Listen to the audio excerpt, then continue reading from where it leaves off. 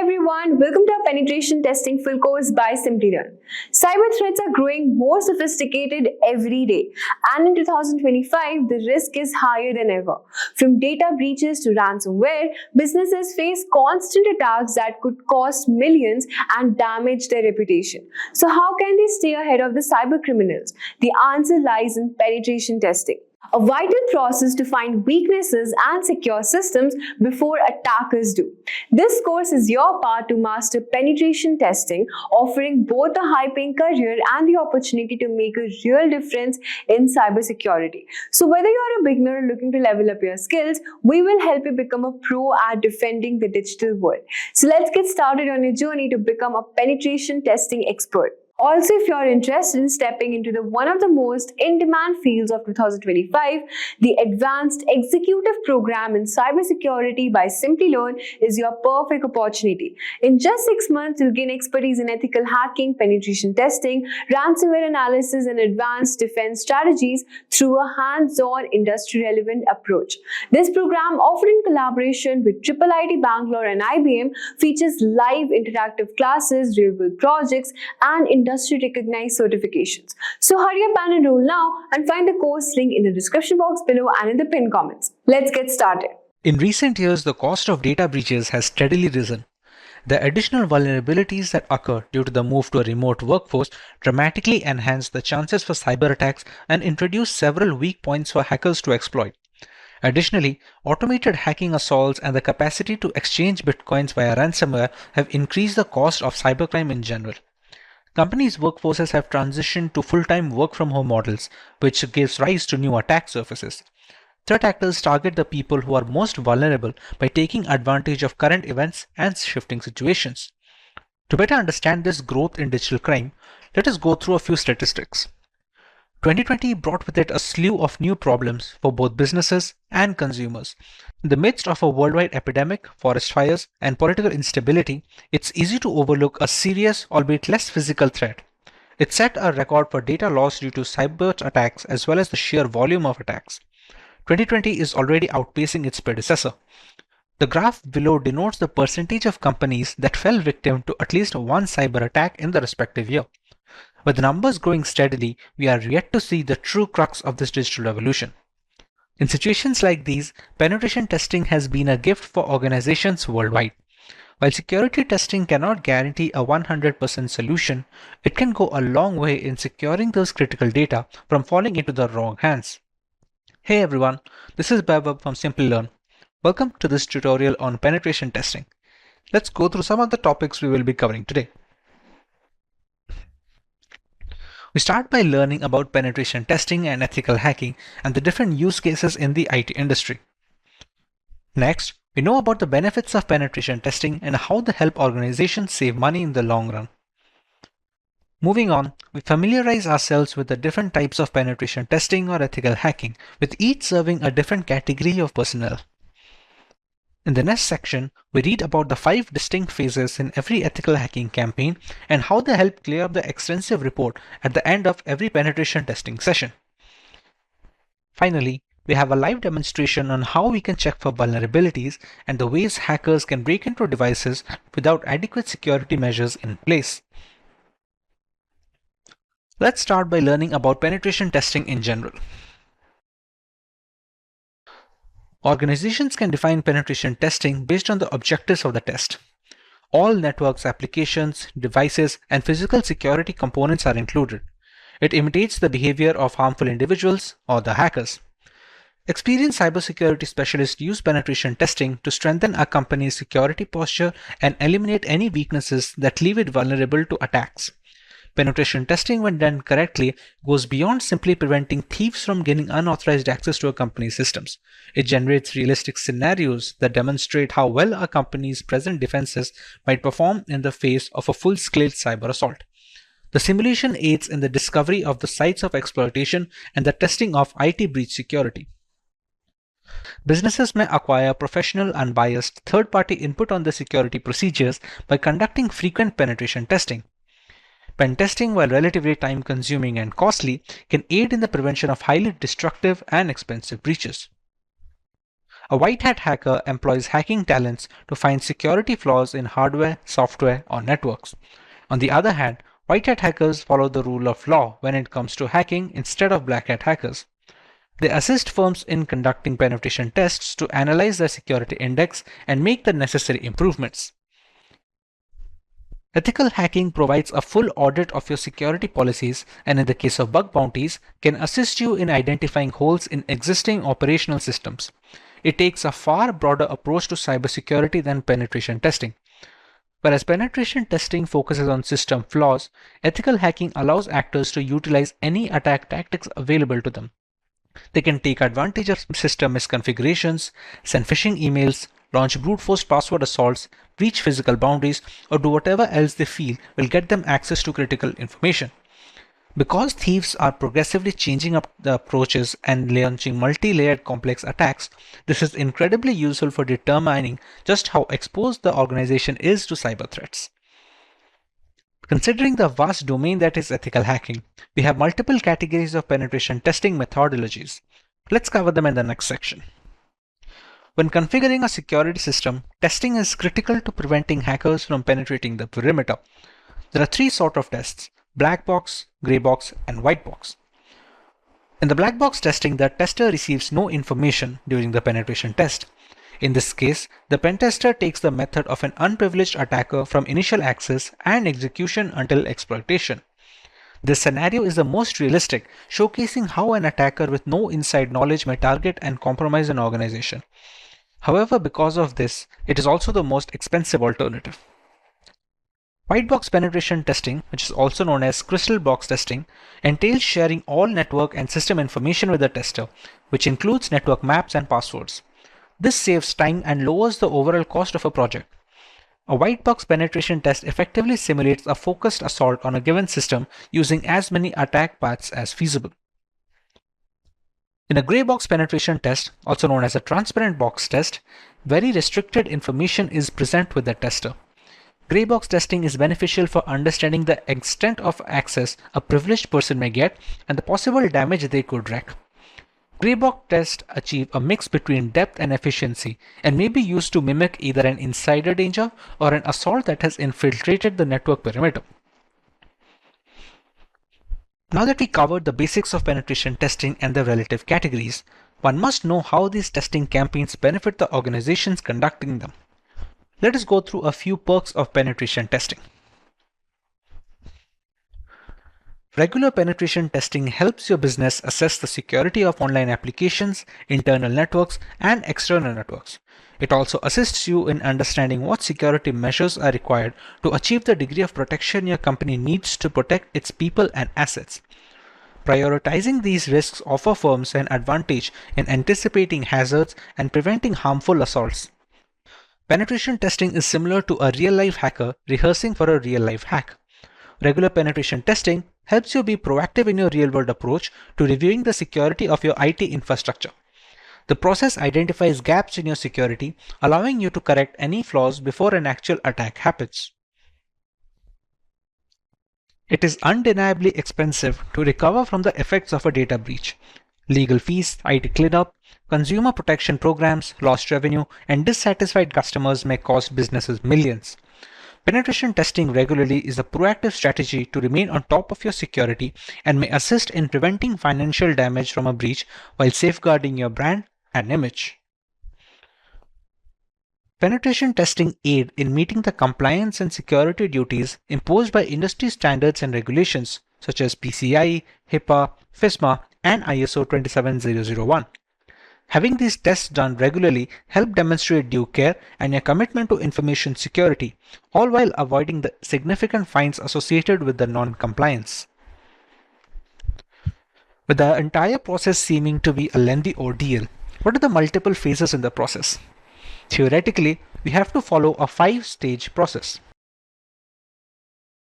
Reconnaissance is the first phase of the penetration test. In this phase, the security researcher collects information about the target. It can be done actively, meaning you are collecting information by sending a request directly to the target and interpreting it. Passively, where you are collecting data without contacting the target, or both. It helps security firms gather information about the target system, network components, active machines, etc. This activity can be performed by using information available in the public domain and using different tools. The scanning phase is more tool-oriented rather than performed manually. The penetration tester runs one or more scanner tools to gather more information about the target. By using scanners such as war dialers, port scanners, network mappers, and vulnerability scanners, the penetration tester collects as many vulnerabilities which help in turning to attack a target in a more sophisticated way. The third phase is gaining access of the system. In this phase, the penetration tester tries to connect with the target and exploit the vulnerabilities found in the previous stage.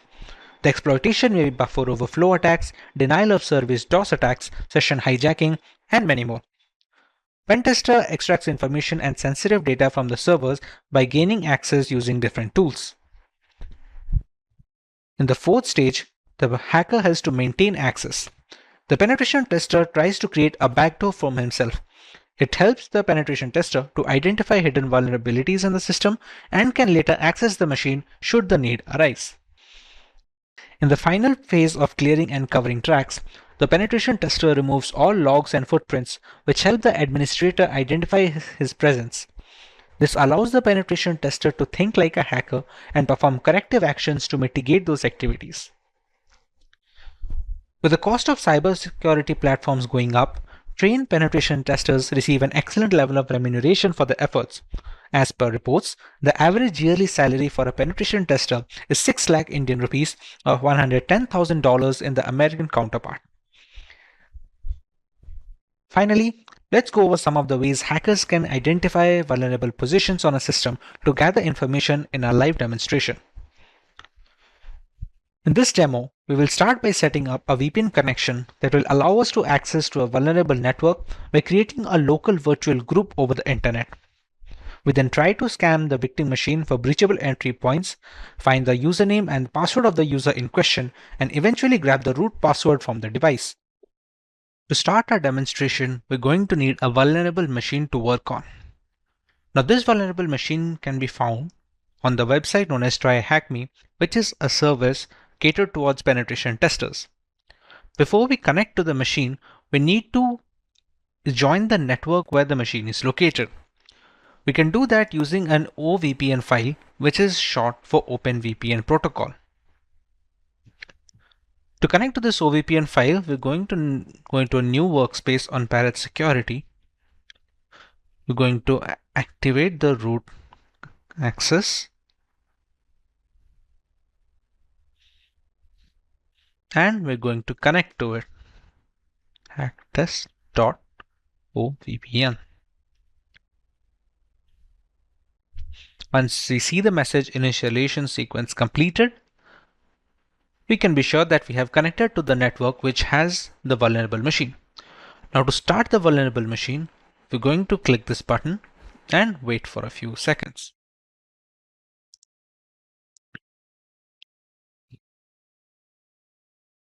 As you can see, it gives a 1-minute countdown before it shows you the IP address.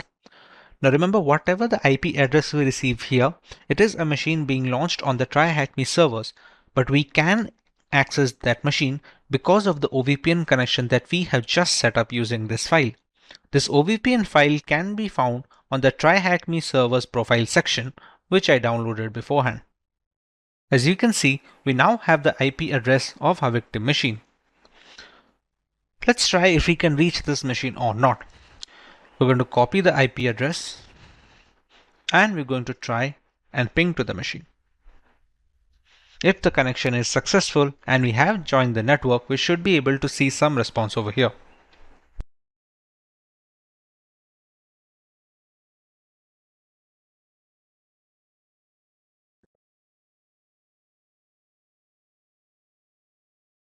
As you can see, we're receiving request pings from the victim machine, which means that we have already joined the victim network. Now that we are confirmed we are able to access the vulnerable machine, let's run the first step in a penetration testing, which is reconnaissance. Let's run up and map scan. We're going to use the flag of SV so that we can know which version of the service it is running. We're going to take up the IP address and paste it here.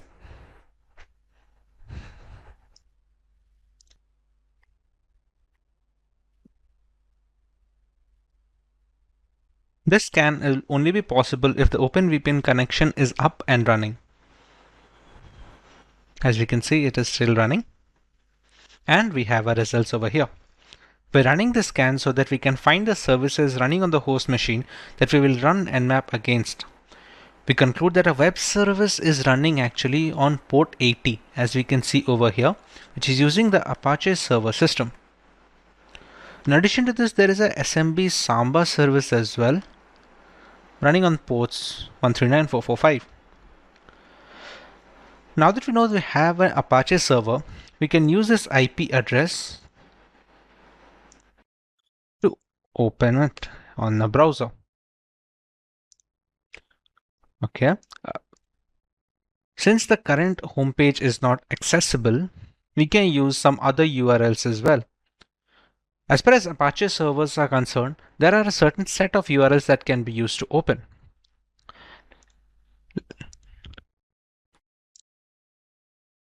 However, if we go to the URL, which is IP address / development, this opens up a new folder. If we try to check the contents of these files, this is for the dev.txt. You can see the version of the Apache HTTP server that is being run. This is the dev.txt. If we go back and we check the second file as well, it says the contency shadow has the credentials.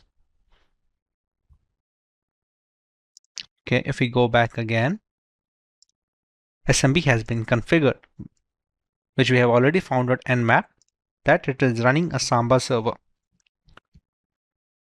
Now, with this version of the Apache server, we can find version-specific exploits that can be run on Metasploit, but there is sometimes no need of that. We can use another technique, as we now know that there are multiple users that is being run over here. We can use a tool known as enum for Linux. What it does is acts and enumerates the Windows and Samba systems. To run that command, we're going to use enum for Linux -a, and we're going to take IP address of the machine. I'm going to paste it here.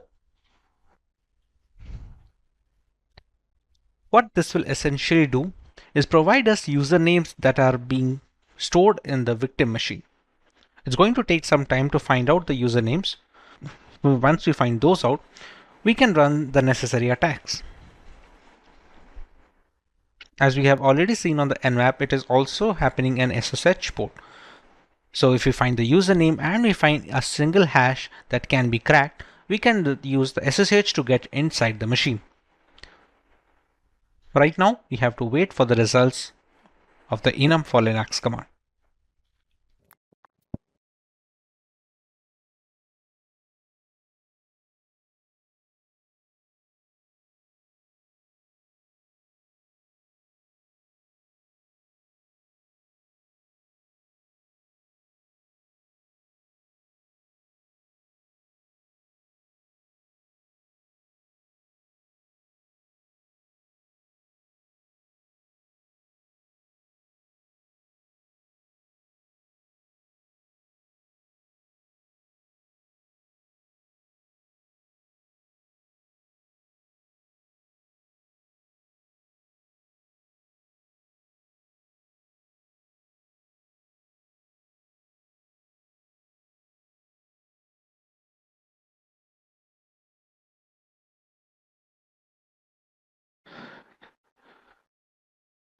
As you can see, we have found two users of the machine known as K and Jan.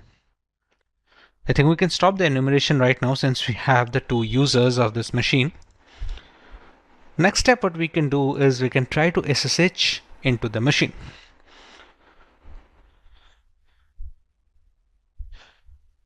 Now to run the SSH command, we're going to need the password of one of the users.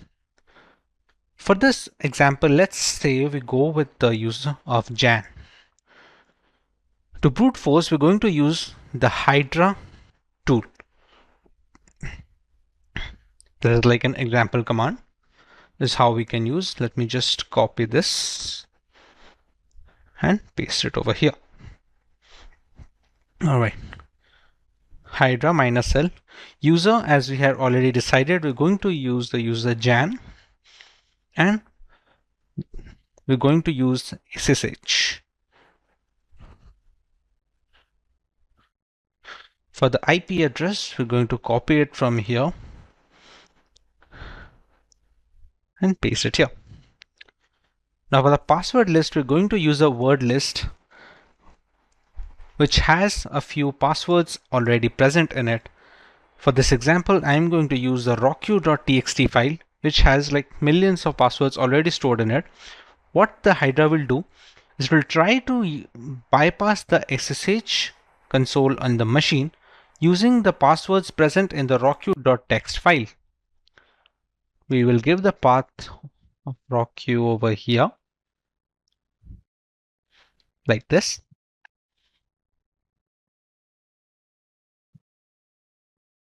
And we're going to run it. As you can see, it's mentioned that it's attacking SSH at this IP address. Now this attack is going to take a while, and after this attack is done, we are going to get the SSH password, which is basically the credentials of the Jan user in the victim machine. For now, I'm going to stop this attack. What I would recommend is for you to run this attack and write down the password that you received in the comment section below. The password that we receive from here can be used to log in into the machine. Let's try that once. To SSH into the machine, we're going to write SSH user @ IP address. We're going to write yes and press enter. Now we're going to enter the password that we have found after running the Hydra command. I'm going to type the password and press enter. And we have logged in, as you can see. Now, if we try to look around, there are no directories over here. Okay, so let's go one step back.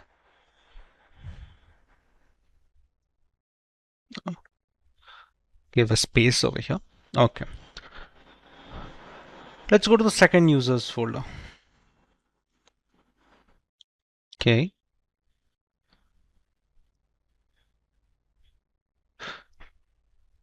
These are the contents of the K folder, and you can see there's a .ssh folder over here. So we're going to enter that.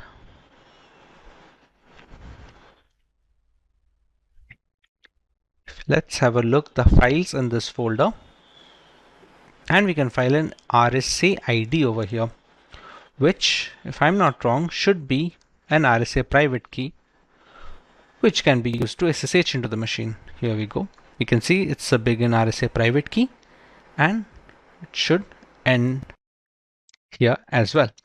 Now what this private key does, this hash will be used to log SSH into the machine when using the user K. Once this hash is cracked using Hydra or any other cracking software like John the Ripper, we can easily use the passphrase to log in into the machine with the user of K.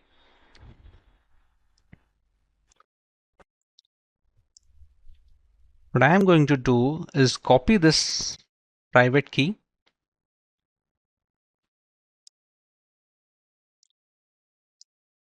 I'm going to launch a new terminal. I'm going to create a new file known as nano ID, paste the private key over here, and save it. As you can see, we have saved the file over here. Now this hash can later be used to crack into the machine using the user of K. This hash can be cracked using either John the Ripper, Hydra, or there are other cloud mechanisms that can be used to crack this machine. After it is cracked, we can use the passphrase derived from it to SSH into the machine. To perform the SSH entry, we're going to use this command, ssh-i. We're going to use the same file which we received. We're going to write the username, which is k 10.10. We can just copy it from the here, right? Minimize this and paste the IP address over here. Or we can do one more thing. We're going to use a sudo command together as well. It's better. Sudo ssh, enter the system password. This passphrase is the one that we received after cracking the hash in this ID file. Whichever password you received after cracking this using Hydra or John the Ripper, please write the password in the comment section so that we can know that we have successfully cracked the password. We're going to write the passphrase over here, press enter, and as you can see, we have entered the system of K. Here we're going to press ls and we find the backup file of the password. We're going to write cat pass.back and here is the final root password. So as you can see, we have now received the final root password of the primary user, and we have already cracked the password of the other user, that is Jan. So this is the entire process of how you can use Nmap to find out the vulnerable points. You can see which are the softwares that are running, which versions they are running, and which of those versions have a legitimate claim as an insecure exploit. In this video, we are going to learn about the fundamental rules that allow devices to communicate seamlessly across a network. But instead of just listening to technical definition, we will also going to explain everything using a fun and relatable analogy. So guys, if you want to learn more about networking protocols, watch this video till the end. Imagine a city so technologically advanced where every building, vehicle, devices communicate seamlessly through a vast interconnected network. And the backbone of that city is the network protocols, which are set of predefined rules ensuring that all the devices, regardless of their make or operating system, can exchange data smoothly and securely. In this tutorial, we will explore the world of networking protocol, categorize them based on their functionality, and also dive deep into how they operate within the OSI model. So moving ahead, first, let's understand what is actually a protocol. So guys, protocol is a set of rules and standards that define how data is transmitted and received between devices in a network. It acts as a common language that enables computers, servers, and other devices to communicate effectively, regardless of their differences in hardware or software architecture. For example, let us say, imagine you are making a phone call, to a friend all over here, as you can see in this diagram. And you say hello to initiate the communication. Your friend responds by confirming that they can hear you. You speak in a language both of you can understand. You take turns in listening and speaking. When the conversation is over, you say goodbye and end the call. This is the structured way of communicating following a set of unwritten rules, a real-world example of a protocols. But if I talk about protocols in networking, they define how data is packaged, transmitted, received, and interpreted. They ensure that data is sent in a correct format. The receiving device understands and processes the data correctly. Errors are detected and corrected if needed. Security measures are in place to protect data from unauthorized access. Now, let us move ahead and understand about what are different types of networking protocols available. Now we are going to study about types of networking protocols. So network protocols can be broadly divided into three major categories. The first one is communication protocols. Here, these protocols ensure there is a seamless data exchange between devices. If I talk about security, then these protocols ensure that there is a secure communication against cyber threats. And finally, if I talk about management protocols, they monitor and optimize network performance. To understand these better, let us explore each one of them one by one. So if I talk about communication protocol, so this protocol governs data transmission and define structure, format, and method for exchanging messages between devices. So we have this HTTP protocol or hypertext transfer protocol. So this is a backbone of the internet, and it facilitates the web exchange between a server and a browser. So this is one kind of a protocol. Then you have a TCP protocol, which is a transmission control protocol. So it is a connection oriented protocol where protocol is ensured that the data packets are delivered accurately and they are in order. Then we have the internet protocol or IP protocol. These protocols addresses the system of internet, routes a packet across the given network. Then we have the UDP. So this is user datagram protocol. So it is a fast and connectionless protocol. And then you also have this file transfer protocol, which enables file sharing between servers using separate connections for controlling and data transfer. And finally, you could also see an ICMP, which is not mentioned in this diagram, so which is basically Internet Control Message Protocol. This protocol acts as a diagnostic tool, helping detect network errors and connectivity issues. So let us take an example and try to understand the communication protocol. Now, imagine you are sending a parcel from one city to the another, or you can also consider sending from one country to the another. Now, let us understand how these protocols are going to work. So, if I talk about TCP/IP that we have discussed earlier, you can consider it as a courier service. You choose a reliable courier company that ensures your package is delivered intact and it is in order. So, the courier service which is reliable, that is TCP/IP protocol working all over here in this scenario.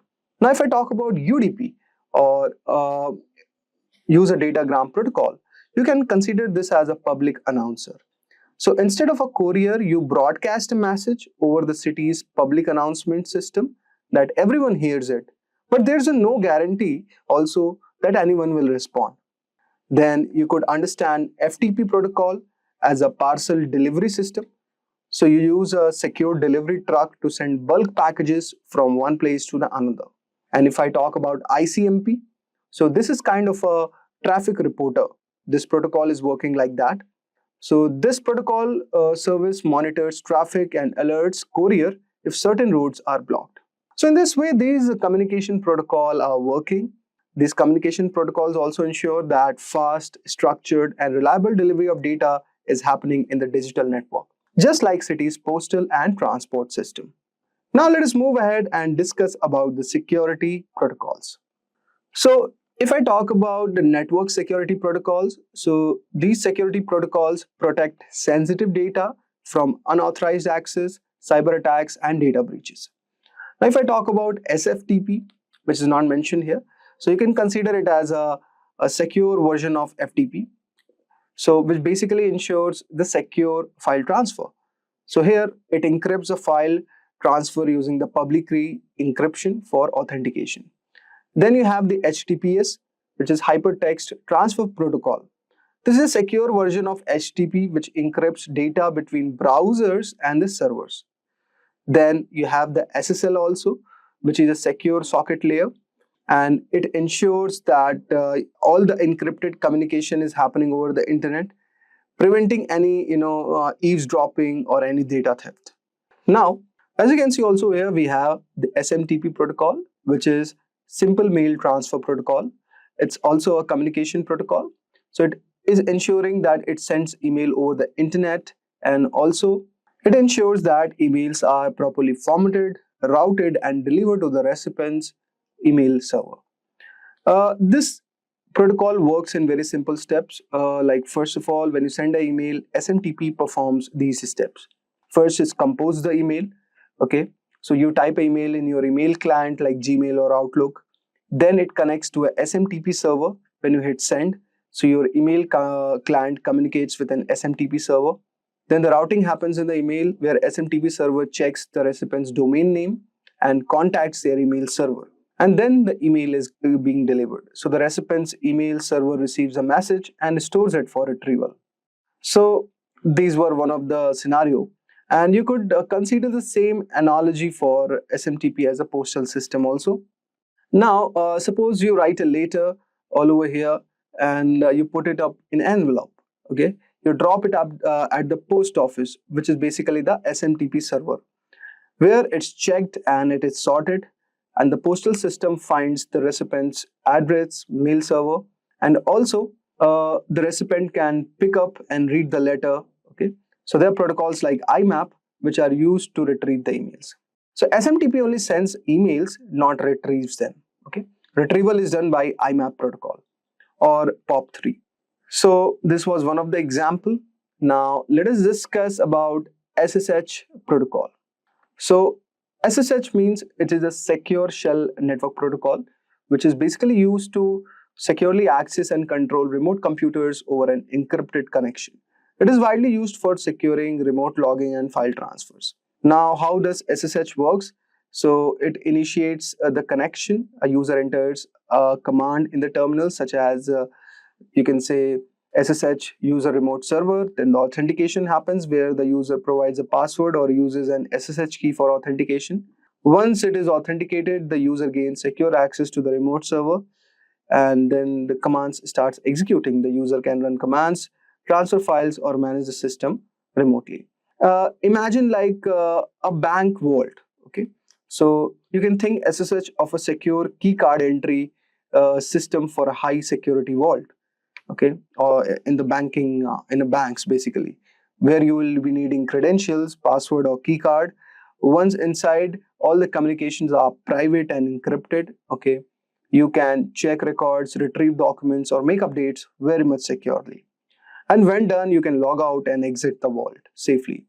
So you can think of SSH providing a secure way to access and manage remote computers, just like a bank vault system, which prevents the unauthorized entry.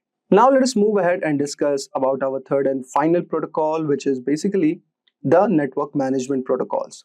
Network management refers to the process of monitoring, configuring, and maintaining the network devices to ensure a seamless communication is happening and preventing failures. It involves fault detection, performance optimization, and security enforcement. Now, the key network management protocols include like SNAP, which is Simple Network Management Protocol.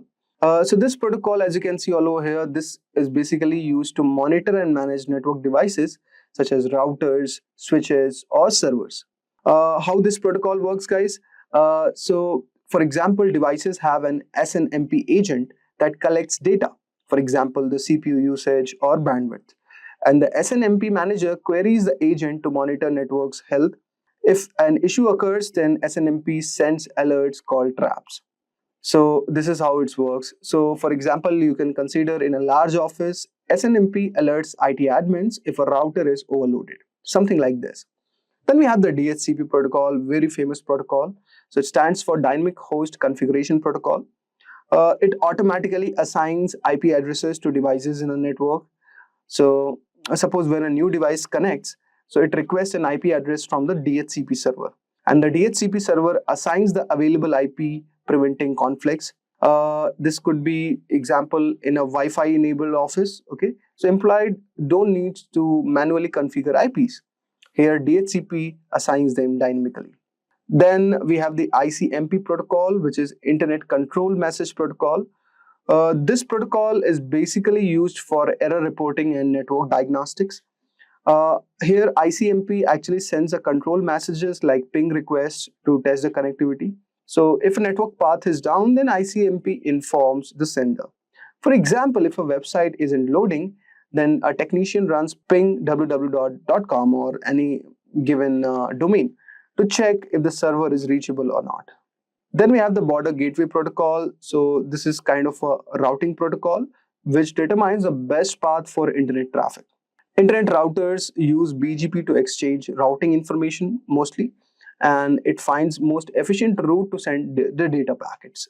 For example, like in a fiber optic cable under the ocean, if it fails, then BGP reroutes the traffic via another path. Okay, so you can consider this example as how it is being used. Now we'll have a look on POP3. So POP3 means Post Office Protocol version 3. Basically, this protocol is one of the protocol that we have discussed earlier, that it retrieves email from the remote server. So when the user opens their email, clients, POP3 downloads the messages to their devices. Emails are deleted from the server after retrieval. So for example, you can consider using a Outlook to download emails from Gmail server. Okay, so there it is used. Now, these protocols are very much important because they ensure network reliability by identifying issues before they cause any failure, optimize the performance by managing the bandwidth and traffic, and automate an IP allocation. And also, it ensures the security.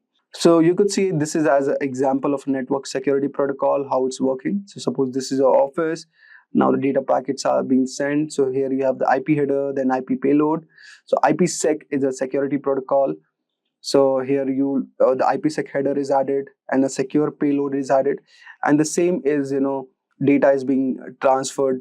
This packet is to the laptop and it is routed via router IPsec, okay, with IPsec protocol all over here to the branch office. So this is how, you can consider architecture where, the network security communication is happening. Now, this is an example of a network monitoring protocol where there are endpoints, okay, and these you could see you are sending the data about health and performance, and it aggregates data from multiple endpoints. The network monitoring tools are present, which converts raw data into usable metrics, and then the following data is given to the network administrators. Also, it generates alerts and reports. So this is how the network monitoring protocols are working in this alignment. So we've discussed about these protocols, and this was a certain diagrammatic explanation. So I hope so you would have got a brief idea regarding these protocols. Okay. So now let us briefly understand the 7 layers of the OSI model. Okay. Now this is OSI stands for Open System Interconnection Model.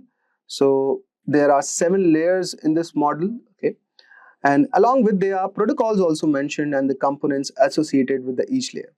So let us break down these layers. So first of all, we have the physical layer, okay. The purpose of this layer is to define the physical structure of the network, such as cables, switches, and wireless transmission.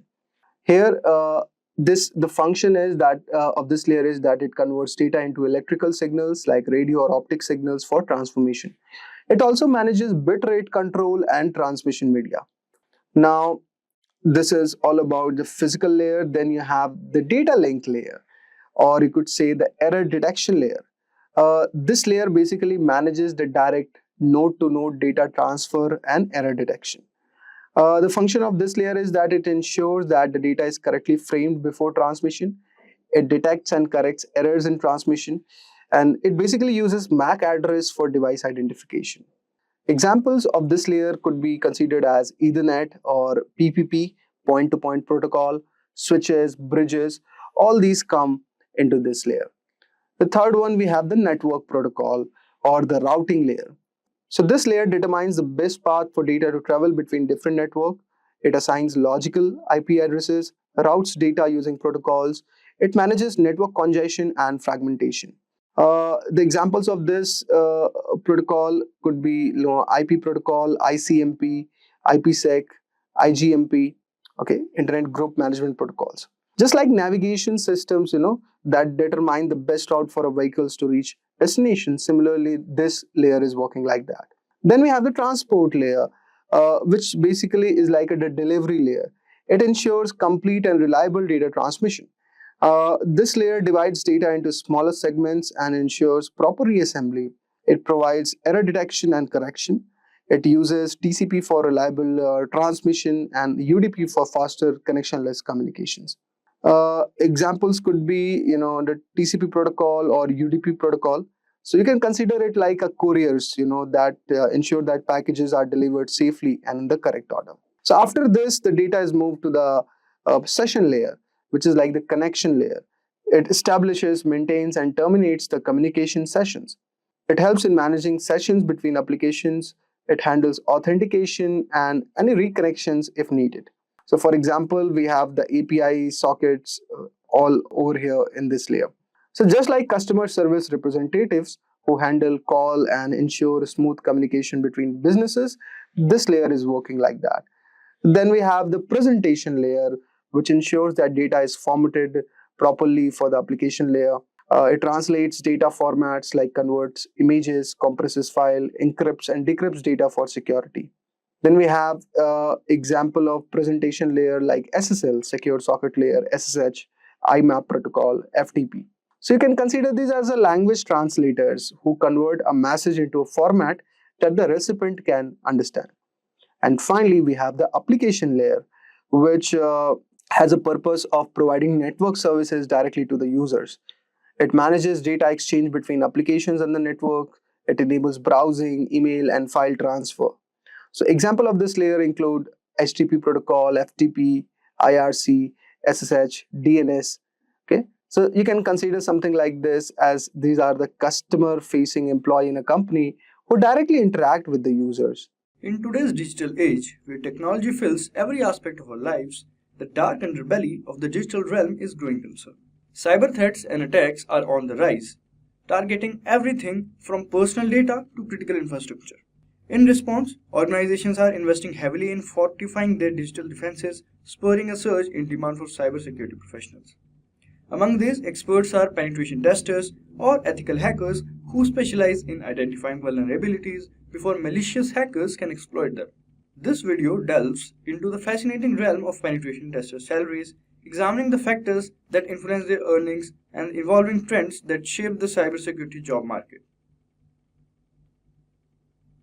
So these are the topics that we will be covering in this video: the role of a penetration tester, factors influencing penetration salaries, trends in penetration tester salaries, and salary of a penetration tester. Now, before moving forward and understand the role of a penetration tester, let me ask you a quick question. So, what is the primary goal of a penetration tester? A. Developing new software. B. Finding vulnerabilities in systems. C. Providing customer support. Or D. Creating marketing strategy. You can select the correct option and write in the comment section below. You can pause this video and answer in the comment section. Now let's move forward and understand the role of a penetration tester. So a penetration tester is like a computer detective. They pretend to be a bad guys to find weak points in computer stuff like systems, networks, and apps. This helps stop real bad guys from using those weak points. But the testers follow strict rules and only do this with the permission from the companies they help. Their main job is to find problems early so companies can fix them and be better protected from cyber attacks. So this is the role of a penetration tester. Next, let's understand the factors influencing penetration tester salaries. So several factors contribute to the wide range of salaries seen in the field of penetration testing. First would be experience. As with any profession, experience plays a pivotal role in determining a penetration tester's salary. Individuals entering the field and limited experience might command a lower salary compared to seasoned professionals who have proven track record of identifying critical vulnerabilities. Next factor is skill set. The depth and breadth of penetration testers' skill set directly impact their earning potential. Proficiency in various tools, programming languages, and methodologies used in cybersecurity assessments can lead to higher compensation. Third is certifications. Industry-recognized certifications carry considerable weight in cybersecurity field. For example, postgraduate program in cybersecurity by Simplilearn. With the help of this course, you can become an expert in the dynamic realm of cybersecurity. This course is designed to empower you with essential skills. And this course ensures you're well prepared to thrive in this rapidly evolving field. Stay ahead of the curve by learning about the latest cybersecurity trends and advancements. Elevate your career prospects and secure your future with this specialized program. Enroll now to embark on a journey towards becoming a sought-after cybersecurity professional. Alright, now coming to the next factor, which is geographical location. The geographical location in which a penetration tester works can significantly influence their salary. Tech hubs and cities with high concentration for business tend to offer higher salaries to attract and retain top talent. However, the cost of living also comes into play, as higher salaries in some areas might be offset by higher living expenses. At last we have is specialization. Penetration testers can specialize in various areas such as web applications, network security, or mobile devices. Specialization can lead to higher salaries as organizations seek experts with an in-depth understanding of specific vulnerabilities. So these were the factors that were influencing penetration tester salaries. Now let's move forward and understand the trends in penetration tester salaries. So the dynamic nature of the cybersecurity landscape is reflected in the salary trends for penetration testers. So first would be rapid salary increases. The increasing frequency and severity of cyber attacks have heightened the demand for skilled cybersecurity professionals, including penetration testers. This demand has led to a steady forward trajectory in penetration tester salaries over the past decade. And second is remote work revolution. The COVID-19 pandemic has catalyzed the acceptance of remote work across various industries, including cybersecurity. This shift has expanded the talent pool, allowing organizations to hire penetration testers from different geographic locations. Consequently, salary negotiations might be influenced by factors beyond traditional office locations. Next is shortage of skilled professionals. The shortage of skilled penetration testers remains a significant challenge for organizations seeking to strengthen their cybersecurity defenses. The scarcity of qualified candidates has created a competitive job market, prompting companies to offer enticing compensation packages to attract and retain top talent. So these were the trends in penetration tester salaries. Now let's come to the interesting part, which is salary of a penetration tester. So according to various sources, the salary of a penetration tester can vary depending on the location, experience, skills, and certification of the individual. Here are some average salary estimates for penetration testers in India and US. First, India. The average salary for a penetration tester in India is 5 lakhs per annum. The salary range is from 4 lakhs to 20 lakhs per annum. The pay also depends on the skills and certifications of the penetration tester. The next is USA. The average salary for a penetration tester in US is $128,000 per year. The salary range is from $107,000 to $166,000 per annum. The pay also depends on the location, experience, skills, and certifications of the penetration tester. So as you can see, penetration testing is a rewarding career option for those who are interested in cybersecurity. However, it also requires a lot of technical knowledge, creativity, problem-solving skills, and ethical standards. If you're considering becoming a penetration tester, then do check out our course. The link is mentioned in the description box. So let's talk about hacking and what exactly hacking is. Hacking refers to exploiting weaknesses in a computer network to obtain unauthorized access to information. A hacker is a person who tries to hack into computer systems. Now here there are some keywords that we need to understand. First and foremost, exploit. When you're exploiting weaknesses are technically called vulnerabilities, which are basically design flaws, misconfiguration errors, usage of default usernames and passwords which have not been modified. So any misconfiguration or anything that has been left behind by a security administrator that can be misused, which means exploited by a hacker to gain unauthorized access. So the next term is unauthorized access, something that you're not allowed to do. And when you say a hacker is a person who tries to hack, it's basically a person with malicious intent trying to gain access to a system or a resource that they are not authorized to access in the first place. How do they do it? They find a vulnerability that is a weakness or a flaw, and then they misuse it to gain access to that particular network.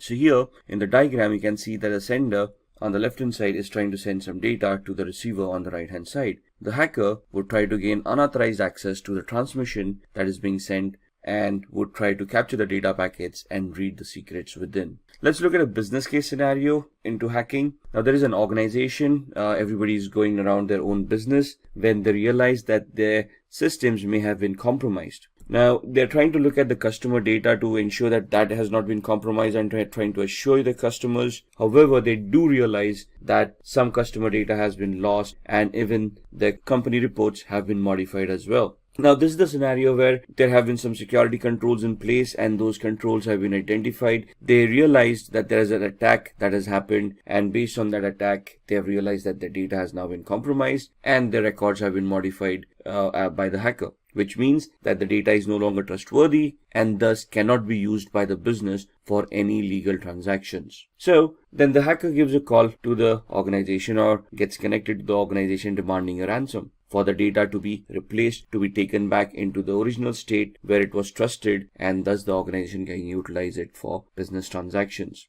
The organization has probably no backup, so they decide that they want to pay the lump sum to the hacker to restore that data so that they can continue on with the business. Thus, money exchanges and the hacker is able to restore that data and the business continues as usual. However, the activity here of a hacker trying to leverage the misconfiguration of the weaknesses in the organization's security, thus being able to hack them and make these ransomware demands. So the company then wants to figure out, even if having a security system in place, how was the hacker able to hack their systems? Thus, one of the employees comes up with a brilliant idea of identifying vulnerabilities in the network to proactively search for any flaws that have been left behind, so that they can plug those flaws and nobody can misuse them. Thus, they figure out that they want to hire an ethical hacker who would help them identify the security posture of the organization, identify the weaknesses, vulnerabilities, and flaws, and help them remedy those flaws so that in future scenarios, these scenarios will not happen. So, before we go into an ethical hacker, let's understand what are the types of hackers. So, what are the types of hackers? Hacker is a technically skilled person who is very adept with computers. They have good programming skills, they understand how operating system works, they understand how networks work, they understand how to identify flaws and vulnerabilities within all of these aspects, and then they understand and know how to misuse these flaws to get a outcome which would be detrimental to the health of the organization. So there's 6 types of hackers that have been identified: black hat hackers, white hat hackers, grey hat, script kiddies, nation sponsored hackers, and hacktivists. So black hat hackers are basically the malicious hackers who have malicious intent and have criminalistic tendencies. They want to harm the organization by hacking into their infrastructure, by destroying their infrastructure, by destroying their data, so that they can gain from it from a monetary perspective.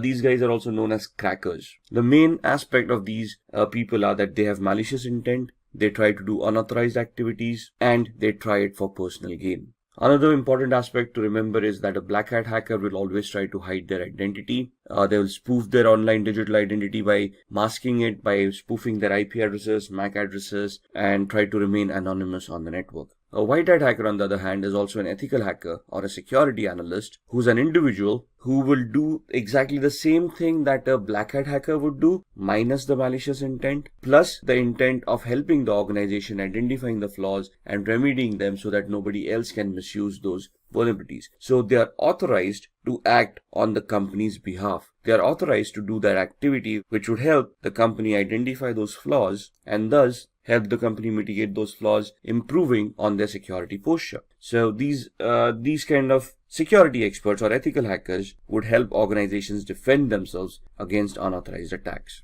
Grey hat hackers is a blend of both white hat and black hat hackers. So here they can work defensively and offensively both. They can accept contracts from organizations to increase their security posture. At the same time, they can also get themselves involved in malicious activities towards other organizations to personally gain or benefit from them by doing unauthorized activity. Script kiddies are people who are technically not much aware about what hacking is. They rely on existing tools that have been created by other hackers. They have no technical knowledge of what they're doing. It's just a hit or miss for them. So they just get their hands on a tool. They try to execute those tools. If the hack works, it works. Otherwise, it doesn't. So these people are basically who are noobs or newbies who are trying to learn hacking, or just people who with malicious intent who just want to have some fun or trying to impress people around. Then we have the nation or the state-sponsored hackers. As the name suggests, these hackers are sponsored by their government. Now, this may not be a legitimate job, but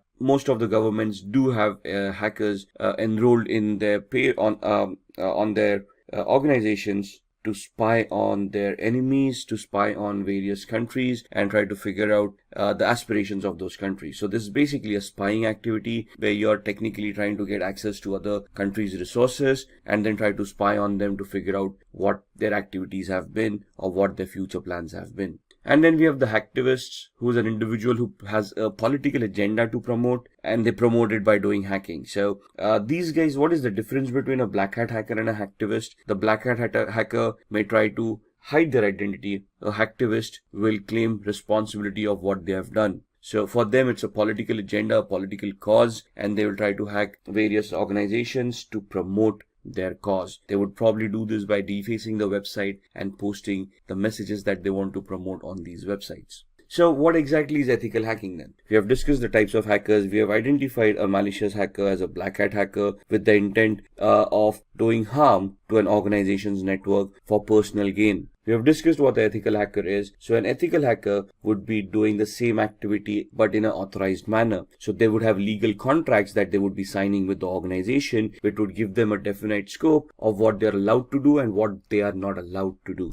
And the ethical hackers would function within those scopes, would try to execute those test scenarios where they would be able to identify those flaws or those system vulnerabilities, and then they would be submitting a report to the management of what they have found. They would also help the management to mitigate or to resolve those weaknesses so that nobody else can misuse them later on. They might use the same techniques and the same tools that black hat hackers do. However, the main difference here is that these guys are authorized to do that particular activity. They're doing it in a controlled manner with the intent of helping the organization and not with the intent of personal gains. So who's an ethical hacker? Again, an ethical hacker is a highly intelligent, highly educated person who knows how computers function, how programming languages work, how operating systems work. They can troubleshoot. They're technically very adept at computing. They understand the architecture. They understand how various components in a computer work. They can troubleshoot those components, and they can basically be very good with programming as well. Now, when I say programming, we don't want an ethical hacker to be a good developer of applications. We want them to understand programming in such a way that they can create scripts. They can write their own short programs like viruses, worms, trojans, or exploits which would help them achieve the objective that they have set out for. So here you can see the ethical hacker. They are individuals who perform a security assessment of their companies with the permission of concerned authorities. So what is a security assessment? A security assessment is finding out the exact security posture of the organization by identifying what security controls are in place, how they've been configured, and if there are any gaps in the configurations themselves. So an organization will hire an ethical hacker. They would give the ethical hacker the information about what information is or what security controls, what firewalls, what IDSS, IPSS, intrusion detection or intrusion prevention systems, antiviruses are already in place, and then they will ask the ethical hacker to figure out a way to bypass these mechanisms and see if they can still hack the organization. What is the need of an ethical hacker? The need of an ethical hacker is proactive security. The ethical hacker would identify all the existing flaws in an organization and try to resolve those flaws to help secure the organization from black hat hackers. So ethical hackers would prevent hackers from cracking into an organization's network by securing the organization, by improving on their security on a periodic basis. And they would also try to identify system vulnerabilities, network vulnerabilities, or application level vulnerabilities that would have been missed or have already been missed, and then try to figure out a way of plugging them or resolving them so that they cannot be misused by other hackers. They would also analyze and enhance an organization's security policies. Now, what are policies? Policies are basically documents that have been created by an organization of rules that all the employees need to follow to ensure that the security of an organization is maintained. For example, a password policy. A password policy would help users in an organization to adhere to the standards the organization has identified for a password complexity. For example, a password, when a user is creating them, should adhere to standards where they are using random words. They contain the alphabet A through Z, uppercase and lowercase, 0 through 9 as numerics, and special characters, and they are randomized so that the password becomes more stronger to prevent from brute force attacks. So what would an ethical hacker do at this point in time? They would try to test the strength of the passwords to see if brute force attacks or dictionary attacks are possible, and if any of these passwords can be cracked. They would ensure that all the employees are following the policies and all the passwords are as secured as the policies want them to be. If there are any gaps in the policies or the implementation of the policy, it is the ethical hacker's responsibility to identify those gaps and warn the organization about it. Similarly, they would also try to protect any personal information, any data that is owned by the organization that is critical for the functioning of the organization, and they will try to protect it from falling into the hacker's hands. Now, what are the skills that are required of an ethical hacker? these are the following skills. So first and foremost, they should have good knowledge with operating systems such as Windows, Linux, Unix, and Mac. Now, when we say knowledge about operating systems, it's not only about how to use those operating systems, but how to troubleshoot those operating systems, how these operating systems work, how these operating systems need to be configured, how can they be secured. For example, securing an operating system is not only installing a firewall and an antivirus, but you need to configure permissions on an operating system of what users are allowed to do and what users are not allowed to do.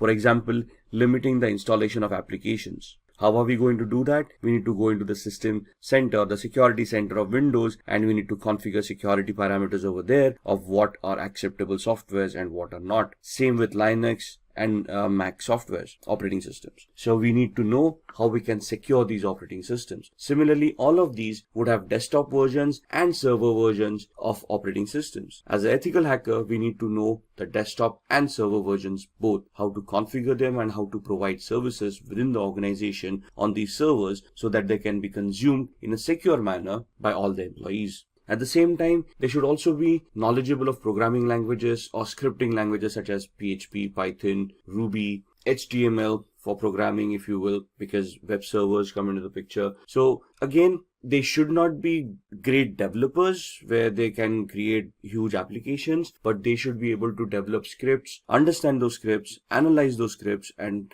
figure out what the output should be of those scripts to achieve the hacking goals that they have set out for. An ethical hacker should have a very good understanding about networking. No matter whether you're in application security, you're in network security, or you're in host-based security, since a computer will always be connected to a network, either a local area network like a LAN or the internet, we should know how networking works. We should know the 7 layers of the OSI model. We should know which protocols work on those 7 layers. We should identify the TCP/IP model and how a OSI model can be mapped to the TCP/IP model. We should understand how TCP and UDP work, how each and every protocol is crafted, how they are supposed to behave for us to analyze and understand any network-based attacks. We should be very good in security measures. So we should know where those vulnerabilities would lie, what are the latest exploits available in the market, and we should be able to identify them. We should be able to know the techniques and the tools of how to deal with security, how to analyze security, and then how to implement security to enhance it as well.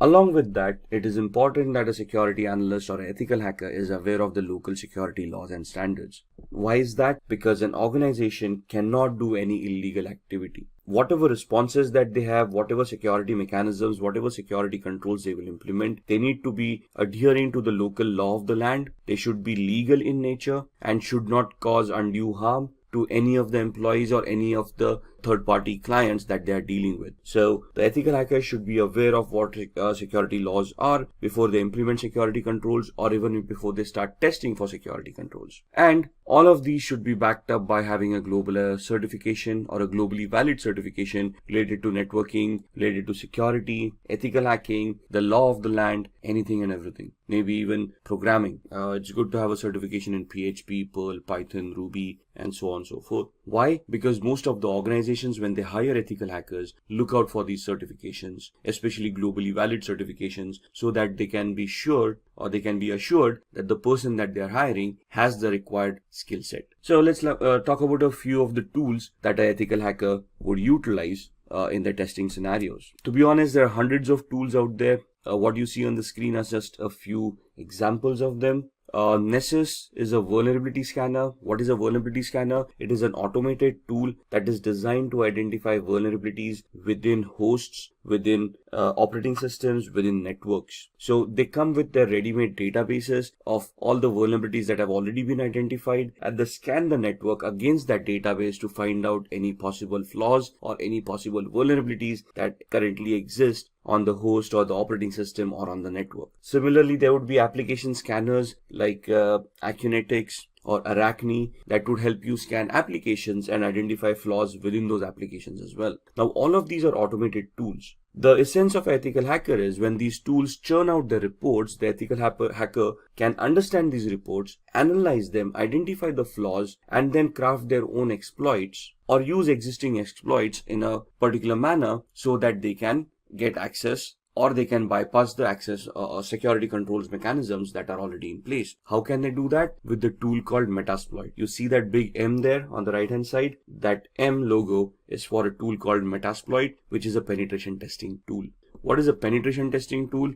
It is that tool that will allow an ethical hacker to craft their exploits or choose their exploits for the vulnerabilities that have been identified by Nessus. Since we are interacting with computers, we will always be interacting using tools, right? So the first tool, Nessus, identifies the flaws and the possible list of vulnerabilities. We do a penetration test using Metasploit to validate those flaws and to verify that those flaws actually exist, and try to figure out the complexity of those flaws. And that's where Metasploit helps us do that. Wireshark would be used in the background while we are doing both the activities using Nessus or Metasploit to keep a track of what packets are being sent and received on the network, which will help us analyze those packets. So whenever I run a Nessus scanner, I would run a Wireshark in the background. It will capture the data packets, and I can go through those data packets and analyze that data packets to identify what Nessus is actually trying to do. Similarly, when I try to attack a machine using exploit on Metasploit, I will keep on Wireshark running in the background to capture the data packets that have been sent and the responses that I've received from the victim, so that I can also go through those packets and analyze the responses and analyze the attack, whether it was successful, to what extent was it successful, and basically will also give me a validation, a proof of the activity that has happened. Nmap is another automated tool that allows me to scan for open ports and protocols. So why would I use Nmap? Because ports and protocols become an entry point for a hacker to gain access to devices. For example, when we connect to a web server, we connect through a web browser, but we automatically connect to port 80 using HTTP and port 443 is using HTTPS. So if I'm connecting to a web server using HTTPS, it is safe to assume that port 443 on the web server is open to accept those connections. Similarly, there would be other services that may be left open on the web server because nobody thought about configuring it, or they misconfigured the web server and they left unwanted services running. So Nmap will allow me to scan those ports and services and allow me to understand what services are being offered on that server, so then I can start analyzing that server, identify those flaws within those services, and then try to attack them. If the application that I'm analyzing is connected to a database and I want to do a SQL injection attack, or if Nessus tells me that there is a SQL injection attack that may be possible on that particular application, I can use an automated tool called SQL Map or SQL Map that would allow me to automatically craft all the queries that are required for a SQL injection attack and help me do that attack at the same time. So here I do not have to manually create my own queries. The SQL Map tool would automatically create them for me. What I would do is I would use Nessus to identify that particular flaw. If Nessus reports that flaw, I would then go use the tool SQL Map, configure it to attack that particular web server, and when I fire off the tool, it will then automatically start directing queries, SQL injection queries, to the database to see if those databases are vulnerable, and if yes, what data can be retrieved from those databases. So all of these tools in a nutshell would help me hack networks, applications, operating systems, and host devices. And this is what an ethical hacker does. They use these kind of tool sets, they identify what attacks they need to do, they identify the right tool for that particular attack, and they write their exploits, they create those attacks, and then they start attacking, analyze the response, and then give a report to the management, providing them feedback about how the attack was created or crafted, what was the response to that attack, and whether the attack was successful or not. If successful, they would also give recommendations of what to do to prevent these attacks from happening in the future. So when we are doing these attacks, or when we want to launch these attacks, what is the process that we would follow? So there are 6 steps that we would do as an ethical hacker. If you're just a hacker, you probably wouldn't do the 6th step, which is a reporting step. So the first step that would be done is the reconnaissance phase, which is the information gathering phase, which is very important from an ethical hacker's perspective or a hacker's perspective. Because if I want to attack someone or something as a digital device, I need to know what I'm attacking. I need to know the IP address of the device, the MAC address of those devices. I need to know the operating system, the build or the version of that operating systems, applications on top, the versions of those applications, so I know what I'm attacking. For example, if I want to attack a server, I assume it's a Windows-based server and I use a particular tool to attack it, but it actually turns out to be a Linux-based server, my attacks are going to be unsuccessful. So I need to focus my attack based on what is there at the other end. So in my information gathering phase, I want to identify all of that information. Once I have that information done, I'm going to scan those servers using tools like Nmap that we just talked about, and we're going to try to see the open ports, open services, and protocols that are running on that server that can give me possible entry points within the network or within the device or within the operating system. At the same time, along with the scanning with Nmap, I would run a vulnerability scanner, the Nessus vulnerability scanner we talked about, or Akunetics for applications, and then I would try to identify vulnerabilities in those applications, operating systems, or networks. Once I have identified those vulnerabilities in the scanning phase, I would then move on to the gaining phase, where I would then craft my exploits or choose existing exploits and start attacking the victim.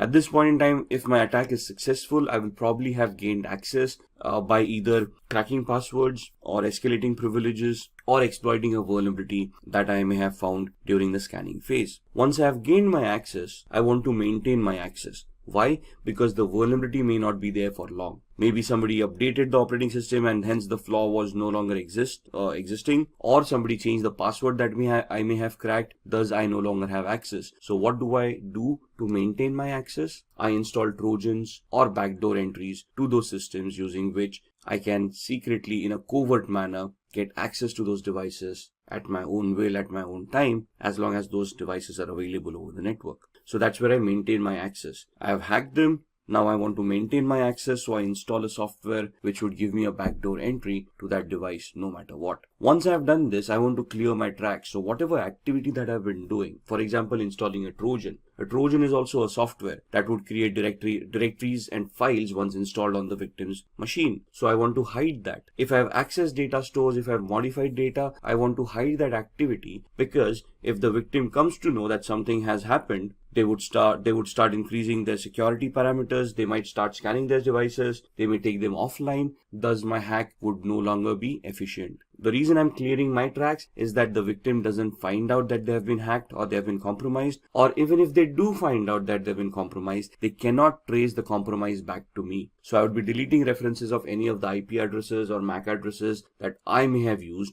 to attack that particular device. And this is where I will be able to identify where those logs were created, where those traces are. Once I take off those traces, the victim would not be any wiser of whether they have been compromised or who compromised their system. And if I am successful at all of these stages, or to whatever extent the success that I've achieved in any of these stages, I would then create a report based on that, and I would report to the management about the activities that we have been able to do and whatever we have been able to achieve out of those activities. For example, we identified 10 different flaws. There were 20 different attacks that we wanted to do. What attack did we do? What was the outcome of that attack? What was the intended or the expected output of that attack? I'll create a report which would give a detailed analysis of all the steps that were taken, along with screenshots and evidences of what activity was conducted, what was the output, what was the expected output, and I would submit that report to the management, giving them an idea of what vulnerabilities and flaws exist in their environment or their devices that need to be mitigated so that the security can be enhanced. So these are the 6 steps that the ethical hacking process would take.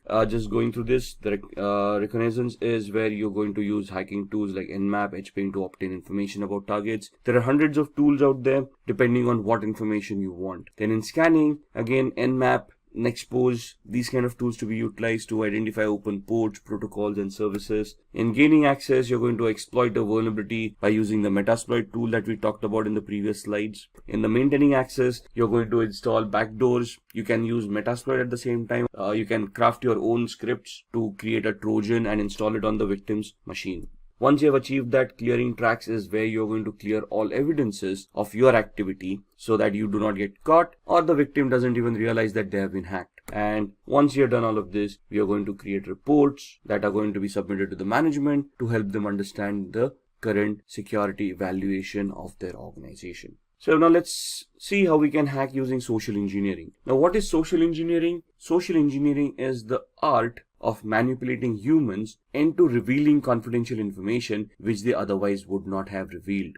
So this is where your social skill and your people skills come into the picture. If you are able to communicate effectively to another person, they would probably give up more information that they intended to give out. Let's look at examples, right? If you see on the screen, phishing activity. What is phishing? We receive a lot of fake mails on a regular basis. We have always received those emails where we have won a lottery of a few $1 million, but we have never realized that we didn't purchase a lottery to win a lottery in the first place. We have always had those Nigerian frauds where a prince died in some South African country and you out of 7 billion people on the planet have been identified where they want to transfer a few $100 million through your account and they want to give you 50% of that money in return as thank you. So some very basic attacks where you go onto websites and there's a banner flashing at you saying congratulations, you're the 1 millionth visitor to this website, click here to claim your prize. All of these are social engineering attacks, phishing attacks, fake websites, fake communications being sent out to users to prey on their gullibility. Most of humans always have that dream of striking it rich, winning a huge lottery once and for all, and living their life lavishly ever after. But sadly, in the real world, that doesn't happen that often. And if you're receiving those mails, it is very important that you first research the validity of those communications before you even want to act upon them. So why are humans susceptible to social engineering? Because humans have emotion. Machines do not. Try pleading with a machine to give you access to an account that you have forgotten a password to. The machine wouldn't even know what you're doing. Try pleading with a human, sympathy or empathy, where you could try to create a social engineering attack where you can plead with them saying, if I do not get access to this account immediately, I might lose my job. And then that would put my family into problems. Somebody would feel empathy or sympathy towards you and help you reset that password and give you access to that account. It's how good the attack is and how convincing you are for the success of this attack to happen. So what is a familiarity exploit? Attackers interact with victims to gain information which will benefit the attackers to crack credentials. As passwords, if we want to reset our passwords, what do we have as a mechanism to resetting passwords? We have some security questions that we set up. Those questions are nothing but personal information that we would know, but through a social engineering attack, it would be easily be able to gather the information that you have set for your security questions. The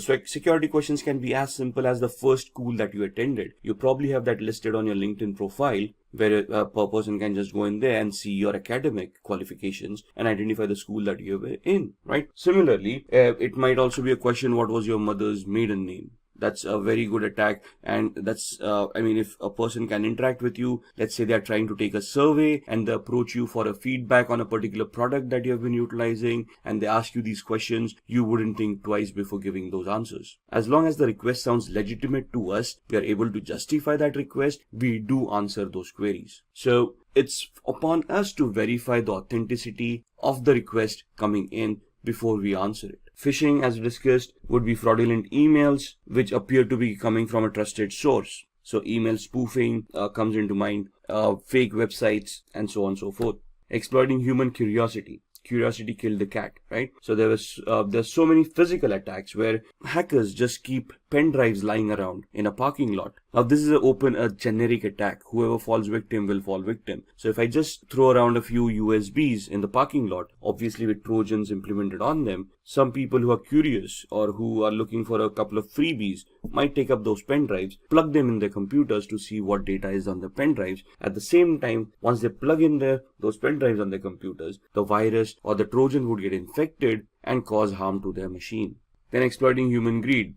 We just talked about the Nigerian frauds and the lotteries, those kind of attacks, the fake money-making gimmicks. Now, basically, this is where you prey upon the person's greed kicking in, and they are clicking on those links in order to get that money that has been promised to them in that email. So one of the safest mechanisms to keep data private and to keep yourself secure is using encryption. Now, encryption can happen through cryptography. What is cryptography? Cryptography is the art of scrambling data using a particular algorithm so that the data becomes unreadable to the normal user. The only person with the key to unscramble that data would be able to unscramble it and make sense out of that data. So we're just making it unreadable or non-readable by using a particular key or a particular algorithm, and then we're going to send the key to the end user. The end user using this same key would then decrypt that data. If anybody compromises that data while it is being sent over the network, since it is encrypted, they would not be able to read it. So the encryption algorithm would be something like this. Now, if you see the computer word once made into unreadable format would look like EQORXVGT. For an end user, it wouldn't make any sense, but the person who has a key to unscramble that would be able to convert it back to computer and then understand the meaning of that word. So this is just a substitution cipher that is being shown on the screen. So what is the alphabet? The key is alphabet plus 3. So C plus 3 alphabets, that becomes E. O becomes Q. M becomes O. So the key that is utilized to scramble the data is the character that you are at. The third character from there would be the corresponding key. So the encrypted message is also known as a cipher. The decryption is just the other way around, where you know the key now and you can now figure out what that E corresponded to by going back 3 characters in the alphabet. Most of the times a certified ethical hacker must decrypt a message without knowing the secret key. So let's say a ransomware has affected your organization or has affected a device and you want to figure out or you want to decrypt that data. Now, as an ethical hacker, you wouldn't be for paying a ransom to the hacker, would you? So it is now your prerogative of how you're going to work around and how you're going to try to crack the encryption mechanism, how to crack the cipher to decrypt that message and see what's within it, right? Decryption without the use of a secret key, that is known as a cryptanalysis. Cryptanalysis is the reversing of an algorithm to figure out what the decryption was without using a key. So cryptanalysis can be done using various formats. The first one is a brute force attack, second is a dictionary attack, the third one is a rainbow table attack. A brute force attack is trying every combination, permutation and combination of the key to figure out what the key was. It is 100% successful, but may take a lot of time. A dictionary attack is where you have created a list of possible encryption mechanisms, a list of possible cracks, and then you try to figure out whether those cracks work or not. Rainbow tables are where you have an encrypted text in hand and you're trying to figure out the similarities between the text that you have and the encrypted data that you wanted to decrypt in the first place. So in the brute force attack, you're trying every possible combination, permutation of what the key would be. In dictionary attack, you have a word list that would tantamount to the key, and if you're trying to match all the words listed in the text file or the word list to see if any of those words are going to work to decrypt that data. Here in the rainbow table, the ciphertext is compared with another ciphertext. You find out similarities and then you try to work or reverse engineer your way accordingly. So let's have a quick demo on cryptography before we end this session. So to begin with the demo of cryptography, we are on a website called spammimic.com, which will help us scramble the message that we created into a completely format which would be unrelated to the topic at hand. So if I say I want to encode a message, turn a short message into spam. So what this does is, you want to send across a secret message, you type in the secret message, a short one, and it will convert that into a spam mail. You send it across, so whoever's reading that spam mail would never get an idea of the embedded message within it. So if I want to type in a message here, hi, this is a secret message, the password is ASD@1234, and I want to send this out to people or to one of my colleagues, but I want to send it out in a secret manner so that others are not aware of this. So when I press on encode, what the algorithm will do is it will convert this message into a spam mail. So my message, hi, this is a secret message, the password is @1234 or ASD@1234, gets converted into this. Now if you read it, dear e-commerce professional, this letter was specially selected to be sent to you. This doesn't make sense. There is nowhere or no reference to the actual message that I've already said. So if I copy this entire message and I send it, let's say via email, to the recipient. Now the thing is that the recipient needs to know that I've encoded it using spam mimic. The algorithm needs to remain the same. So once they know that it is spam mimic, what they can do is, now in this instance what I'm going to do is I'm going to open up a new browser and I'm going to go to the same website. And at this point in time, I'm going to click on decode. When I click on decode, I'm going to paste the message that I've just copied. There we are. And this message is now being copied into a different browser. And if I decode this, you will see that it will convert it back to the original message that there was. So the key is there at spam mimic and it is embedded within the message. So whenever we paste the message in the decode factor, it knows what the key was and it can decrypt that message and give me the actual message that was embedded within it. There we are, the entire message. This is what we created in the Google Chrome browser, and in the Firefox browser we decoded. Similarly, if I want to protect these kind of messages, there is an aspenencrypt.com website where, let's say, we use text encryption and I want to encrypt the same message. This is a secret message. The password is ASD@1234, and then I give it a password to protect this message, let's say the word password, and I use the cipher to scramble this by using, let's say, AES, which is the strongest cipher right now, and I say encrypt. So this is what the encryption would look like, and basically if I don't have the password over here, if I decrypt it, you would see that the error has occurred. Now if I type in the password over here and then decrypt it, it will be able to convert that back into the unscrambled text, and it will give me what the original message was. This is a secret message. The password is ASD@1234. So if I want to keep my data secure from hackers, I want to scramble it in such a way that they would not be able to crack it, or it would be very difficult for them to crack it. And this is one of the first mechanisms that would be recommended by any ethical hacker to keep the data secure. Now let's talk about downloading and installing Kali Linux. Along with that, we'll also be looking at the basic commands that are required for Kali Linux. Alright, so I've opened my browser and we want to go to the Kali website. So we want to go to kali.org. You can directly type in kali.org and go to the website. I can just do a Google search and say Kali download, and it will give you the same website, but it will directly take you to the downloads pages. So either here or you can go to the home page. Cookies are being installed on your machine, so see which cookies you want to allow. I'm only going to use the necessary cookies to support this site, and you can see that this gives you the latest Kali Linux news and tutorials, gives you the latest release, what is in that release, and gives you a lot of documentation which will help you understand what tools have been developed and what functionality has been given in the latest version.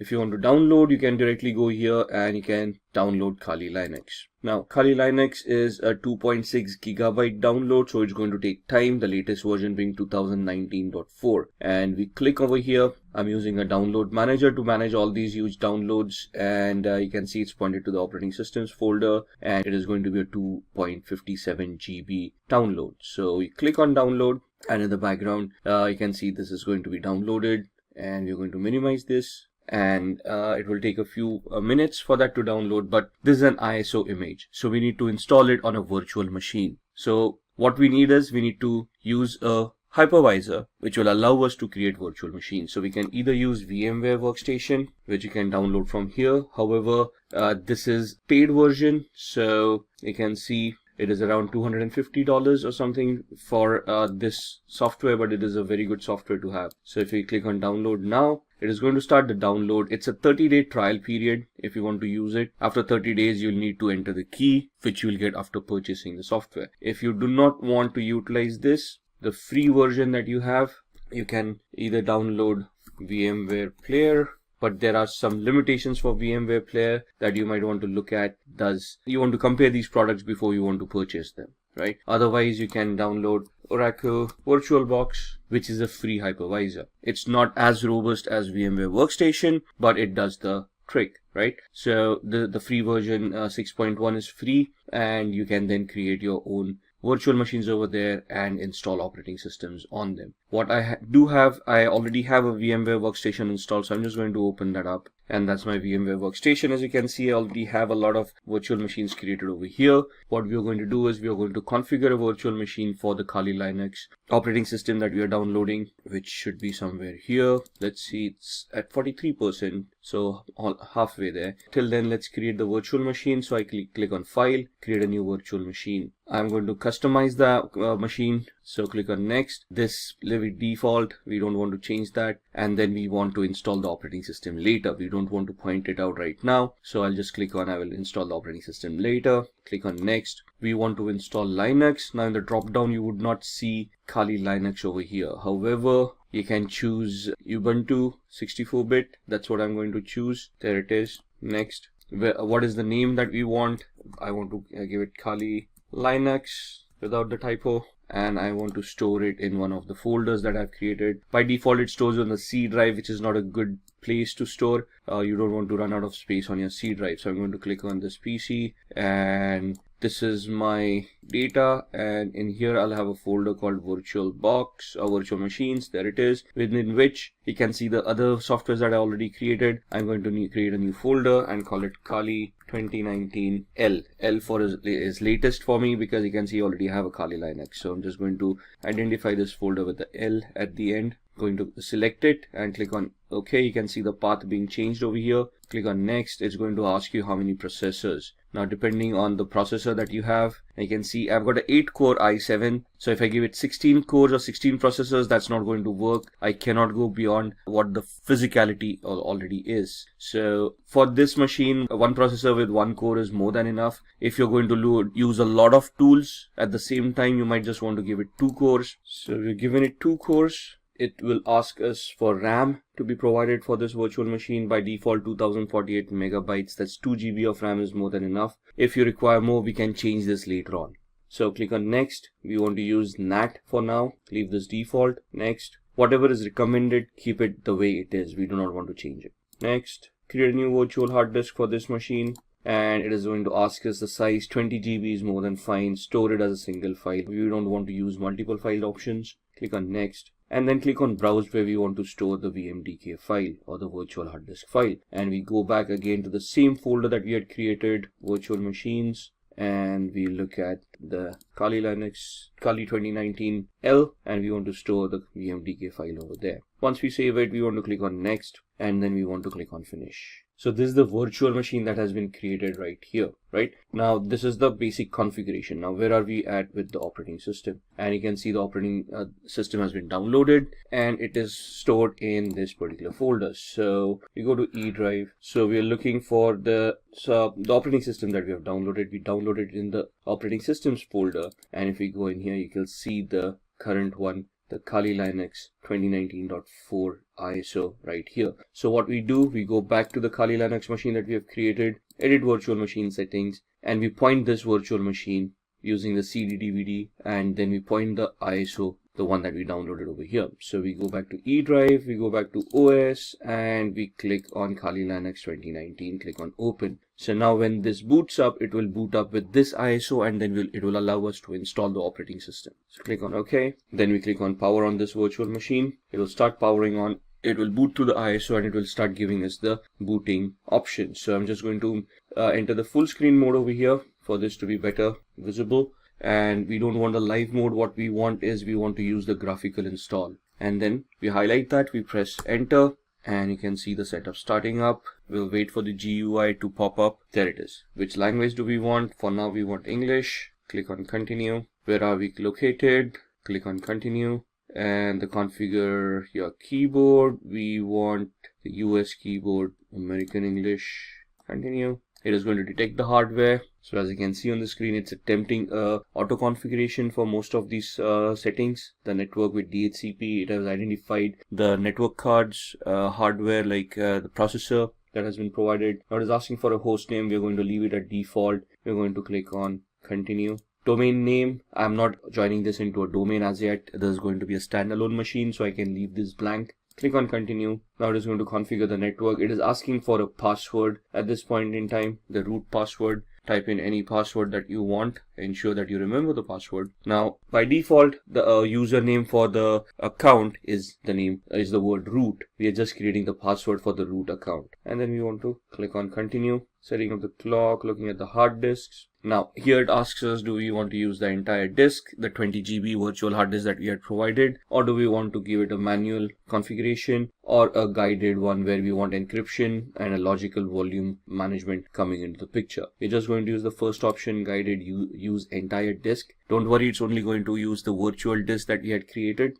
Click on continue. It will give us that it's a 21.5 GB VMware virtual disk that we had. And click on continue. All files in one partition, that's what we want, recommended for new users, whatever it is. We don't want to change these folders. Continue, and this is what we have configured. Once we click on continue, it is going to say, are you sure you want to make these changes? Click on yes, click on continue, and it will start installing Kali Linux on your device. Now this is going to take a few minutes. for the installation to work. Alright, so that's the installation that's completed. Now it's asking us to configure a package manager. A network mirror can be used to supplement the software that is included on the installation media. This may also make newer versions of software available. Do you want to use a network mirror? We can click no for now and then click on continue. Now this is going to install the grub bootloader. This might take a few minutes as well. Install the grub loader to the master boot record. Yes. Click on continue. Click the hard disk that you have just utilized. This is the one. Click on continue. It will install the grub bootloader, running through the last phases of the installation. And now it says the installation is complete. We want to click on continue, finishing the installation, and then it will do a reboot.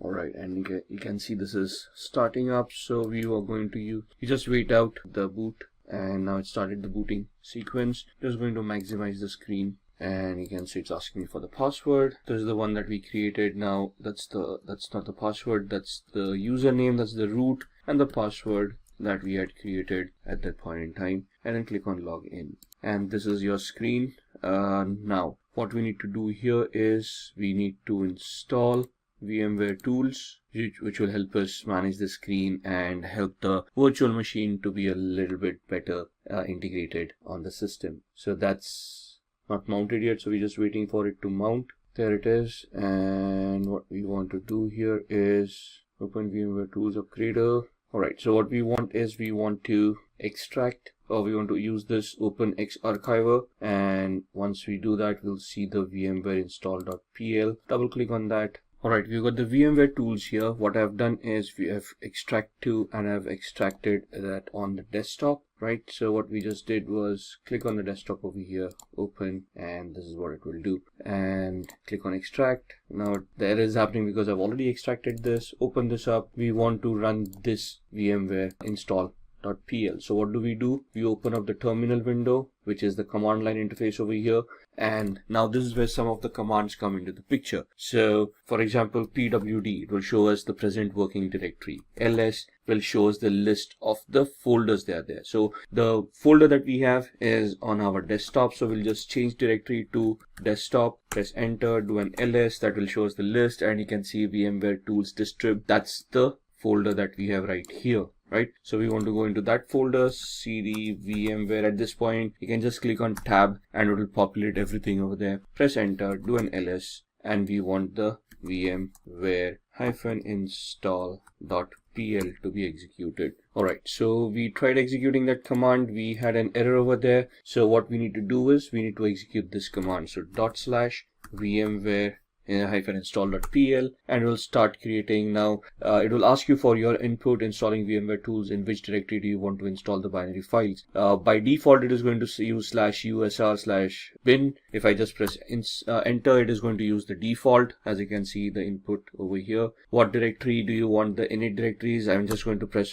keep on pressing enter for the defaults to come in. This part does not exist. It is going to create it. Default yes, defaults everywhere, and then it tries to start initializing it to maximize the screen, and this is where it is installing. And you can see by just installing that, it automatically adjusted the screen, and now we got a full screen of Kali Linux right here. Right, and that is what VMware tools does for us once we have installed the operating system. And now you can see the entire screen. On here you will see the tool sets that are given here. Now why are we using Kali Linux in the first place? Because this comes in with a bundle of thousands of softwares that are ready to be utilized for ethical hacking. Right, and they have been categorized over here for information gathering, vulnerability analysis, web application analysis, and so on and so forth. So you can see from forensics onwards, reporting tools, and as you scroll down, you can see your development tools, graphics coming in, internet, and the system configuration coming into the picture. These are your settings for your operating system. So these are basically your tools. We are right now on the favorites. If I click on information gathering, you will see that other tools for information gathering start appearing over here. For vulnerability analysis, we have got Sparta, Nmap, fuzzing tools, web application analysis, we have got comics, Kipfish, SQL map, database assessments, password attacks, and so on and so forth. So if you just go in the favorites, this was the terminal emulator that we utilized. This is the command line that we saw. We use the cd command We use the pwd command. We did the ls command as well to give us the list of the directory that we are in. Similarly, there would be commands like cat. So let's go to cd downloads. Let's see what's there. You can see this case sensitive. So if I type in a capital D and then do a tab ls, there's nothing over here on download. So cd ... will take us back one directory. Now you can see we are back from downloads to root. If I want to go to desktop, this is how I go to desktop. Do a ls. You can see the VMware tools folder over there, cd VMware tools, and we go into that folder ls, where it will give us the list of all those files. Now you can see install is a file that we had edited back then. So if I do a cat install, you will see the cat basically is the command that will help us look at the contents of the file, all right, without opening up the file or without editing the file. So you can see just if I scroll up, this is where we gave the cat command. It then printed the contents of the file over here, and then it exited and gave me back to the command line right here, right? Now if I want to copy this, cp root desktop VMware install, and if you want to copy it to root downloads and press enter. Now what we are going to do is we are going to see if this file, the install file that we just edited over here, has been copied to the downloads folder. So we are currently in the VMware, on the desktop VMware tools district folder. We do a cd ... that takes us down one directory. So we are still in the desktop. Do a cd ... Now you can see we are back in the root, and now we are going to do a cd downloads, do an ls, and you can see the copied file right here. So if I do a cat install, you can see the same content of that file coming in. So these are some of the commands that we would need to learn as we go ahead. The remove command is, let's say we've got install, we do a man rm. Man is the manual page command that gives us the pages with the description of how that particular command is to be utilized. So rm is remove files or directories. Synopsis, the description, the options, -f for force, -i for prompt, -capital I prompt once before removing more than 3 files, and so on and so forth. If you want to exit this, you can press Q to exit, and you come back to this page. So if I say rm install ls, you will see that the install file has now been deleted. So in Windows we use the del command. In Linux it is the rm command. So this is what we wanted to look at, the demo for Kali Linux, how to download it, how to install it, and some of the basic commands that we can utilize. Alright, let's begin with the phishing tutorial. We have the Kali Linux operating system booted up over here. What we are going to do is we are going to open up a tool called SET, Social Engineering Toolkit, which you would find in this option, and that's the tool that we want. It's a command line tool, a menu driven tool. We are going to host a fake Facebook page, and you can see how we can harvest credentials by this kind of an attack. So these are some disclaimers you might want to go through there. Do you want to agree to the terms of service? Yes. Press enter.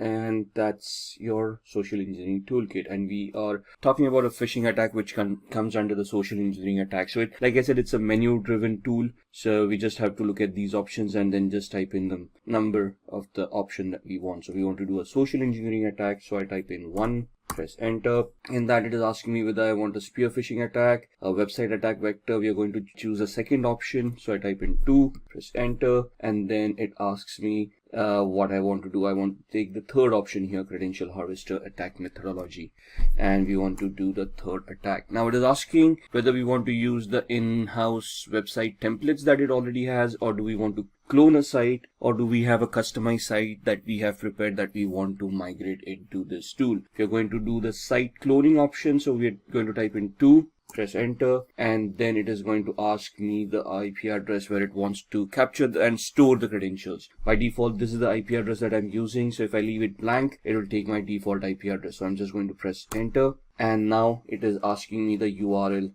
to clone. So I type in https://www.facebook.com. What it is going to do, it is going to connect online, and it is now it has cloned the website, Facebook login.php. The best way to use this attack is if the username and password form are in the same field or the same page. Regardless, this captures all posts on a website. So you may need to copy www into HTML depending on where your directory structure is. Press return if you understand what we are saying here. So press enter. The social engineering toolkit credential harvest attack is running on port 80, information will be displayed to you as it arrives. So the site was 71.134, right? The default IP address, and this is where the website is being hosted. Let's check that out. So let me open up a browser on my host machine, and let me point it to the Kali Linux machine that we have just created, 192.168.71.134, and you should see a login to Facebook coming up right here. Looks genuine. It is genuine because we just went online and downloaded this. Let's just have a recap. Let's have an explanation of what we are trying to do. I am trying to host fake Facebook page on my server, which has an embedded script in it, which is going to do credential harvesting. So the attack here is, let's say if I'm now hosted this, I can craft a fake email, send it across to a victim saying your Facebook account has seen some unforeseen activity, create a hyperlink using HTML coding. Within that, click here to access your account and verify that the account is secured. And when they click on that link, they will be redirected to my fake page, which is here. You can see the IP address is my virtual machine's IP address, but I'm seeing a Facebook login page, and I'm going to type in someone@somewhere.com, and the password I'm just going to type in the regular ones that I use. And if you see it, when we typed in the username and password, the page just refreshed and gave us the login page again. But now if you look at the URL, I'm actually on Facebook's login page, which is exactly the same that I was hosting. So a layman wouldn't probably figure out they've been hacked by now. They just would figure out, okay, they probably typed in the incorrect password and the page refresh or something like that, and they're just going to log in and they're actually going to access the Facebook page. Thus, they might not even realize that something went wrong. But if I go back to my virtual machine, you can see that it has captured some data and it is reporting over here of what has happened. So if I just scroll up, let's see what happened here and if we have been able to capture anything. So we got a hit printing the output. This does the HTTP 1.1.200. Okay, response coming in, password field found, and we're just looking. There it is. Email someone@somewhere.com, and password that I typed in ASD@1234. So it has captured the username and the password right here. Once we are done, I mean, this is the way attackers work. Now, this is a very basic attack. Again, in the actual trainings, you would then look at how you would host this on a real website, make it a global attack. Right now, it's a virtual machine with a class C IP address. So here, the thought process is, where can we get a free hosting where we can host this kind of sites? Maybe I'll have to purchase a domain which looks like similar to Facebook or the victim that I'm trying to attack. So this is just a POC. So we just wanted to find out if we can, how phishing is done. And this is exactly how it is done, right? So pressing Ctrl C would exit this tool and takes you back to the actual menu. Press 99 to exit, and there it is. Close the window, and that's the phishing practical. After phishing, let's talk about SQL injection. SQL injection stands for structured query language injection, which is a database attack, though it resides within the application. So it's the application vulnerability that we are trying to look at to try to bypass authentication. As the name suggests, a SQL injection vulnerability allows an attacker to inject malicious input into a SQL statement. What is a SQL statement? A query that is used by an application and is fired off to the database. Database executes that query, gets that information that is required, and sends it back to the user if the user is authenticated. So we're going to look at a SQL injection attack demo here. And what we are going to do is we are going to go back to our VMware workstation. And I've got a tool over here called OWASP, Broken Web Application, which is a utility that has been created for people like us to test our skills, to learn on how we can develop our skills further. So this has a lot of vulnerable applications built within it. We're just going to try to access it, and we're going to see if we can create a SQL injection attack. Just waiting for it to boot up. Once it boots up, it will give us an IP address. There we are. So we need to connect to 71.132. So I can just use the same browser I was using, close up Facebook, and now go to 192.168.71.132. And this is the OWASP Broken Web Application project. What we are going to do is we are going to go to Utiliday, and this is an application that has a lot of information within it. You can see it gives you links about what you should do, help me, video tutorials, listing of vulnerabilities that they have, and so on and so forth. So you can see we are not logged in right now.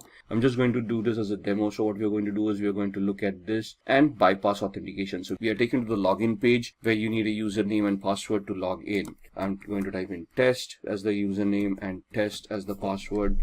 Click on login and you can see that account does not exist, so the authentication mechanism works. Now what we want to do is we want to create a query. Now what does a query look like? When I type in a username and a password, if I just type in a single quote here, it is going to create an error, and this is what a SQL query looks like. Select username from accounts where username is a single quote, and then the exception error happened, so it's not showing the rest of the query to us. Now what I'm going to do is I'm just going to craft a query here, single quote, and give it a condition or 1 equals 1 space hyphen space. What happens, hyphen space is comments out anything after that. So the password field is being commented out at this point in time, and I'm just giving it a condition where the condition is true. 1 does equal 1. And if this condition is true, it is going to allow me to log in. So you can see right now we are not logged in. This bypasses the authentication mechanism, and you can see user authenticated, and we are now logged in as admin. So in the training, what we need to understand as a whole is how SQL works, what are the queries that are structured with, how you can, what are the testing operators. Now, the single quote that we used, that was an operator in the SQL syntax, what these operators are, how they function, and then how you can leverage these attacks. There are different tools that are given to you in Kali as well that you can utilize. So in Kali Linux, you can just open up a command prompt, and there's a tool called SQL map. You need to give it a particular site. So SQL map -u for the URL and whatever the URL is. Now URL here, and then once you're here, you just press the enter key. This tool will craft all the queries in the background for you. You don't even have to know SQL query or SQL languages. This is a very easy tool to utilize. Sadly, I cannot demo this on a live website because that would be illegal, but you can see how you can operate this yourself. That's what SQL injections are all about. Moving on, we now talk about VPNs, virtual private networks. And a virtual private network is basically a secure network that allows me to anonymize myself over the internet. So what I'm doing is I'm connecting from here to a server that encrypts my channel, encrypts my connection, and thus allows me to keep my data secure. Now, the basic essence of a VPN or a virtual private network is to allow me this encryption mechanism where I can encrypt and safeguard my data. The added advantage that nowadays a VPN gives is that they can allow us to spoof our IP address or obfuscate our IP address so we can actually become anonymous on the internet. It can allow us to use multiple IP addresses and thus secure ourselves on the internet. For example, I use VPN called CyberGhost. And what this allows me to do is it allows me so many servers over here. If you look at the entire list, all the servers, then there are no spy servers, which guarantee me that they are not going to keep and store any logs. And thus, they are not going to record any of the activity that I'm doing. Right? Since they are located out of Romania, this becomes a little bit more safer for me because the government and the laws over there are a little bit more relaxed than other countries. They give me different links for torrenting, for streaming, for connection features. So there are a lot of VPNs out there. So for example, let's go to the website cyberghost.com. So we can see there's a sale going on, 76% sale, or you can go on to ExpressVPN, which is also a very good VPN. Then there is NordVPN. It depends on what you want and how you want to utilize it. So just purchasing a VPN or getting a free VPN is not enough. It depends on which country the VPN originates from and which server you're connected to. For example, most of the countries have a pact where they share information amongst themselves even if you're connected to a VPN. That means that these companies that provide these services have to generate and store logs, and these logs have to be reported to the government if they ask for it. Now, if there's a list of 14 countries that actually focuses on this practice, so you have to find out VPN that and a server that is not a part of those 14 countries and ensure that those logs are not going to be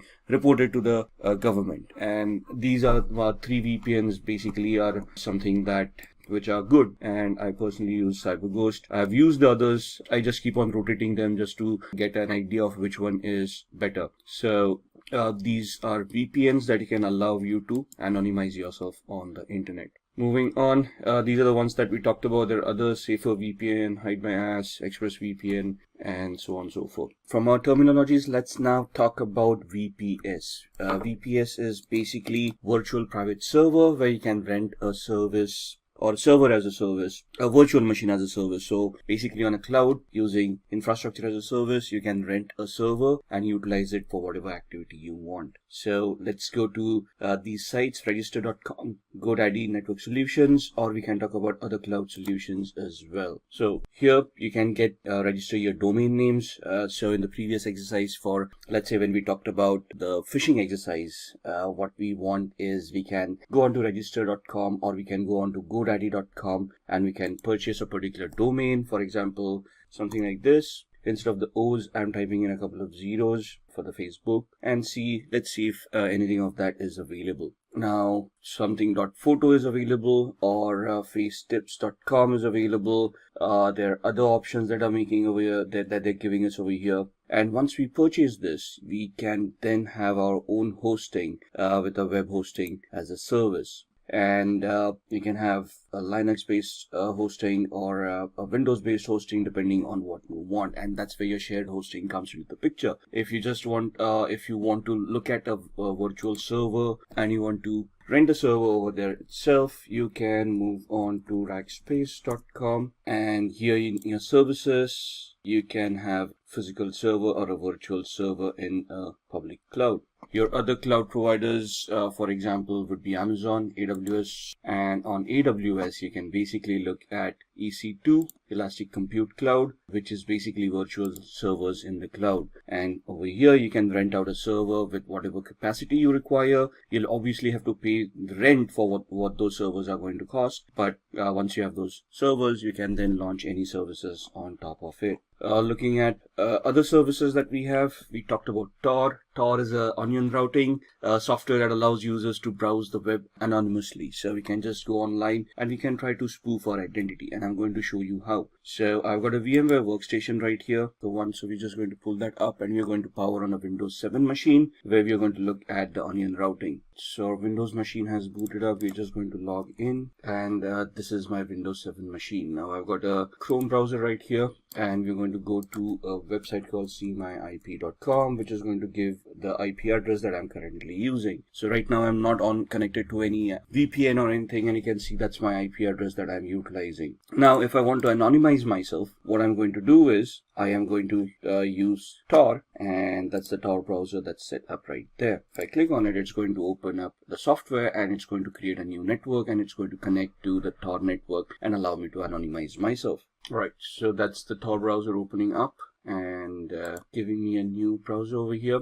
So I've got one, which is the old one, which is my current IP address. If I just refresh that, you'll see that I'm still on the same IP address as far as this browser is concerned. There's a refresh, and it's still showing me the same IP address. Where if I go on to Tor right now, and if I go to cmyip.com, you will see that it is going to give me, and you can see the amount of time it is taking to reach that site. That's because I am using a VPN, and there's a lot of encryption running off, and you can see now I'm suddenly connected via Hong Kong. And even to reach this site, what Tor does is it gives me a proxy chain. A proxy chain is where it creates multiple hops to hide my identity, and before I reach cmyip.com, I am using 3 different IP addresses over here, one in France, one in Germany, and one in Hong Kong. So if I do something over here to trace back my steps to my actual IP address, the law enforcement agencies or anyone who's going to search, like a forensic investigator, would have to go through these IP addresses before they come back to me. Now it's not impossible, but the effort and time that's going to be taken to come across 3 different countries is going to be phenomenal. So it may just defeat the purpose of having so much resources spent to identify who did what. So that's what Tor does for us. Alright, moving on from Tor, we are going to look at keyloggers. Keyloggers are basically softwares that run in the background and record all the keystrokes of the user. So if I've got a keylogger installed right now, whatever I type will be stored in a text file for the hacker so that they can look at it later on. And just to give you an example of that, we go back to my VMware workstation and we open up another Windows 7 machine. I'm going to power this on, and I'm going to close this one till then. So this virtual machine has booted up. We are going to use user 1, log in as user 1, just close all these softwares which are not required. And once this machine is booted up, what we're going to do is I'm just going to open up a random websites and see what we're doing. Basically, there's a keylogger that's there in the startup that's going to record our keystrokes. and we just want to see what it actually does. Now Firefox is getting updated, so let's hold on. Now this is the latest version of Firefox, right? And we're just going to go to, let's say, facebook.com. Wait for the website to open up. Alright, let's try opening it up again. And that's facebook.com, and we're just going to type in some random username and password, someone at somewhere.com, and the password being again ASD@1234567890.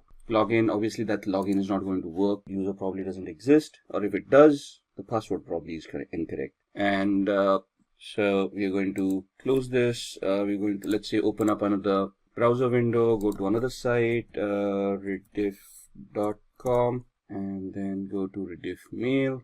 Try the same thing over here, someone at somewhere.com, password ASD@12345678, whatever it is. Don't say, we can see the combination is incorrect. Now there's a keylogger running in the background, and what we want is, we now want to open up the keylogger. Now it is visible here because I've kept it visible. You can hide it in the start menu, and there's a shortcut key for you to pull it up later on, so this completely becomes invisible. And what it can do is, it basically creates a record of whatever you have been doing so far. So you can see these things populating on the 25th of December. So if I look at the visited websites, you can see I opened up Mozilla Firefox, the first where there was a problem loading the page. Then we opened up Facebook, then we opened up rediffmail.com, and so on and so forth. So it just gives me the list of visited websites. Whereas if I look at keystrokes and clipboard, you will see whatever we have typed in. So we first typed in facebook.com, then again the second time I try to type in, then I hit backspace, then I type in facebook.com, and then you can see I typed in someone at somewhere.com, and in tab ASD@1234567890.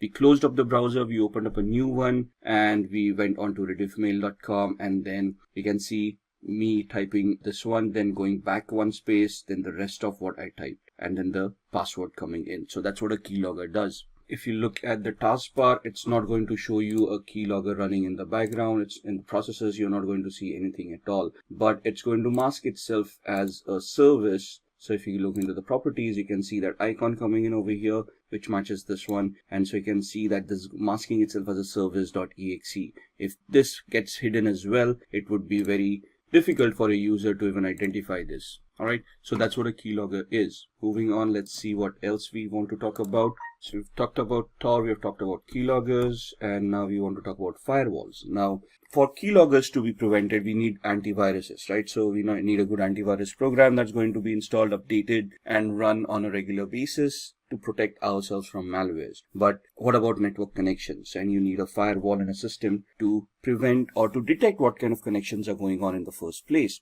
Now, we cannot rely on software 100%. So even if a firewall is not configured properly, that's going to be a problem. So what we need to do is, we have to have a firewall, configure it correctly, and then allow and disallow certain activity from happening. And what we're going to do is, I've got such a system on my machine here. I use a software called Glasswire. What it does is, it is a network analyzer. So it allows me to analyze whatever is going on. You can see all the apps that I'm utilizing and how much upload and download they have been doing, all the traffic. So you can see the protocols that I'm utilizing. So I come to know what's going on in the background. And this gives me the entire graph of how much I have been doing for the past 24 hours, past 3 hours, past 5 minutes, and so on and so forth. Right, so this is what the activities, and these are the alerts that it has been generating. I can click on those alerts and it will start telling me what it was all about. If the graph doesn't work for me, it gives me usage as well. So how much I have utilized since I've installed this software, right, and what applications have been utilized, which hosts have been connected to, and the traffic type that was utilized. And then the things on my network. So these are the devices that I have currently on my network that have been identified. And then comes the firewall. So on the firewall is clicked on. You see all those services that have been identified, and you can just click on a particular service to lock that service. So this becomes a discovery tool, identifies whatever networking is going on, gives me all that information, and then I can look at, and I can just click on any of these services that I find it as malicious and block them. I can create different profiles for different applications as and when I want them. And these are the alerts. So you can see that this was the first time a network connection was looked at from VMware. And what this allows me to do is whenever I execute a file, it can upload it to virustotal.com and scan it as a third-party antivirus to ensure that there is nothing malicious on it. So I already have an antivirus over here, but if this ever gets compromised, I still can rely on a third-party service where in real time when I execute my applications, they would be verified and I would be assured that nothing is wrong with my system. And this software that I'm utilizing, Glasswire Basic, is free, and then there are paid versions as well. It's just glasswire.com is where you're going to find this. Moving on, rootkit. Rootkits are also malicious softwares that you allow an unauthorized user to have access to a computer to restrict areas of its software. Now, a rootkit in its sense is a malicious software that infects a machine and prevents some functionality from it, like hiding data or preventing users from running antiviruses. And it's basically a malicious software that is used to hide information from the victim so that they would not realize that they have actually been compromised. It's going to be a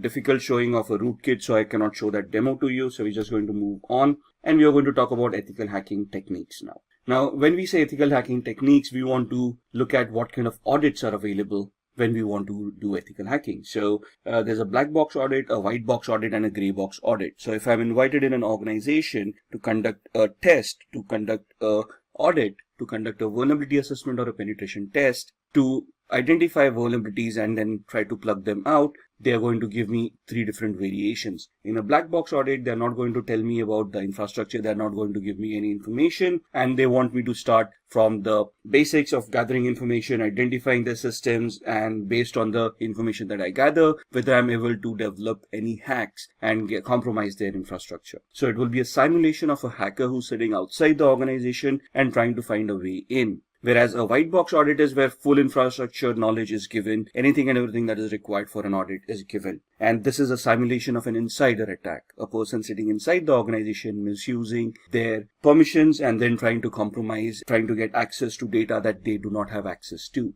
So the simulation is from a malicious insider. A gray box is where some partial knowledge is available, and from that partial knowledge, you're going to try to build up more information, and then you're going to try to get access to those resources. What are the tools that we utilize? So we have already had a couple of demos on keyloggers, SQL injection, SQL map, and so on and so forth. Metasploit is a very much used tool for penetration testing, and having knowledge on Metasploit is very much necessary as far as ethical hacking is concerned. Nmap, this is a tool used for network discovery. Nessus, a vulnerability scanner. Wireshark is a packet capturer that allows you to capture packets and analyze whatever is going on. SQL map is something that we have seen, a SQL injection attack tool which generates its own queries. And John the Ripper is a password cracking tool. Backtrack used to be an operating system that was utilized for penetration testing. However, Backtrack has now been replaced by something called Kali Linux, and that's the operating system that we have utilized in all our demos where we try to look at SQL map and those injection attacks that we did.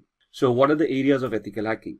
We have just talked about all these areas as well. Network services, we looked at the Glasswire application that showed us how my machine is consuming networks, which protocols are being consumed, how the connections are being created. If somebody is able to install a Trojan on my machine, it is going to try to create a new connection on the network with the hacker to allow that hacker a backdoor access. Now, if I have that Glasswire or a similar firewall implemented, it is this firewall that is going to detect it and prevent that connection from happening. So if I install a software that is suddenly suspicious or that installs something else in the background that I may not be aware of, that tool is going to identify all the connections that are being made and it is going to highlight that connection. I need to go through all of those connections and identify whether they are legit or not. And if I find some suspicious or doubtful, I'm going to block that connection and then I'm going to investigate what's going on.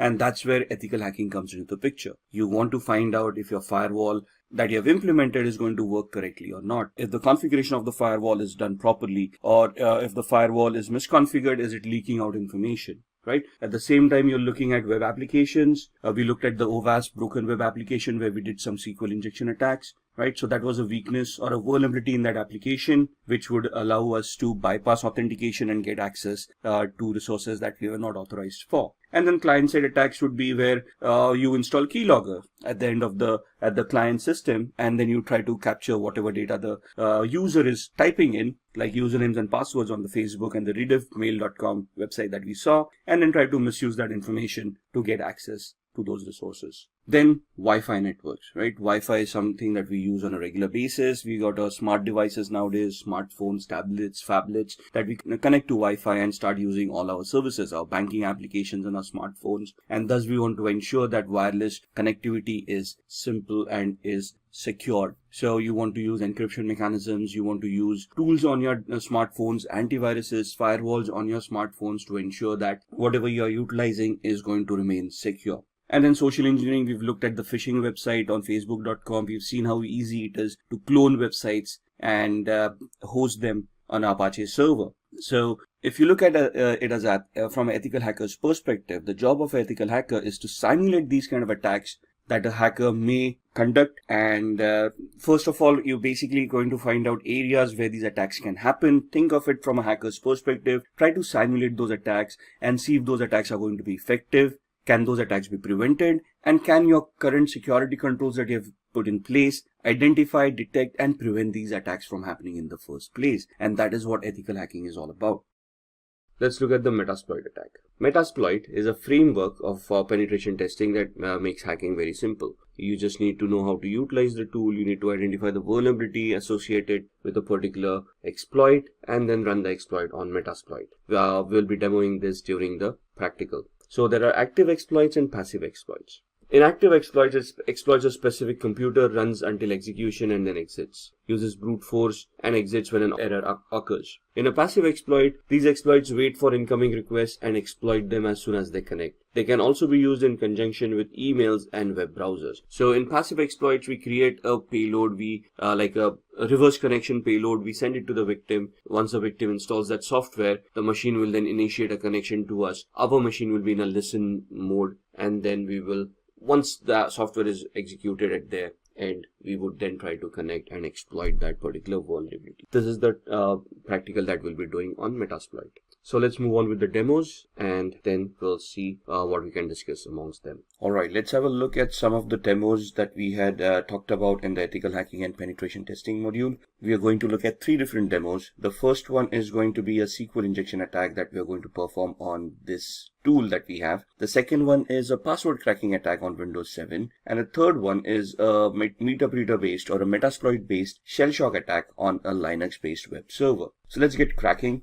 I've powered on this virtual machine, which is the OWASP Broken Web application. It is a tool that is provided for people who want to enhance their skills and they can practice how to do these attacks in a legal manner.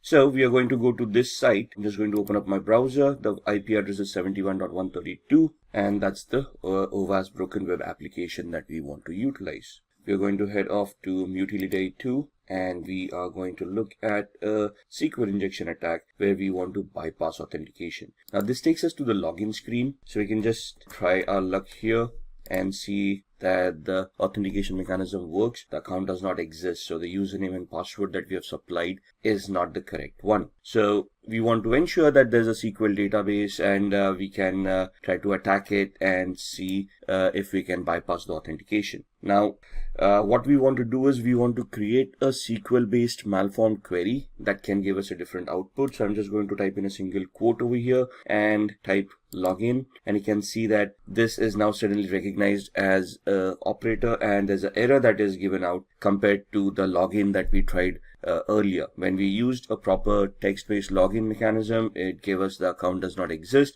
but here the single quote gave us an error and it shows us how SQL works. This is the query that we had created. Now, in the trainings that you have for ethical hacking, there would be explanations of what these queries are all about, how the syntax works. Here we're just going to see if we can create a malformed query to log in as a user in this case. So what I'm going to do is create the query over here and we're going to give it a comparison. So we're going to give it a or 1 equals 1 space hyphen space. And if you now click login, you should be able to bypass authentication and you can see user has been authenticated and we now have admin access to this application. Now here the SQL queries need to be crafted in such a perspective that they're going to work. So there would be a lot of exercise in identifying what the database is. There's a Microsoft database and Oracle database and so on and so forth. And then you have to choose those proper commands. But identifying that would come in the training. Right now we're just looking at a demo. This is how a SQL injection attack works. Now let me log out here. Similarly, now we are in a login page. The same query worked wonders where it allowed us to bypass authentication. So it also depends on what kind of a page I am and what query would be accepted at this point in time. So here application understanding would also come into the picture, where which function we are calling upon when we are connected to a particular page. Now this is a user lookup function, right? So again, here we try the same method, test. That's not going to work. Authentication error, bad user or password. And if we type in the same query over here, single quote or, and give it a condition, single quote or 1 equals 1 space hyphen space. Now here it is not going to log us in because this is not a login page. This is a user lookup form. So here it would instead give us a dump of all the databases that it has. So you can see all the usernames and passwords coming in that are stored in the user lookup field. So this is where the understanding comes in of which query to create at what page, we are depending upon the function that is being called, right? So that's the SQL injection attack that we wanted to look at. Let's move on to password cracking. Now this is a Windows 7 machine that we have. I'm just going to do a very basic password cracking example. We're just going to log in. Now here the assumption is that we are able to log in. We have access to a computer and we want to check out other users who are using this computer and see if we can find out their passwords, so that we can log in as a different user, steal data if required, and we wouldn't be to blame if there are any logs that are created. So here we've got a tool called Enable that is installed right here. Now I'm already an administrator on this machine. I'm checking out other administrators who share the same privileges, or any other user who may be on this system whose password I can crack, and thus I would be able to get access through their account and then do any malicious activity, right? So this allows me to go into a cracker tool, and it allows me to enumerate this machine and identify all the users and passwords that are there in this particular machine, right? So I'm just going to click on the plus sign and I'm going to import hashes from a local system. So where are these files stored? Where does Windows store its passwords? In what format are they stored? And what this tool does to retrieve those? That's something that we all need to know as an ethical hacker, right? So import the hashes from the local system, click on next. It's going to enumerate that file and it is going to give you a list of all the users that are there. So you can see the users are hacker admin, test, the one that we are logged in as, and then there's a user called virus as well. And you can see that this is the hash value of the password that is being utilized. Now there's a particular format for a hash value for Windows and how it stores. But once we have these hash values, let's say if I want to crack this password, there are various attacks that we can do. For example, a dictionary based attack or a brute force attack. Let's try a brute force attack, right? NTLM is the hashing mechanism that is used by Windows. So we're going to try to create an NTLM hash attack. And here we are going to use a predetermined rule set. For example, we are not sure what characters are being utilized over here. So we just create an attack like this using all characters and lowercase a through z, uppercase a through z, numeric 0 through 9, and all the special characters. Let's say the password is between 7 and 16 characters. And this is the character set that we want to try the brute force attack on. What is a brute force attack? It is an attack where the computer is going to try each and every permutation and combination out of this character set and try to figure out if the password is going to be correct. So if we click start, it's going to start with a particular characters, and then it is going to identify if that NTLM hash is going to work against this character. And you can see the time is going to be phenomenal over here. So it's not necessary that this attack would be viable. It will be 100% successful given the time frame. However, the time frame is huge enough for this attack to become a little bit redundant. There are other attacks that we can do which can easily identify this data for us as well, but that is something that we will look on in future videos. So that's how we can get access to users and passwords. There are different mechanisms where, let's say we don't have login access, then what are we going to do? How we can create a fake user, login, or how we can remotely access a machine and then try to get the same access. And that is what we are going to try to do in the next demo on a Linux machine. So what we are doing in a Linux machine could also be doable on the Windows machine with a different exploit. So what I'm going to do is, this is the Linux web server that I have that I'm going to power on. I'm going to use a Kali Linux machine to hack that device, and I'm going to just power off my Windows 7 machine. Give it a minute till it boots up. Now this is also a demo machine that we have which has its own pre-configured vulnerabilities. So here we've got something from the pen testers lab and has a shell shock vulnerability implemented inside. Shell shock vulnerability affects Linux, Mac, and Unix based operating systems for a particular version of the bash shell. Bash is the born again shell, which is the command line interface in these operating systems. So what we are trying to do here is we are going to use the Kali Linux machine, try to find out the vulnerability over here, and if it exists, we are going to use Metasploit to attack this machine. Now the first and foremost thing is we want to identify the IP address. We have no idea what the IP address is. We are in the same subnet, so we are assuming that we are able to connect to this machine. So what I'm going to do is I'm going to open up a tool called ZenMap. I'm going to open up a command line interface, find out what my IP address is, and my IP address is this with a subnet mask of 255.255.255.0. So I want to see if there are any other machines that are live in the same subnet, and we are doing a ping sweep over here to identify which machines are live. In a minute we'll get all the IP addresses. 71.1, 2, 133, 254, and 128. We know that we are 128 at this point in time. 254 is the DHCP server. So we are assuming that 133 is the machine that we want to look at. And let's then try to see if we can scan that machine, 133, and we're going to do an intent scan to find out which ports are open, what services are running over there, and if it is whether the pentest machine that we were looking for. You can see off the start port 22 and port 80, and somewhere here it's going to give us the ports that are open and the details about those ports, and somewhere here it will tell us that this is the pentester lab machine that we wanted, which is correct. So now we want to do a vulnerability analysis on this. What we are going to do is I'm going to use another GUI based tool called Sparta, which I can just find out from here. Sparta uses two tools in the background, Nmap tool and a tool called Nikto. So we're just going to start scanning. 192.168.71.133 was the IP address. Add to scope, and over a period of time you can see all of these will start populating with information. There we are. That's the Nikto tool coming in, scanning on port 80, which means that it's a web server using HTTP. It tells us it's an Apache HTTPD 2.2.21, and gives us the 22 port number as well. If we head over to the tab of Nikto, or let's look at the screenshot first. This is what the website will be looking like, and Nikto gives us the options over here. It tells us that there is a vulnerability over here for shell shock, and this is the path where the vulnerability is going to exist. So what we are going to do, we go back to the command line, we open up a new one, minimize all these other windows, and we are going to open up Metasploit. Metasploit is a penetration testing tool that is used by most hackers and ethical hackers to test applications and test existing exploits and vulnerabilities. So just give it a minute till it starts. You can see there are already around 1700 exploits right here. We are going to see all those exploits with these commands. There we are, sorry for the typo.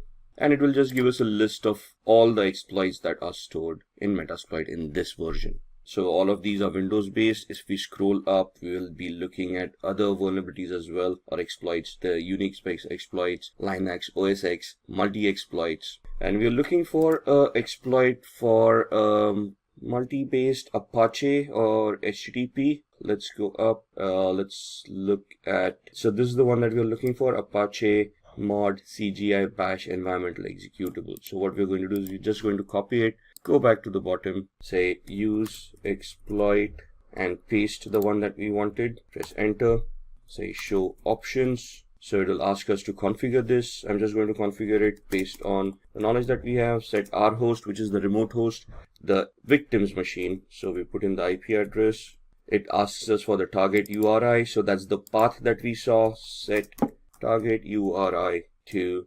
cgi-bin/status. Enter. Now with the exploit, we need to find a payload that is going to give us the output that we want. So we say show payloads, and it will give us a list of all the compatible payloads with this exploit. And we want to create a reverse TCP connection, which is this. So we know it's a Linux operating system. We want this payload to be set. So set payload. Press enter. That's the payload coming in. Show options.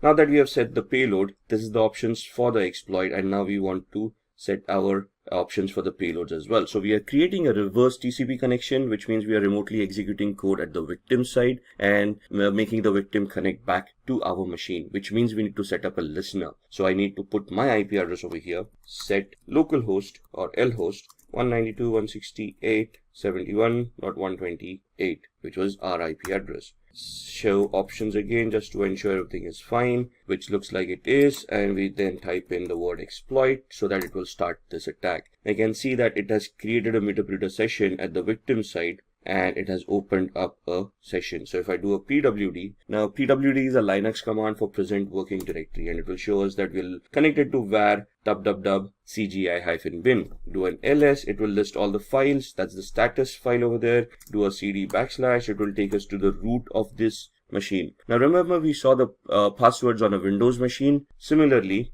we can head over to the cd etc folder, ls, and you can see these files, psswd and shadow. Now psswd is the file where Linux stores its usernames, and shadow is the file where passwords are shown. So do a cat command, psswd, and you can see these users coming up. So you can see the last user, Pentest Lab, and you can see there are no passwords. So let's do a cat shadow, and that's your hash value for the password that we have for the user Pentest Lab. So these are the different attacks that we need to understand and we need to create based on the vulnerabilities that exist on different machines. So if you just looked at Windows and Linux and how we can exploit them depending on existing vulnerabilities. As an ethical hacker, this is what we need to learn in our trainings, and then we need to clear our exams based on this knowledge of how these things work, so that we get certified and then we can position ourselves for the penetration testing jobs. Now let's begin with who is a certified ethical hacker.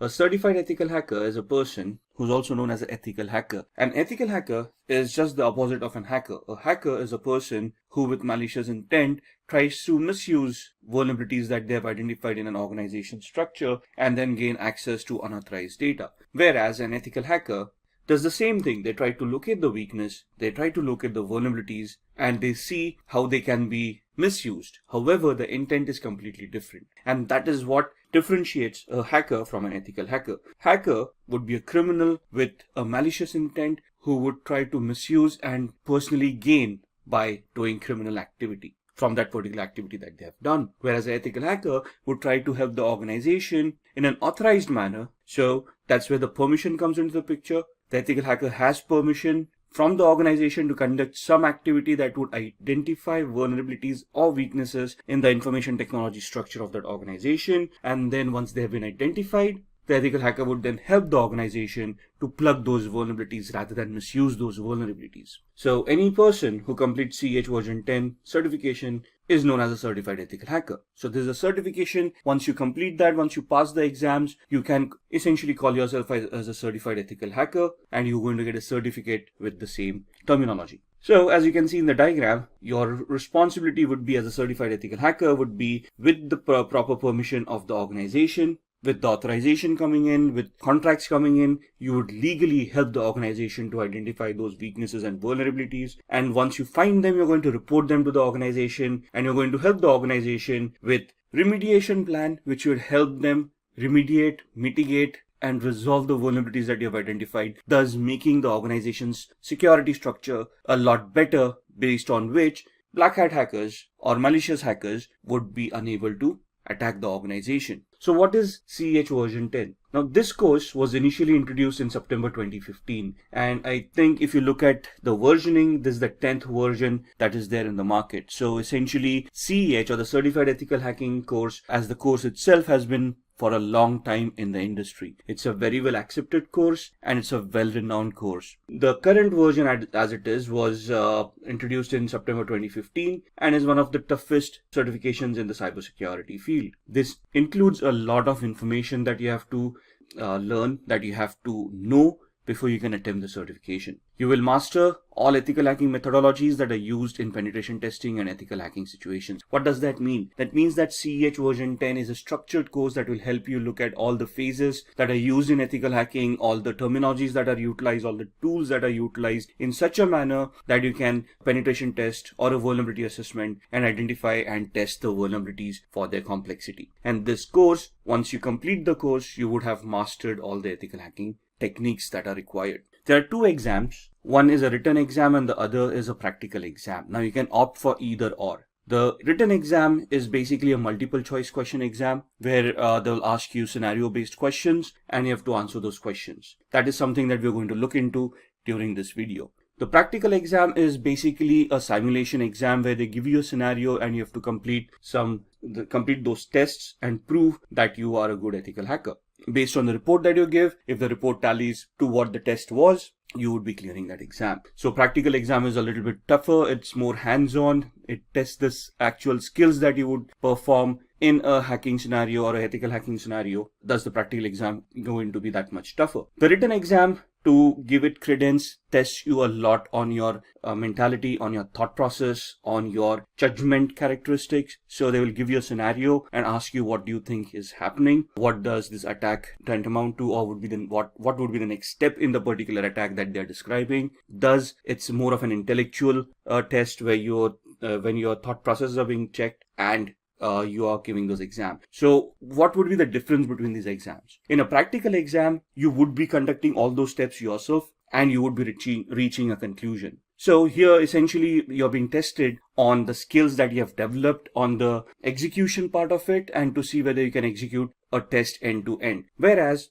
in a written exam, you would be put in the middle of a test where you have to assume something, where you have to understand what the steps would have been performed in the previous steps and what would be the expected result, and you're supposed to analyze that and then come to the correct answer. So if there is a question which exam is better, written or practical, the answer to that is from an intellectual perspective, a written exam would be a lot tougher than a practical exam, and from an execution perspective, a practical exam would be tougher than a written exam. So it depends on us which exam we want to give. Both of them are widely accepted and well respected in the information security field. So it's just the option that we choose which exam we want to give. Now, this course, the version 10 course, is purely attack based course. Okay, it is an offensive course. There is no defensive mechanisms. So if you're looking for questions of how to secure yourself on the internet, how to securely configure an operating system, or how to securely configure a server, how to configure a firewall, this is not the certification. This basically talks about attacking those devices. So if you come across a firewall, how would you test a firewall? How would you identify vulnerabilities in those? And how would you bypass a firewall? Similarly, if you come across a server, how are you going to attack and hack the server? Let it be Windows or Linux based. So this basically becomes an attack based course. You're looking at offensive mechanisms over here and not defensive ones at all. So what's new in this version? In this version, there's a new module for IoT, Internet of Things. It focuses on emerging attacks, vectors like cloud, artificial intelligence, and machine learning. It basically talks about smart devices. And it talks about the vulnerabilities, the risks that the smart devices face in today's world. For example, it will tell you about the industries that are utilizing all these smart devices, why are they utilizing it for, what kind of devices they are utilizing, and what are the risks within those devices. It will also give you a lot of tools for you to practice upon to identify such IoT devices. What would constitute an IoT or an Internet of Things device? Any device which has an IP address and can connect to the internet and create data. So even your smartwatch, your smartphone, your cars that have internet connectivity nowadays, your Google Homes, Amazon Alexas, all of these devices would come under the IoT umbrella. And have you ever wondered about sitting at home, having a Wi-Fi, having all of these devices, even a smart TV, if you will, connected to the Wi-Fi? And have you ever questioned how a hacker would then be able to access your home through all of these devices, record information, and basically just spy on you? Similarly, an organization where they are utilizing IoT, they would be vulnerable for the same vulnerabilities. And this course does include IoT security to a certain extent, where we talk about vulnerabilities and how to identify those vulnerabilities in IoT. Then there's a new vulnerability analysis module where it gives you risk assessment. It talks about CVSS scoring systems. It talks about how to do a vulnerability management program in the first place. What are the steps required in a vulnerability management program? How should it be repeatable and how it should be measurable as a program? And what should be the outcome? So basically, it will give you a structured way of how to do a vulnerability management assessment and how do you want to achieve the end goal, thus leading you to a penetration test. So all the modules are leveled up. What do you mean by leveled up? That means they've been updated to the latest tools, latest standards, latest technologies. So you've got cryptographic attacks, you have got attacks on applications like SQL injection, we will be talking about packet sniffing using various tools. All of these are upgraded, which means they are up to the latest operating system. So even when we do this course, You'll be looking at operating systems like Windows 10, Windows 8, Windows Server 2012, Windows Server 2016, Kali Linux machines, Android machines, and Ubuntu desktop as well. So all of the operating systems are latest, the tools are latest, and you will be interacting with these tools. And then there's a mobile security toolkit as well, which will help you do a penetration test on a mobile device. So these are what is new in version 10. Now let's talk about the roles and responsibilities that an ethical hacker should have when they actually go into the world.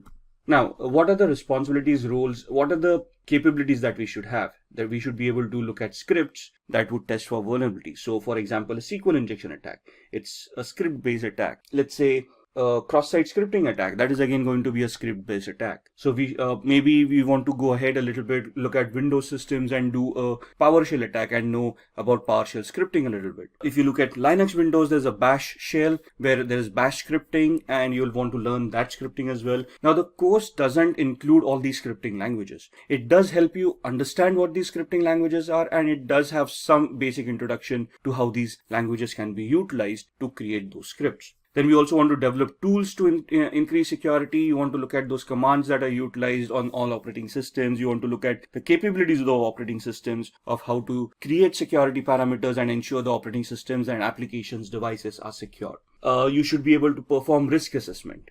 Now, when you say risk assessment is the likelihood of an attack being actually executed on an organization based on the threats and the vulnerabilities that we have identified. So risk assessment is something that you find out a vulnerability and then you try to figure out in a hypothetical manner of what is the likelihood of that vulnerability being exploited by a hacker if they find that vulnerability. And if they do execute that, what is the impact that is going to happen on the organization, and what is the penalties or the repercussions that the organization is going to face if that vulnerability is exploited. That's what a risk assessment is. Then we should also be able to develop security policies or set up security policies and implement them to ensure that the security mechanisms are standardized and are consistent. And then we should also look at training staff for network security to ensure that they are aware of these vulnerabilities and they know what their responsibilities are to maintain some semblance of security in the organization. So why do we want to become a certified ethical hacker?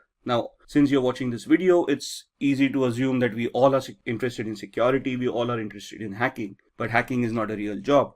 For us to get a job in the industry on a security parameter or information security parameter, we want to become a certified ethical hacker. So if you look at the popular hacking cases that have happened, in 1990s, there was a national crackdown on criminals. Microsoft NT operating system was hacked. Now this was back in the 90s when security wasn't that much evolved. And there were a lot of attacks back then that crippled infrastructure, that crippled banks, when they started realizing that computing isn't as easy as it seems. Of course, if you use a computer, the functionality is always there, but if the functionality is not properly configured, you're just exposing yourself to cyber criminals where they're going to steal information and your organization may just go bankrupt because of that. In 2013, an example, Adobe reported 2.9 million accounts as stolen. In 2016, Kaspersky, which is an internet security firm, announced that there were 758 million malicious attacks that occurred worldwide. Imagine that, 758 million malicious attacks that were identified and reported. In 2018, Facebook reported a loss of 30 million accounts that were stolen. 2018 again, Quora reported 100 million customer accounts being stolen. And in 2018 again, Marriott, 500 million travelers' accounts stolen and manipulated. Now, when you say accounts were stolen, how does it affect the organizations? Now, first and foremost, if those accounts were stolen, that means usernames and passwords were cracked, and those accounts may have contained credit card information or may have contained some personal information that would identify the person and thus make them gullible for a social engineering attack or an identity theft attack. So it has a cascading effect. If I would have been affected, or you would have been affected with these attacks, the repercussions would have been catastrophic. Your credit card information being stolen, that means somebody else would have misused it, and you would have seen a huge bill come your way.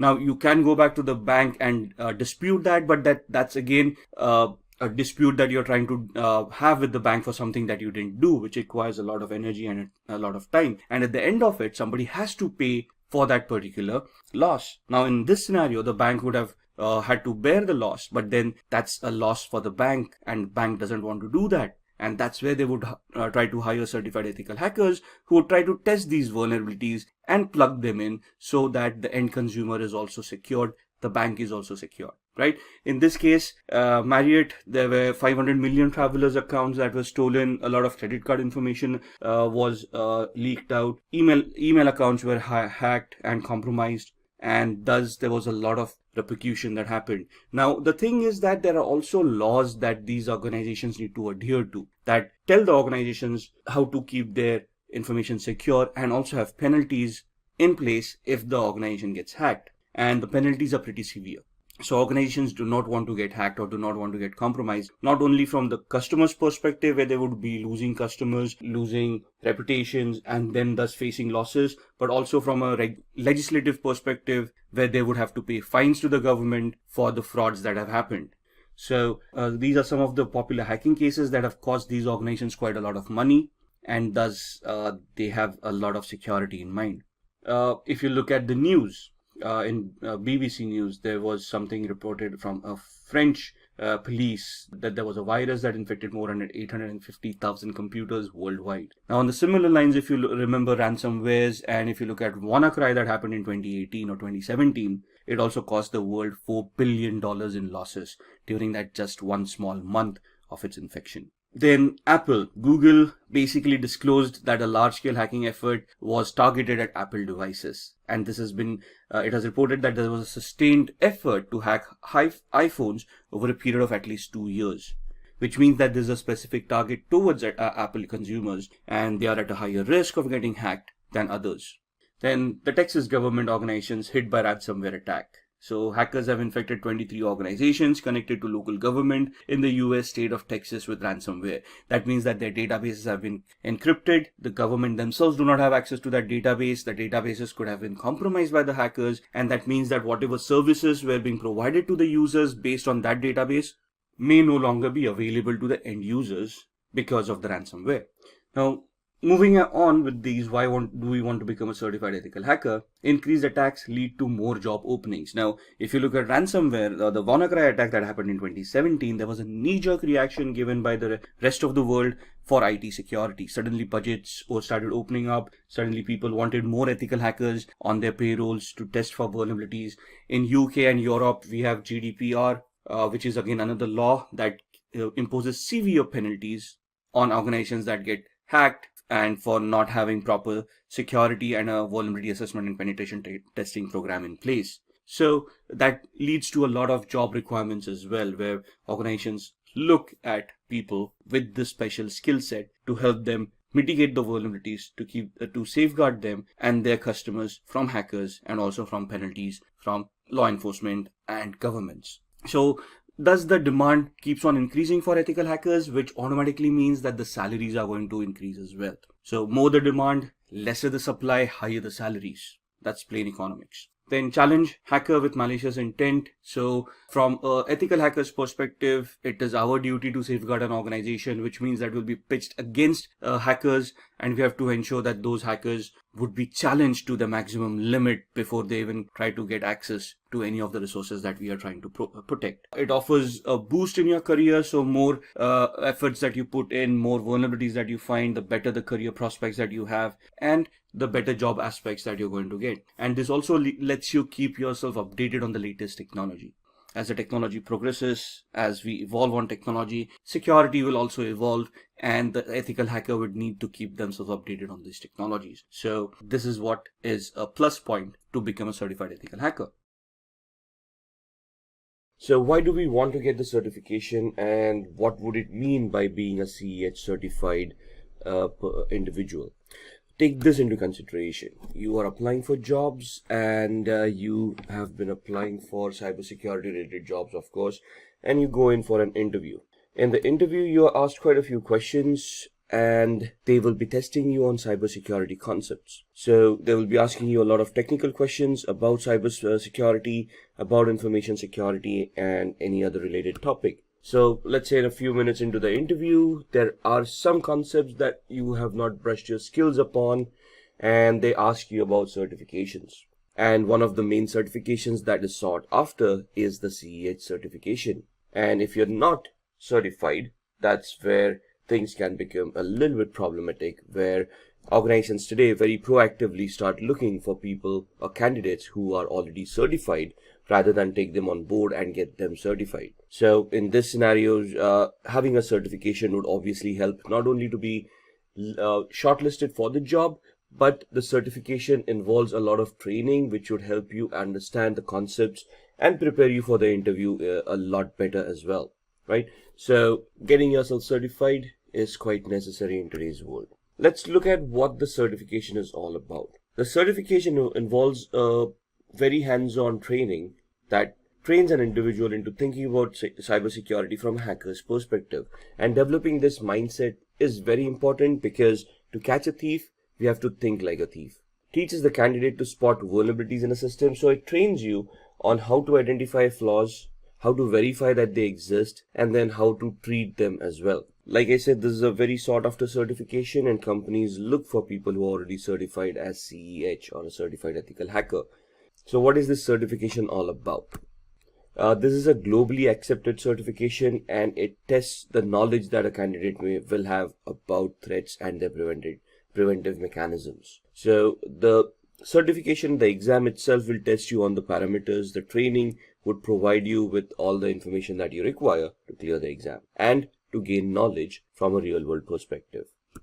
So it will train a candidate to think like a hacker. It will train the candidate to use the tools to identify those flaws, to spot those flaws in the first place. And it will give an understanding to the candidate where to look for those flaws in the first place. So essentially, when you get certified as a certified ethical hacker, you become a white hat hacker or an ethical hacker, which means that you will be looking at flaws ethically and reporting them to those organizations. The certifying authority is the EC Council. It is a very well known and a widely accepted certification authority across the globe. It is based out of the United States, but the certification is valid across the globe. So what does it take to take the exam, and who can take the exam in the first place? Now, the basic criteria is that a candidate should be 18 years and above. So any person who has completed an official EC Council training is eligible to attempt the exam without going through an application process. So there are two ways you can actually attempt the exam. You either have work experience, that means you're already in the cybersecurity space, you already have some hands-on knowledge, and you want to give the exam. In that scenario, you just have to prove that you've got 2 years of experience with network or information security, and then you can apply to EC Council to directly appear for the exam without attending the training. Else, you can then approach EC Council and register yourself for a training course, after which you can give the exam. So there are two ways that you can deal with it. What are the fees for these exams? Now, the fee itself is $500 for the exam. Candidates who take the second route, where they prove that they have experience and they directly want to appear for the exam, there is another additional $100 of application fee that they have to pay to EC Council for them to verify that you actually have that experience and then allow you to appear for the exam. So what are the exam questions like? What is the exam all about? The exam code is 312-50, and there are 125 questions that need to be answered in 4 hours. Now that sounds like a lot of time, but trust me, it isn't. The questions are descriptive in nature. They give you a scenario. You have to identify those keywords based on the knowledge and the understanding that you have, and then gauge the correct answer for that particular scenario. And the scenarios could be a little bit complex, could be a little bit confusing. The exam will be a multiple choice question exam, so 1 question with 4 answers. If any question has multiple answers, they will mention it in the question itself. The pass percentage cuts off at around 60 to 85%. So there is no fixed percentile. Every question has a different grade, every question has a different value, and based on the questions that you have been asked and the correctness of the answers, you would either pass somewhere between 60 to 85%. The results are immediate, so once you complete the exam and you submit it, it will let you know there itself whether you have cleared or not. So what are the skills that you require for this exam? You must have very good networking skills, and when we say networking skills, you should know your protocols, you should know how computers communicate with each other, the protocols like HTTPS, FTP, SMTP, and anything about the OSI layer. You should be good with your operating systems. The candidate should also have a very good knowledge about operating systems, and when we say operating systems, we want the candidate to know about troubleshooting methods and how the operating systems work in the first manner. So you should have some basic skills about operating systems and the configuration of these operating systems. You should also know the different types of cyber attacks such as social engineering, phishing, and how to prevent these attacks. So this is the exam skills. The training prepares you with all these skills.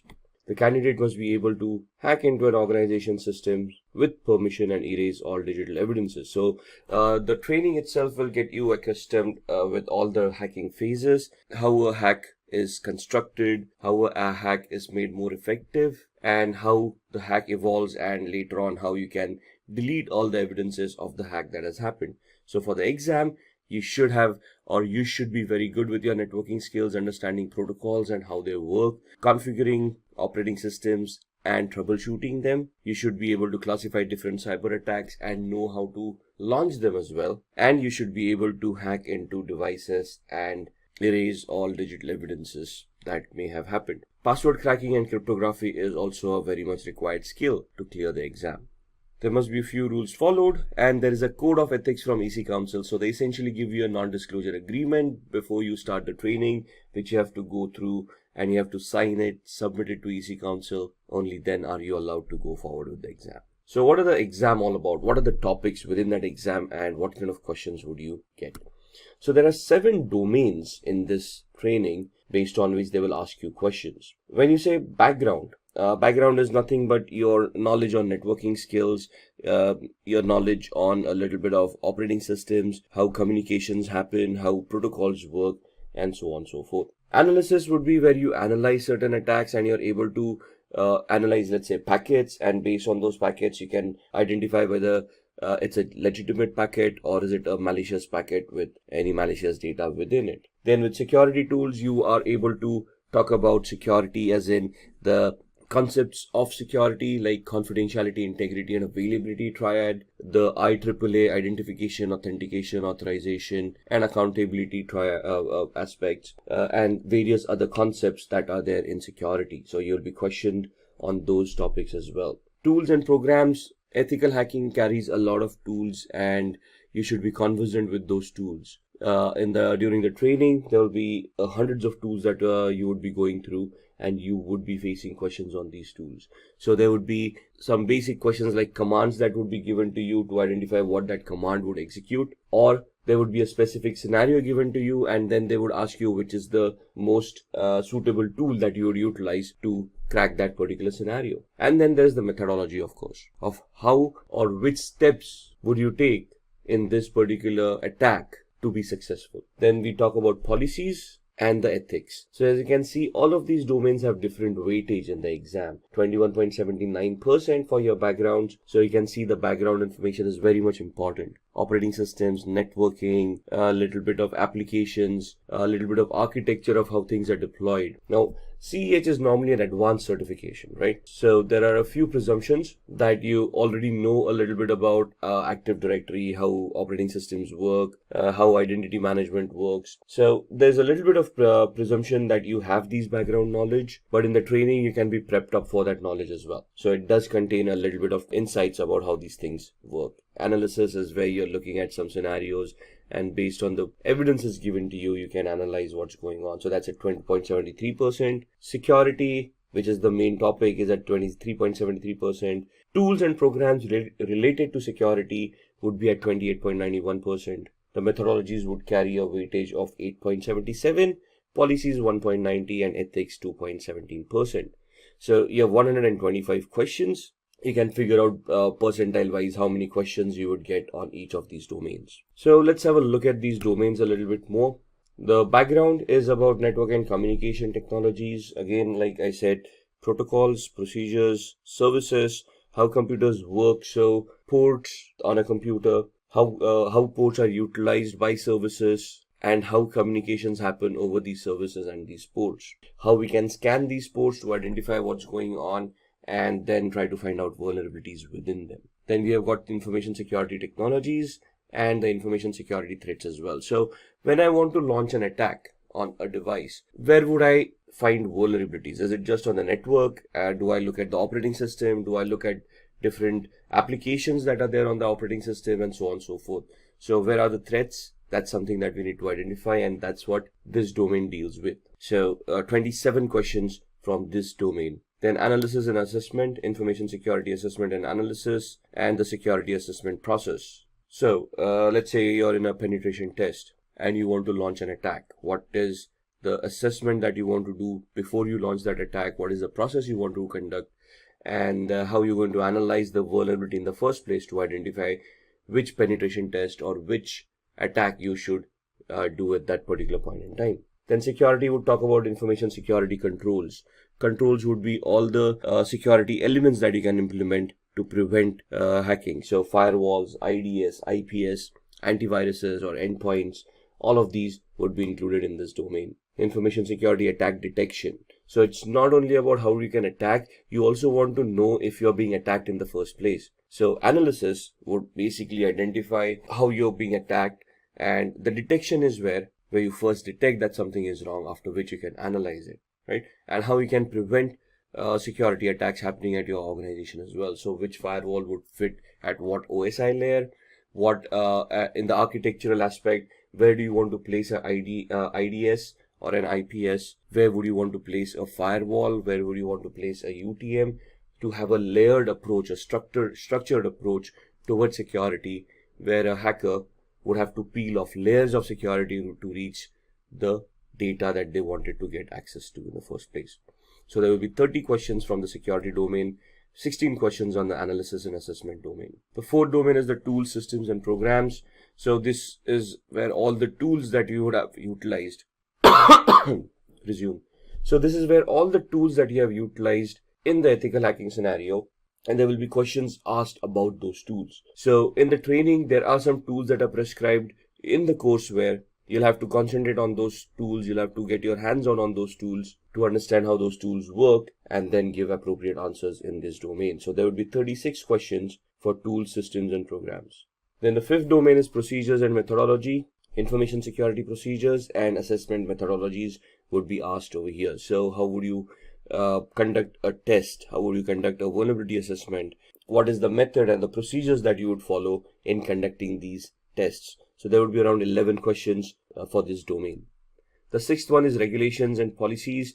So this is all about some basics that you need to be aware about for information security policies and frameworks like ISO 27001, PCI DSS, and these regulations that are available in the real world that can help you or guide you to place a security architecture on your organization. These questions are not going to be in depth about any of the laws or policies. It's just checking your awareness, whether you're aware of these laws or policies and where they can be implemented. So you can see there are only a couple of questions that would come in regulations and policies. And then ethics. Ethics is the code of conduct of how you are expected to behave as an ethical hacker, what is expected out of your job role, what you should be doing and what you shouldn't be doing. So there would be around 3 questions of ethics in the exam. Now let's look at a few sample questions from the exam as well. So this will help you get an idea what the exam questions would be. So consider the attack scenario given below. There are 5 steps listed. Step 1 starts with user browses a web page. The second step is where user web server replies with the requested page and sets a cookie on the user's browser. In the third step, attacker steals the cookie by either creating an attack on the network for sniffing, or at the application with cross-site scripting, or sending a fake mail or hosting a fake website by a social engineering attack, which is a phishing attack. In the fourth step, attacker gets access using whatever they have done and orders a product using modified cookies. And in the fifth step, the product is actually delivered to the attacker's address, whereas the bill is footed by the victim. So what is the attack that is happening here? Identify the web application attack. Is it a session fixation attack? Is it a unvalidated redirect attack? Is it a cookie poisoning attack, or is it a denial of service attack? So again, going through these steps, which of these would be the correct answer? In this scenario, it is C, which is a cookie poisoning attack, because if you look at the steps, the attacker basically hijacked the cookie or stole the cookie and then modified it to be utilized for some malicious reasons. Second question, which one of the following scanning techniques do attackers use to bypass firewall rules, logging mechanisms, and also hide themselves as usual network traffic? A. Stealth scanning technique. B. TCP connect scanning technique, C. Maintaining access, or D. FIN scanning technique. Now here, as you can understand, we need to know what these techniques are, right? So what does a FIN scan mean? What is maintaining access? What is TCP connect? What does TCP mean? TCP is transmission control protocol. How does it work? So when you connect using TCP, what is actually happening in the backend?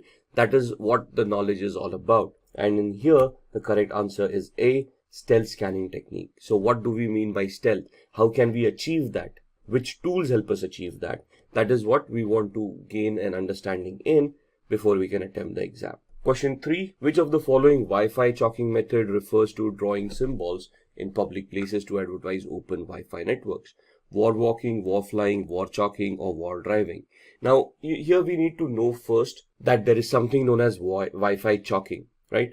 And there are some symbols that are utilized globally and they are recognized globally. They're standardized, by the way. And these symbols represent some type of Wi-Fi networks. For example, open Wi-Fi, which means you can freely connect to the Wi-Fi, or paid Wi-Fi, where you have to pay before you can connect to the Wi-Fi. Or once you get connected, you're first to have to make a payment. Only then the internet would be activated, right? So for different Wi-Fi mechanisms, there are different options that can be utilized. And the question is, which of the Wi-Fi chalking method refers to drawing these symbols in public places to advertise open Wi-Fi? So in this, the answer is war chalking. Now the question here itself is a little bit, the question itself is a little bit misleading because it mentions Wi-Fi chalking in the question itself, and that would then lead us to whether war chalking is a correct answer or not. So some of the questions could be a little bit misleading.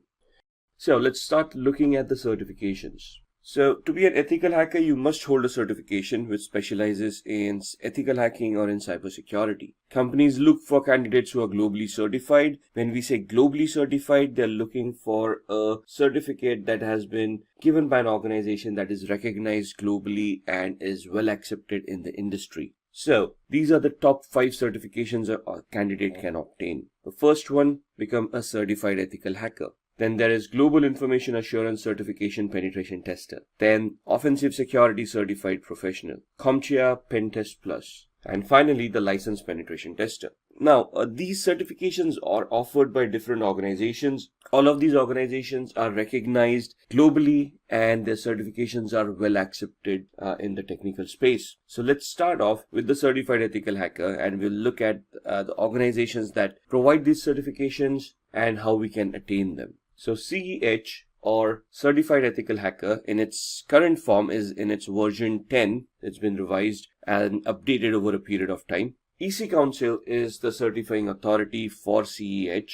They have their own authorized training centers through which you can attend trainings, give those exams, get yourself certified, and thus become globally certified and can be eligible to apply for security related jobs. It is a very well-known certification and is widely accepted at the same time. It would test the candidate's knowledge of security threats and preventive measures. Now there are 2 types of exams that you can give with CEH. One is a multiple choice question exam, which is theoretical in nature. They ask you questions and you answer the correct one. You select the correct answers. If you clear, you get certified. The second certification nowadays is where there's a practical exam associated with it. That's you'll have to purchase the voucher for that exam and give that exam. The practical exam is held in a virtual lab where you're given scenarios, and based on those scenarios, you have to resolve the questions given to you and give proof of the resolution, which would then get you certified as an ethical hacker. The theoretical exam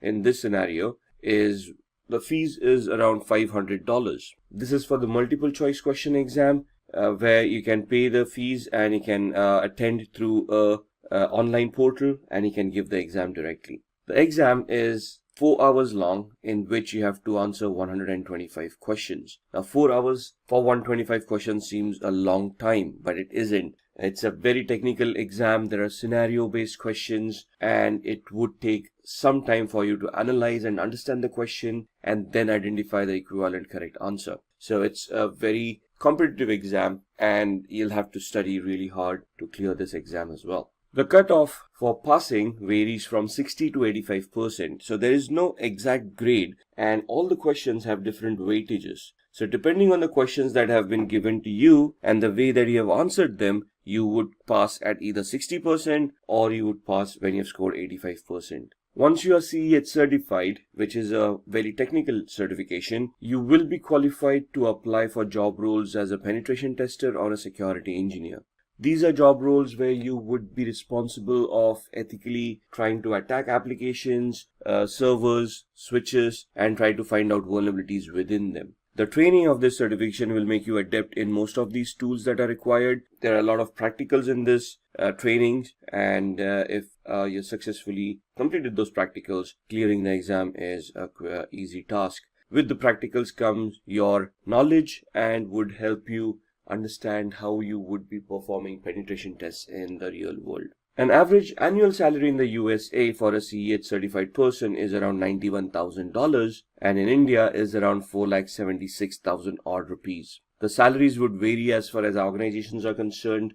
More established organizations can afford to pay a little bit more, but these are average salaries that we have seen across the market. The next certification is the GPEN, also known as the Global Information Assurance Certification Penetration Tester. This certification looks into the different pen testing practices and methods, also focuses on the various problems and pen testing. So again, this is where you're getting certified as a penetration tester. So it's again a technical certification where your knowledge on networking, applications, and security of which will be tested. You will be trained on this, of course. So the training will include all these areas where you need to focus, identify those problems, and thus be ready for the real world scenarios. The candidate will have to understand networking concepts and operating systems such as Linux and Windows, and you should be very well aware of the TCP/IP protocols. This is true for any of the technical certifications for ethical hacking. GIAC is the certification provider. It's again a very well-renowned and well-accepted certification authority across the globe. The exam fees are $1,899. 82 to 115 questions to be answered in 3 hours. Now, why 82 to 115? It depends on the test that has been associated, and depending on how you're answering those questions, you would be given those many number of questions to begin with. But all of these need to be answered in 3 hours. 74% is the pass percentage that is required to clear this exam. The average annual salary in the USA is around $96,000, while in India it is around similar to certified ethical hacking. Then looking at the next certification from Offensive Security called the OSCP, Offensive Security Certified Professional. This is another penetration testing certification, highly technical in nature, and it is an entirely hands-on certification. The previous two certifications that we saw, we talked about CEH, where there are two different exams. You could either take the theoretical exam and give your MCQs, or you could take the practical one. Here you don't have an option. This is a practical exam. So the test is conducted on a virtual network. So they send out instructions to you. There's a virtual lab that is given out to you, and they give you the questions, and you have to perform those assessments, create those reports, and provide it to the certifying authority, in this case Offensive Security. If you match their criteria of whatever you have identified in those reports, you get certified. Here, the requirements of good understanding of networking protocols, how systems function, how Kali Linux operating system functions, and the candidate must complete Offensive Security's penetration testing with the Kali Linux course and pass the hands-on exam. So this focuses purely on Kali Linux. Kali Linux is an operating system that is freely distributed over the internet and comes structured with around 300 plus tools used for ethical hacking. So this course totally relies on Kali Linux for you to use as a tool set for penetration testing. The certificate provider, as stated, is Offensive Security. The name of the course is OSCP, Offensive Security Certified Professional.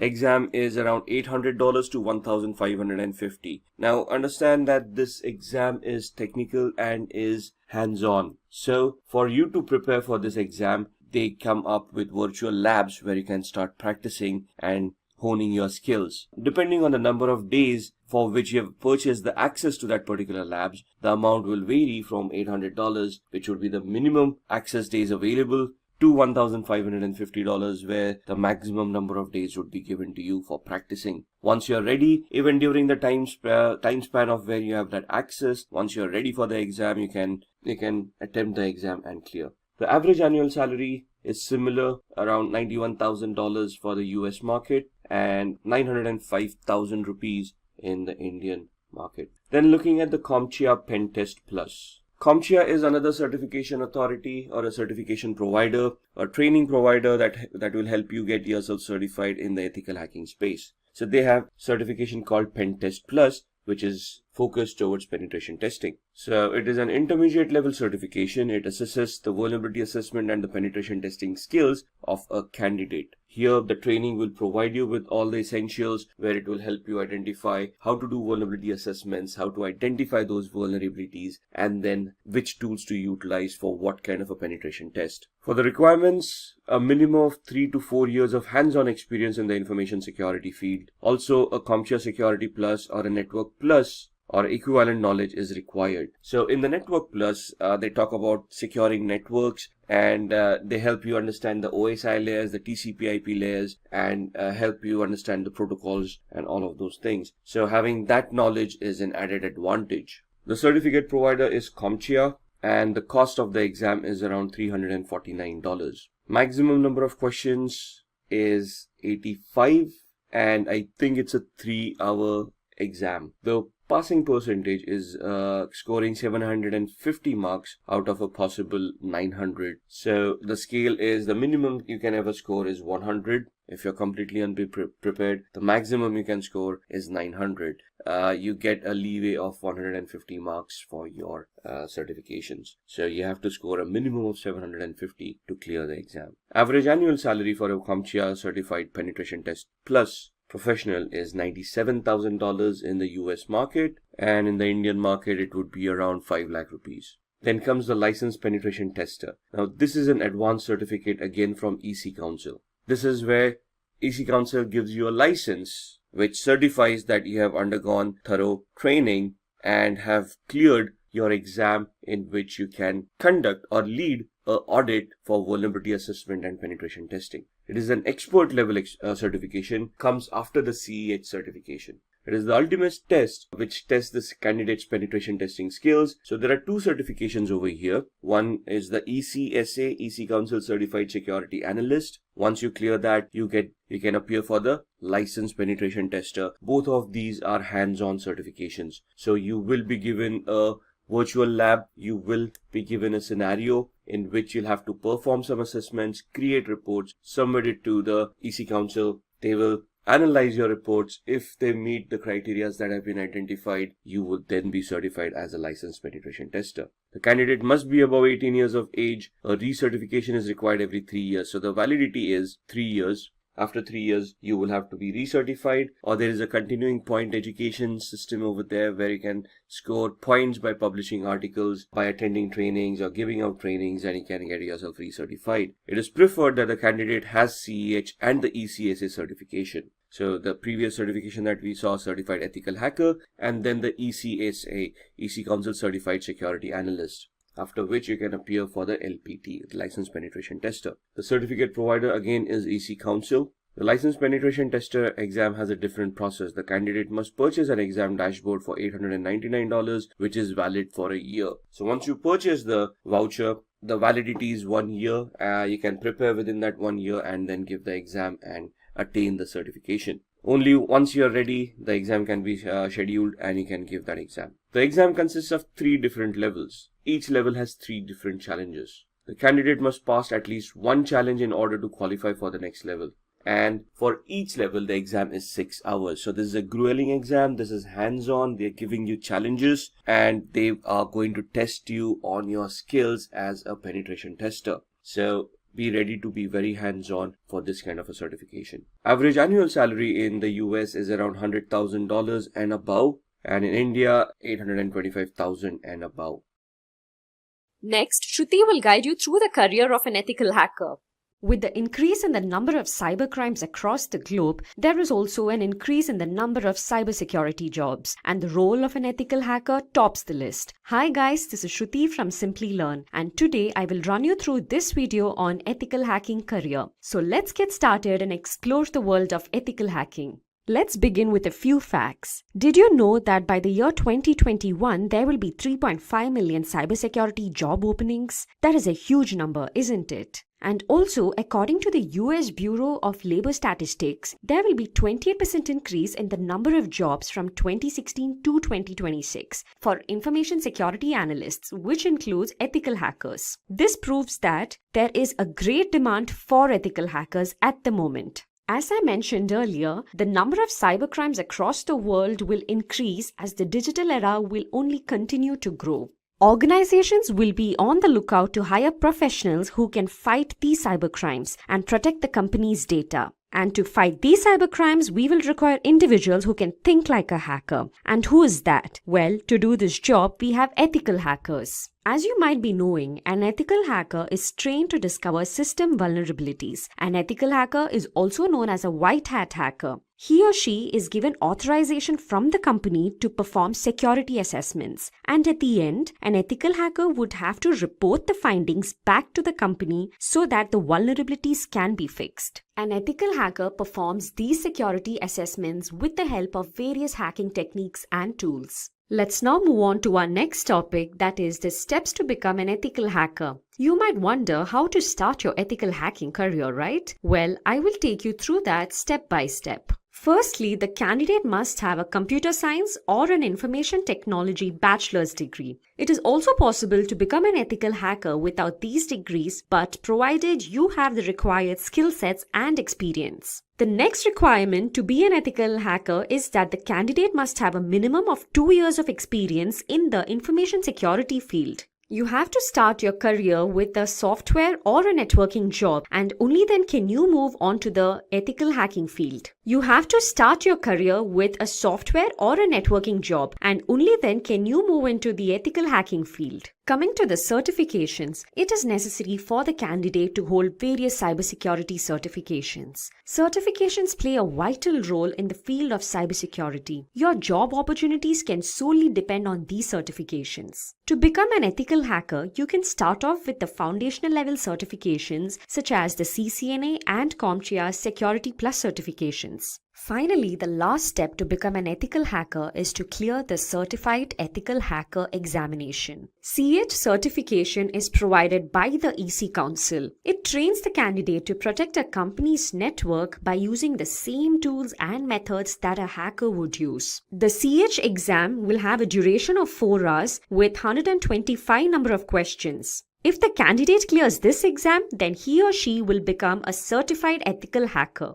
Now that you know the steps to become an ethical hacker, let's look into the skill sets which are required to help you achieve these steps. First and foremost, an ethical hacker needs to have an in-depth knowledge of the working of the operating systems. Knowledge of Windows, Linux, and Macintosh operating systems is required. For penetration testing, creating exploits, and bug hunting, programming will be important. So knowledge of programming languages such as C, C++, HTML, Python, and PHP will be very helpful. Basic knowledge of networking, TCP/IP protocols, and OSI model is necessary as networking is the foundation of cybersecurity. For securing databases, knowledge of SQL, NoSQL, PostgreSQL is necessary. Cryptography is used to secure information. It is the process of converting data from a readable format to a non-readable format and vice versa. Cryptanalysis is decryption without a secret key. In most cases, certified ethical hacker would need to perform cryptanalysis. Hence, ethical hacker has to be comfortable with cryptography and cryptanalysis. Ethical hackers should be proficient in network security control measures such as intrusion detection and intrusion prevention techniques. Now let's move on to the responsibilities which are taken care of by an ethical hacker. Let's have a look at these responsibilities. An ethical hacker is responsible for scanning systems, open and closed ports using tools like Nessus and Nmap. Vulnerabilities and threats are identified by doing this. In addition to scanning for vulnerabilities, they also search the deep corners of the network to spot critical information such as passwords, which can make the organization vulnerable to an attack. In addition to building and maintaining IDS, IPS, and firewalls, they also try to evade these security measures to gauge the performance of the systems. A lot of times, a company's online fraud or online theft incidents are looked into by an ethical hacker. An ethical hacker also checks for sniffing networks and hijacked web servers and applications. Those were the responsibilities of an ethical hacker. Now let's look into the various job roles an ethical hacker can apply for. It is a misconception that an ethical hacker will perform only penetration testing. Well, there are a number of other jobs an ethical hacker can apply for. The different job roles such as that of a penetration tester, information security analyst, security consultant, and an information security manager. Let's have a look at each of these job roles one by one. A penetration tester performs the typical responsibility of an ethical hacker. That is, he or she tries to exploit a security system's vulnerabilities. This is carried out using different hacking tools and techniques. An ethical hacker can also apply for the role of an information security analyst. There is a difference between the job roles of a penetration tester and that of an information security analyst. Here, the candidate will be required to primarily design and protect the organization's network from various cyber attacks. Finally, the candidate is also required to document the identified security breaches so that it can be omitted the next time. The responsibilities of a security consultant is more or less similar to that of an information security analyst that we saw previously. As a security consultant, you will be responsible to design, implement, and maintain various security architectures. In addition to this, you're also required to upgrade the security systems as and when required. Finally, an ethical hacker can also apply to the role of an information security manager. As the name suggests, this role will require the candidate to possess managerial skills, as an information security manager is responsible to head the IT and the information security team. Now that we have seen the responsibilities, the skills, and the steps to become an ethical hacker, let's have a look at the different companies hiring ethical hackers. To name a few, we have Bank of America, Ernst & Young, KPMG, Urban Pro, and IBM. Let's now look into the salary structure of an ethical hacker. Well, in India, the average annual salary of a certified ethical hacker is nearly 4,76,000 rupees. And in the US, the average annual salary of a certified ethical hacker is $91,000. Now I will guide you through a sample resume of a penetration tester. As you can see on your screens, this is a sample resume of a penetration tester.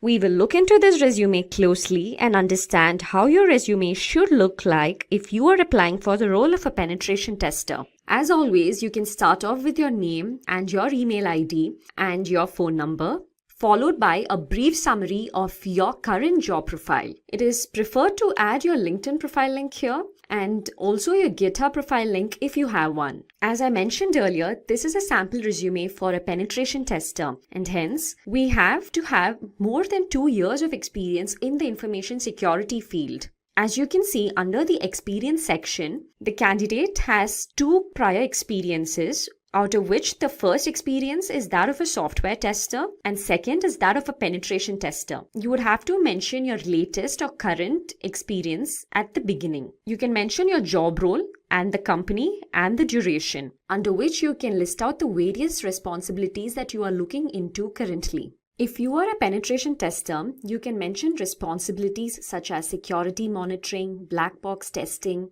documentation of the results, vulnerability scanning, and so on. Below this, you can mention your first company's experience with the roles and responsibilities that you have performed earlier. Here, the candidate was a software tester before becoming a penetration tester. Let's move on to the education section. Here, the candidate holds a bachelor's degree in computer science. You can mention your degree followed by the university name. Or if you're applying for any other role in the cybersecurity domain, it is recommended that you list out the certifications as well. To start off with, a CCNA certification will be preferred, followed by a certified ethical hacker certification, which is a must if you are applying for the role of a penetration tester.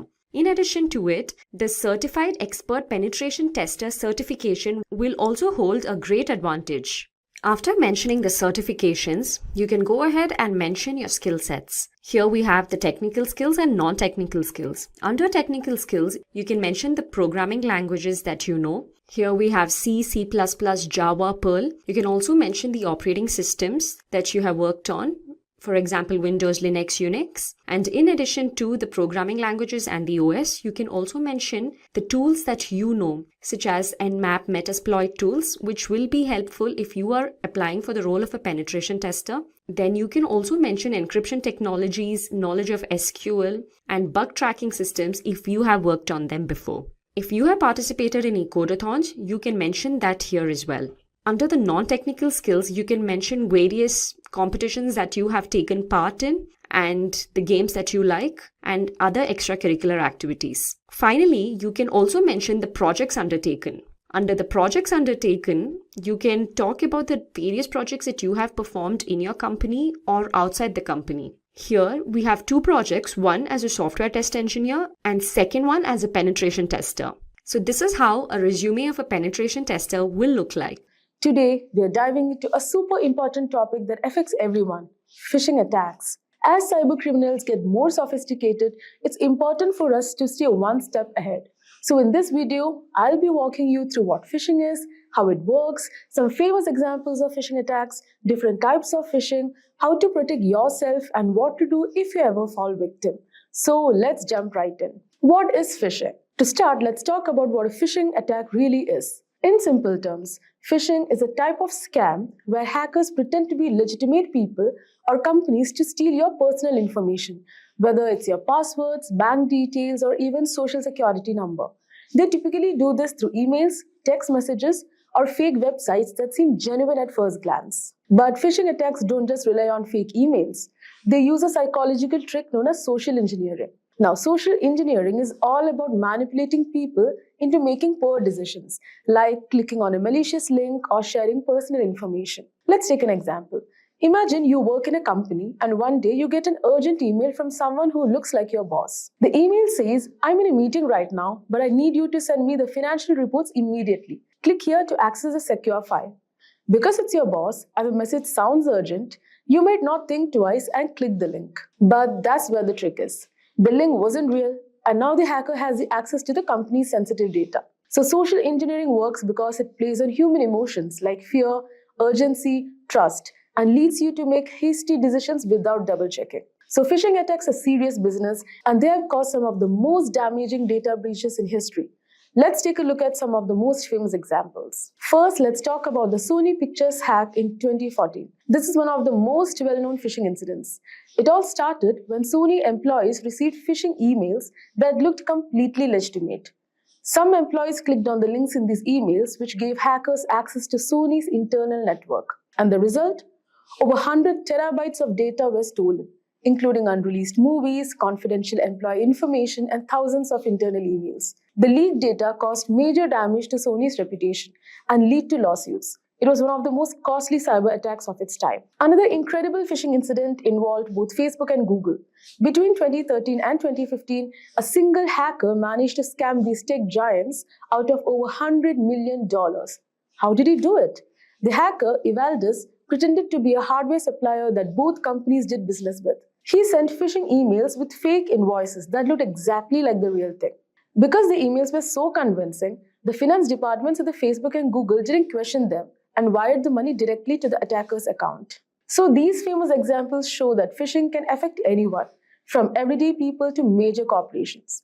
So let's talk about how they work step by step when hackers actually try to steal your information. So how does a phishing attack unfold? Let's break it into easy steps. Step 1. Phishing attacks typically start with a carefully crafted message, often in the form of an email or text. This message will look like it's from a legitimate company, like your bank, a popular service like PayPal, or even someone you personally know. Hackers usually use several techniques to make these emails look authentic. One common technique is domain spoofing. This is when hackers create a domain that looks almost identical to the legitimate website, but with subtle differences. For example, instead of paypal.com, they might use paypal1.com or pay-pal.com. Because most people glance at the sender's email address quickly, they don't notice the subtle change. The next step is to get the victim to visit a fake website. When you click on the link in the phishing email, you're often redirected to a website that looks exactly like the real thing. These fake websites are often designed to perfectly mimic the official login pages of services like your bank or email provider. To create these fake websites, hackers often use what's called a phishing kit. Now, phishing kits are pre-built tools that make it easy for attackers to clone real websites. The hacker then hosts the fake website on a malicious server or uses DNS spoofing, where they manipulate the DNS records to redirect users from the legitimate website to their fake version without the victim knowing. Now, once you land on the fake website, the next step is for the hacker to collect your information. So these fake pages are designed to look identical to the real ones. So when you enter your username and password, you think you're logging in securely. But hear what's happening in the background. Phishing sites use various methods to capture the information you type in. One common technique is form jacking, where the form on the website is modified to send the data directly to the attacker's server. Alternately, hackers can use key logging malware that records every keystroke you make, capturing usernames, passwords, and even credit card information as you type. So to make the fake site even more convincing, attackers often secure it with a real SSL certificate. Now, this means the website might show up as secure with a padlock symbol in your browser, making you believe it's legitimate. So this is why it's important to check more than just the HTTPS in the URL. Now, once the hacker has your data, they can use it in various ways. The most common method is using your stolen credentials to log into your accounts. This is known as credential stuffing. But they can also use your personal information for identity theft, or they might sell your data on the dark web. But phishing isn't a one-size-fits-all approach. Hackers use several different types of phishing attacks, and each one is designed for a specific target or method. So now let's talk about the different types of phishing attacks. First, we have general phishing, which is the most common and broad type.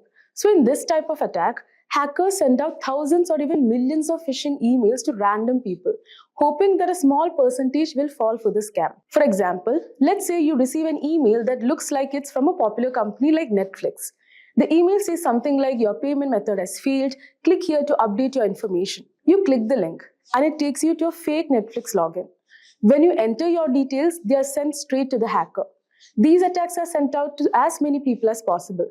Whoever falls for it, falls for it. It's all about volume with general phishing. Next is spear phishing. So unlike general phishing, spear phishing is much more targeted. So the attacker picks a specific individual or company and tailors the attack to that person or group. So spear phishing requires some research and planning. So it's more sophisticated than general phishing. For example, imagine you work in the finance department of a company and you receive an email from someone pretending to be the CEO.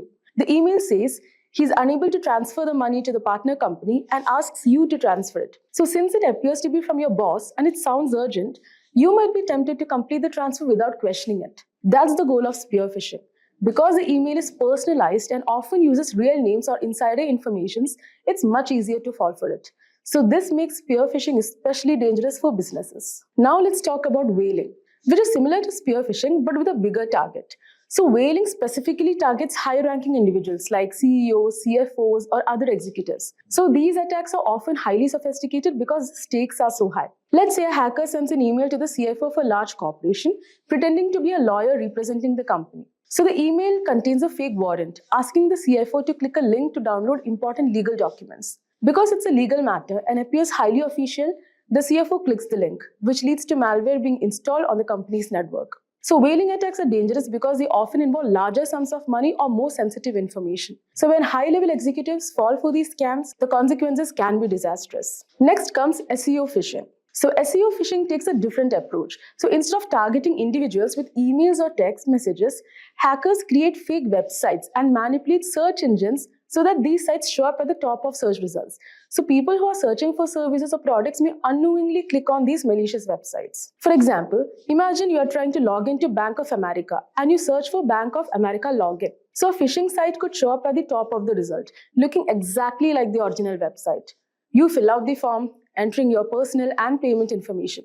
But instead of going to the bank, all of that information goes straight to the hacker. So SEO phishing works because we trust search engines to lead us to legitimate sites. Hackers take advantage of that trust by manipulating search engine algorithms to display their malicious sites.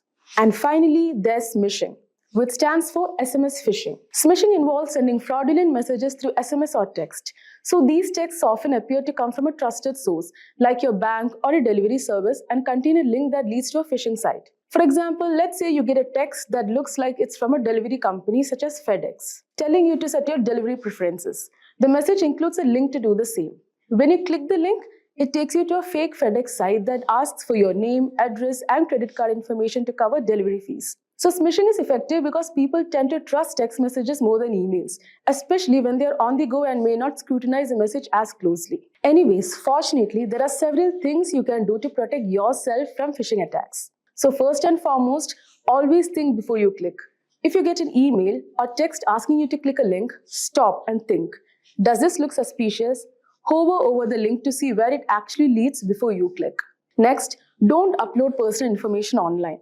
Be careful where you share your personal information online. Hackers often gather details from social media or public profiles to make their phishing attempts more convincing. So make sure to keep your software, operating system, and apps updated. Regular updates include security patches that protect against known vulnerabilities. Next is use antivirus and email security. Install a good antivirus program and use email services with phishing filters. These tools can block many phishing emails before they even reach your inbox. And lastly, use a secure DNS service. This can prevent you from even accessing malicious websites, adding an extra layer of protection. Now, even with these precautions, phishing attacks can sometimes be successful. So what happens if you're already fallen a victim? Let's talk about what to do after a phishing attack. So if you realize you have fallen for a phishing attack, don't panic. There are steps you can take to minimize the damage. First, report the attack to cybercrime authorities. In many countries, there are dedicated teams that handle online fraud, and the faster they are notified, the better. Next, change the passwords for any accounts that may have been compromised. Make sure each password is unique and avoid using the same password for multiple accounts. Next, enable multi-factor authentication on your accounts. MFA adds an extra step, like a code sent to your phone, which makes it harder for hackers to gain access. And lastly, run a full malware scan on your devices. If you clicked a link or downloaded something from the phishing attack, malware might have been installed. So it's important to remove it as quickly as possible. And there you have it. We have covered everything you need to know about phishing attacks, from how they work, the different types, to some real-life examples of phishing disasters, and most importantly, how you can protect yourself. Do you know, friends, that Wireshark is a powerful network protocol analyzer that helps you capture and analyze network traffic in real time? It allows you to deep dive into data packets traveling through your network, giving you insights into network performance, security, and troubleshooting. In this tutorial, we'll guide you through the basics of using Wireshark, from setting up your capture environment to interpreting the data. By the end of this tutorial, you'll have a solid understanding of how to navigate Wireshark interface, set of filters, and analyze the network traffic for different use cases. So guys, let's get started. So guys, let us start first by understanding what is Wireshark. So guys, Wireshark is a comprehensive open source network protocol analyzer that basically allows user to capture and analyze the data traveling over the network in real time. It is widely used by network administrators, security professionals, and also developers for various purposes. For example, guys, like network troubleshooting, where you have to identify and resolve network issues by examining the traffic patterns and diagnosing the connectivity problems. The next one is network analysis, which we'll also be doing in our hands-on, where you have to understand and optimize network performance by analyzing data flows and interaction between network systems. The third one is security auditing. You will also have to detect and investigate unusual or potentially malicious network activities such as unauthorized access or data breaches. And finally, you have a protocol development, where you can debug and develop network protocols by capturing and analyzing protocol messages and behaviors. The key features of Wireshark are: the first one is packet capture. Wireshark captures packets of data transmitted over the network. Each packet contains a wealth of information, including source and destination addresses. And also you get protocol, types, and payload data. So as you can see all over here, I've already downloaded Wireshark, and I'll guide you also how to download it. But as you can see, these are the lines that shows that the Wi-Fi packet graph is showing that this is how the packets are transmitting. So this is basically the real-time analysis what you can get through in Wireshark. Next one is you get a detailed inspection. Guys, Wireshark also decodes and displays data at various protocol layers. Example, you can get Ethernet, IP, TCP, HTTP, which allows for detailed examinations of network communications. You can also perform filtering and searching. Then you'll also get a chance to do data visualization, which includes features for visualizing network traffics such as flow graphs, as you can see all over here, and also statistics, which can help in understanding network behavior and performance. Wireshark is available for multi-operating systems, like for Windows, Mac OS, Linux, and many more. Now, there are certain scenarios where network security engineers use it. Suppose for network performance monitoring, where you track and analyze the performance of network applications and services. You also get an incident response. You investigate and respond to network security incidents by analyzing captured traffic. And you also do the protocol analysis, where you examine and troubleshoot network protocols and ensure proper implementation. Now, let us start with the Wireshark. So first, let us download the Wireshark. And before we download it, I expect that you would have got some brief idea regarding what is Wireshark. Now, what you have to do, guys, you have to go at this link, wireshark.org.download.html. So since I'm using Windows, so I have clicked on Windows x64 installer. Just right click on this. So as you can see, it will start downloading. So guys, since I've already downloaded it, I may not have to do it again. And the steps are very simple. Just you have to click yes, and it's going to download all the required dependencies and your installer will be ready. And after clicking all the OKs, you are going to get something like this. So this is your entry of the Wireshark network analyzer. Now, so as you can see all over here, you can capture the network packets from these interfaces. So you can see local area connection 10, adapter lookup, traffic capture, Bluetooth is there, then you have the Ethernets, okay? So let us choose the Wi-Fi as a network interface, okay?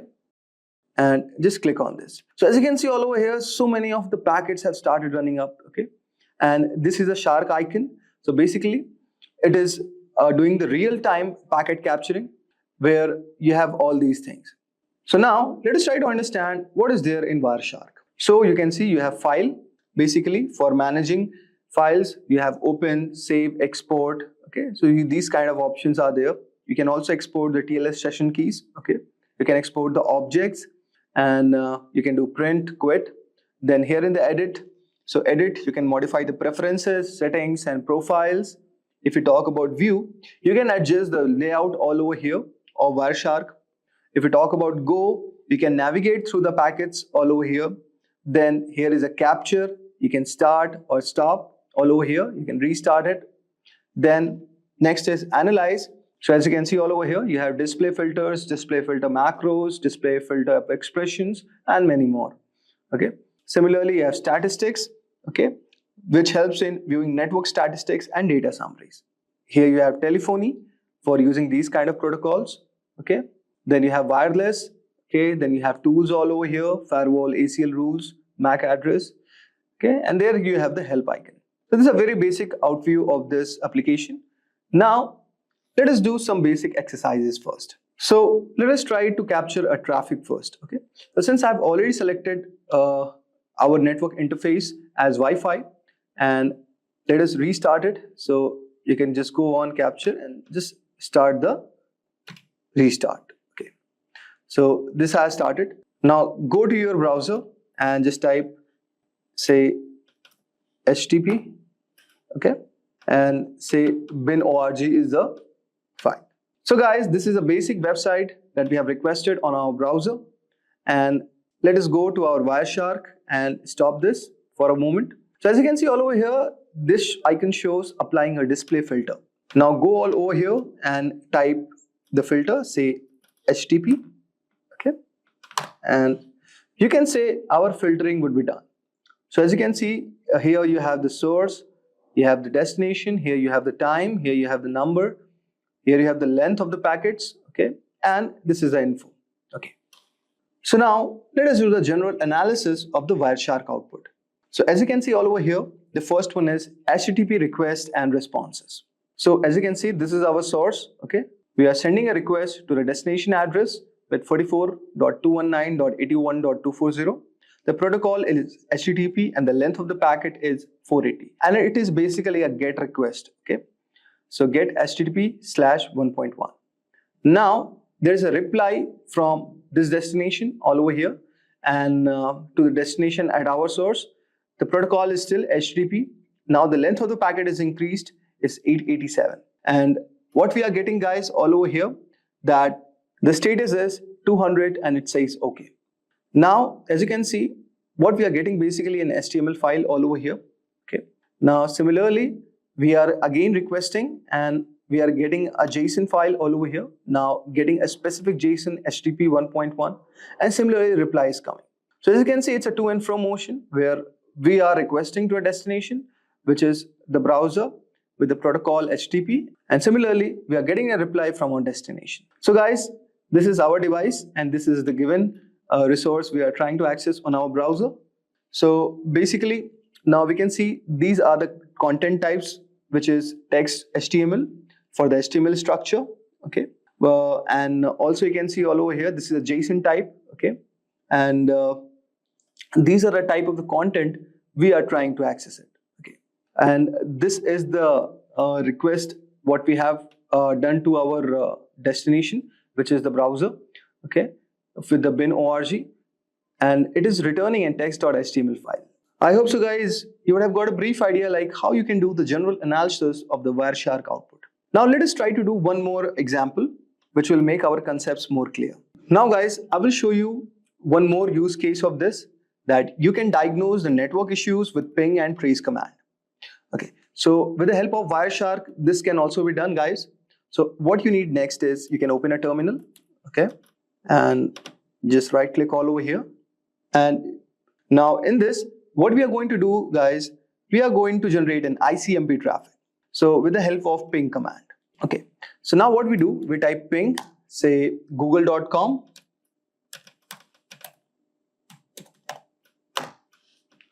and you can see all over here the request and reply have started. And now what we will do, guys, we will use the tracer command for tracing our packet flow. So you can see something we have got all over here. We will discuss about this bit later. Now let us open our Wireshark. Okay, and what we'll do, guys, we will type ICMP. Okay, and just click all over here. Okay, so guys, go to the filter and type ICMP. Okay, and just click all over here. And but before that, you have to stop this. And now let us try. So you can see all over here that here the destination is showing unreachable, but here we are getting the reply. Okay, now let us try to examine this protocol. Okay, so what all over here, let us try to understand first what we did in the terminal. Okay, so guys, when we are typing the command ping google.com, this command is basically testing the reachability of google.com by sending the Internet Control Message Protocol or ICMP echo request packets and waiting for the replies, which is echo response. Now guys, let us break down the ping results. So first 3 replies, we are going to see that each reply shows the IP address of 142.250.193.110, which is one of the Google servers. And you can see the round trip time latency for the packets. For the first time, it is showing around 76 milliseconds. For second round trip time, it is showing around 88. Then third is 99, and fourth one is 30 milliseconds. Now you can see there is something called time to live also, and in this case the time to live for each packet is around 55 milliseconds.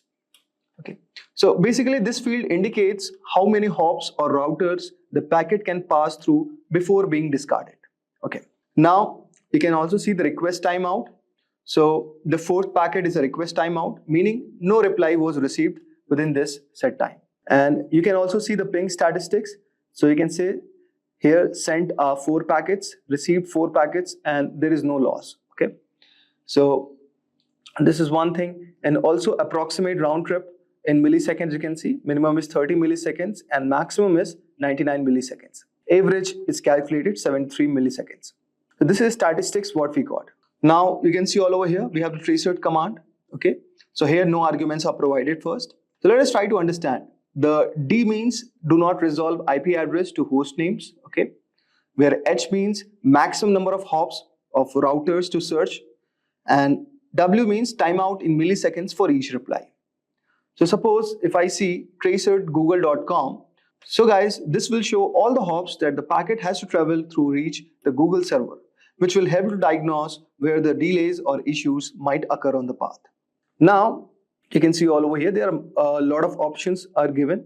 So similarly, you can read this. Now let us try to do the Wireshark analysis.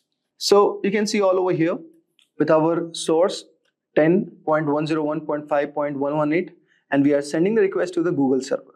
And this is Internet Control Message Protocol. So you can see all over here, this is echo. This is a ping request with ID 0x001. And we can see the sequence is also given, the time to live, and we are replying in 7641 milliseconds. So this packet is basically what we are doing, guys. We are 7630 is our packet number, and this is what we are sending as a request. Then 7641 is a reply from the Google server with the given ID, okay, the sequence number of this and the time to live, and it is also giving the request one. Now what you can do, guys, you can also apply one filter all over here. We can, okay, now with the help of this, you can just see there are a lot of options as a filtering, okay. So you can read the documentation for this, and whenever it is turning red, guys, it is showing something as error, okay. And now let us do this, and let us type our IP address, say 101, okay, 1.5.118. Okay, so this is also one of the way you can apply the filter. Okay, so it's going to filter out the IP address. Okay, say let's do this. So it is going to filter out our IP address, which is basically the same which is sending, because we have not given any other ping request. So guys, here what we can see, so this is kind of the analysis what we are doing basically. Okay, so guys, this was a Wireshark analysis for diagnosing the network issues with the help of ping and trace commands. And you can do a lot more other things with the help of Wireshark.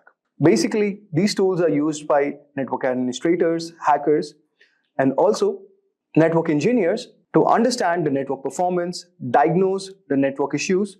Okay, so this was a short exercise which I have shown you about the basics of Wireshark. I hope so you would have enjoyed our today's video. Top cybersecurity interview questions.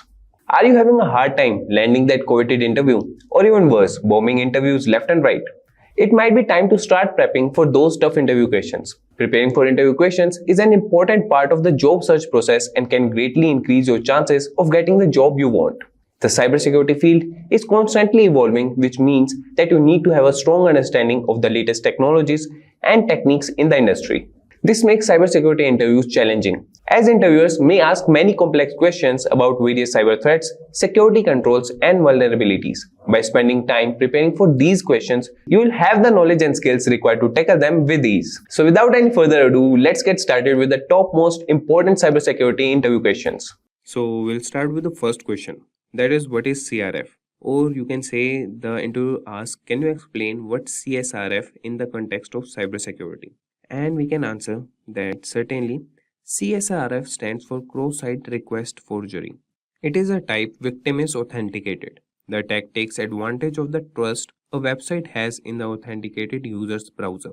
Now, we'll see how it works. So, security vulnerability that occurs when an attacker tricks a victim into performing an unwanted action on a website or web application, in which the attacker creates a malicious website or injects malicious code into a legitimate website that the victim visits. And when the victim visits the attacker's website or the compromised legitimate website, the malicious code can execute without the victim's knowledge. The malicious code sends a request to the targeted website or application on behalf of the victim.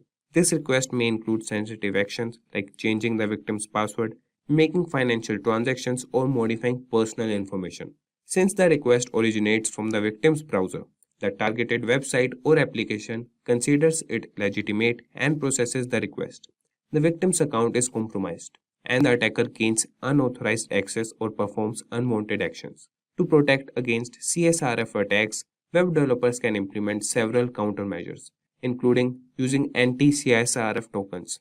Using anti-CSRF tokens, web applications can generate and include unique tokens in each form or request. These tokens are verified by the server before processing the action, ensuring that the request originated from the same website.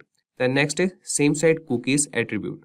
Web developers can set the same site attribute on cookies, which prevents them from being sent with cross-site requests, thus reducing the risk of CSRF attacks. Verifying the origin header.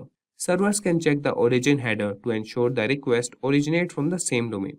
The next is implementing strict access control. Web applications should enforce strict access controls and authorization mechanisms to ensure that only authorized actions can be performed. And the next measure can be by implementing these countermeasures, organizations can significantly reduce the risk of CSRF attacks and protect their users' sensitive information and accounts. And the next question is, that is the most important question, which interviewer asked, that is difference between XSS and CSRF. So XS, that is XSS, cross-site scripting, and CSRF, cross-site request forgery, are both common web application vulnerabilities, but they differ in their nature and the risk they pose. So XS is a vulnerability that occurs when an attacker injects malicious scripts into a trusted website, which is then executed by the user's browser. This can happen when the website does not properly validate or sanitize user input. The injected scripts can be used to steal sensitive information such as login credentials or session cookies, and can also be used to modify the content of the website or redirect users to malicious websites. CSRF, on the other hand, is a type of attack where an attacker tricks a user's browser into making unintended or unauthorized requests to a website. This attack relies on the fact that many websites use cookies or other mechanisms for session management, and these cookies are automatically sent with every request made to the website. By tricking a user into visiting a specially crafted website or clicking on a malicious link, the attacker can perform actions on behalf of the user without their knowledge or consent, potentially leading to unauthorized actions, data manipulation, or account compromise. In summary, XSS is concerned with injecting and executing malicious scripts within a website, while CSRF involves tricking users into performing unintended actions on a trusted website. Both vulnerabilities can have serious consequences, and it is important for web developers to understand and mitigate these risks through proper input validation, output encoding, and security mechanisms such as CSRF tokens and secure session management. Now moving to next question. Is XSS client-side attack or server-side attack? So XSS, that is cross-site scripting, attack can occur on the client side, which means it targets vulnerabilities in the user's web browser or the client application. This type of attack takes advantage of security weaknesses in the client-side code, allowing an attacker to inject malicious scripts into a trusted website or web application. Once the script is executed by the user's browser, it can lead to unauthorized actions, data theft, or other malicious activities. And it's important to note that while XSS attacks primarily target the client side, they can have significant consequences on the server side as well. The injected script may interact with the server or exploit vulnerabilities in the server-side code to perform actions on behalf of the attacker. Therefore, XSS attacks can have an impact on both the client and server components of a web application security. And the next question is, what is IOC? In cybersecurity, IOC stands for Indicators of Compromise. These are pieces of evidence or artifacts that suggest the presence of malicious activity or a security breach within a system or network. IOCs are used to identify, detect, and respond to potential security incidents. There are several types of IOCs that security professionals look for. The most common types include file-based IOCs. These include malicious files such as malware, executables, scripts, or documents that have been identified as part of a cyber attack. File-based IOCs can be identified through file hashes, file names, or specific file content.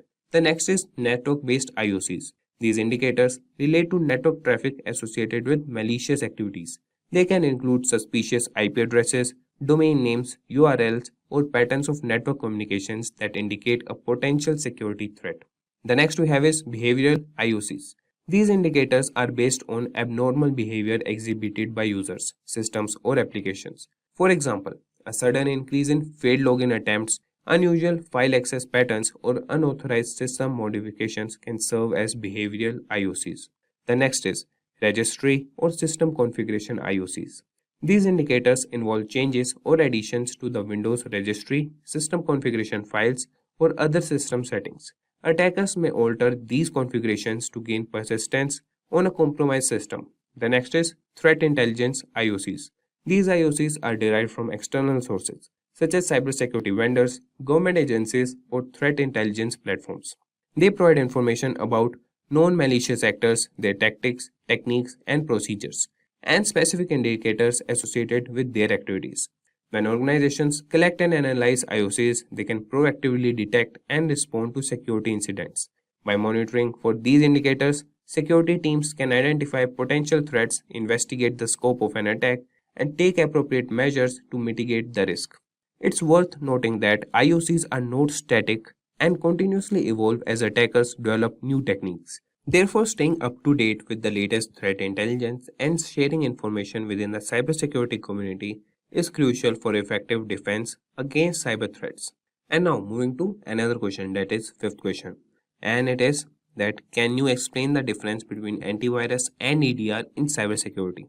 So antivirus and endpoint detection and response, that is EDR, are both important components in cybersecurity, but they serve different purposes. We'll see them. That is, first, antivirus, that is also known as anti-malware software. It is designed to detect, prevent, and remove known types of malicious software such as viruses, worms, trojans, and ransomware. It relies on signature-based detection, where it compares the code patterns or files or programs against a database of known malware signatures. When a match is found, the antivirus software takes appropriate action to quarantine or delete the infected file. On the other hand, the EDR goes beyond traditional antivirus solutions by providing real-time monitoring, detection, and response capabilities at the endpoint level. EDR solutions are designed to detect and respond to sophisticated and advanced threats that may evade traditional antivirus software. They use a combination of techniques including behavioral analysis, machine learning, and threat intelligence to identify malicious activities and potential threats. EDR solutions continuously monitor endpoints such as workstations, servers, and mobile devices for any suspicious activities or anomalous behavior. They collect and analyze vast amounts of endpoint data, including process executions, network connections, file changes, and system configurations to identify potential security incidents. If a threat is detected, EDR solutions provide detailed visibility into the incident, allowing security teams to investigate, contain, and respond to the threat in real time. While antivirus focuses on known threats and relies on signature-based detection, EDR solutions are more proactive and capable of identifying previously unseen or zero-day threats. They offer enhanced threat hunting capabilities, allowing security analysts to search for indicators of compromise, that is IOCs, and identify potential vulnerabilities or security gaps in the environment. In summary, antivirus is an essential component in protecting against known malware, while EDR provides advanced threat detection, real-time monitoring, and incident response capabilities to defend against sophisticated and emerging threats. Combining both antivirus and EDR solutions can significantly enhance an organization's overall cybersecurity posture. Now, moving to another question, that is IPS versus firewall. That is, can you explain the difference between IPS and a firewall in cybersecurity? So, an IPS, that is intrusion prevention system, and a firewall are two distinct but complementary security mechanisms. Let's see the differences between them.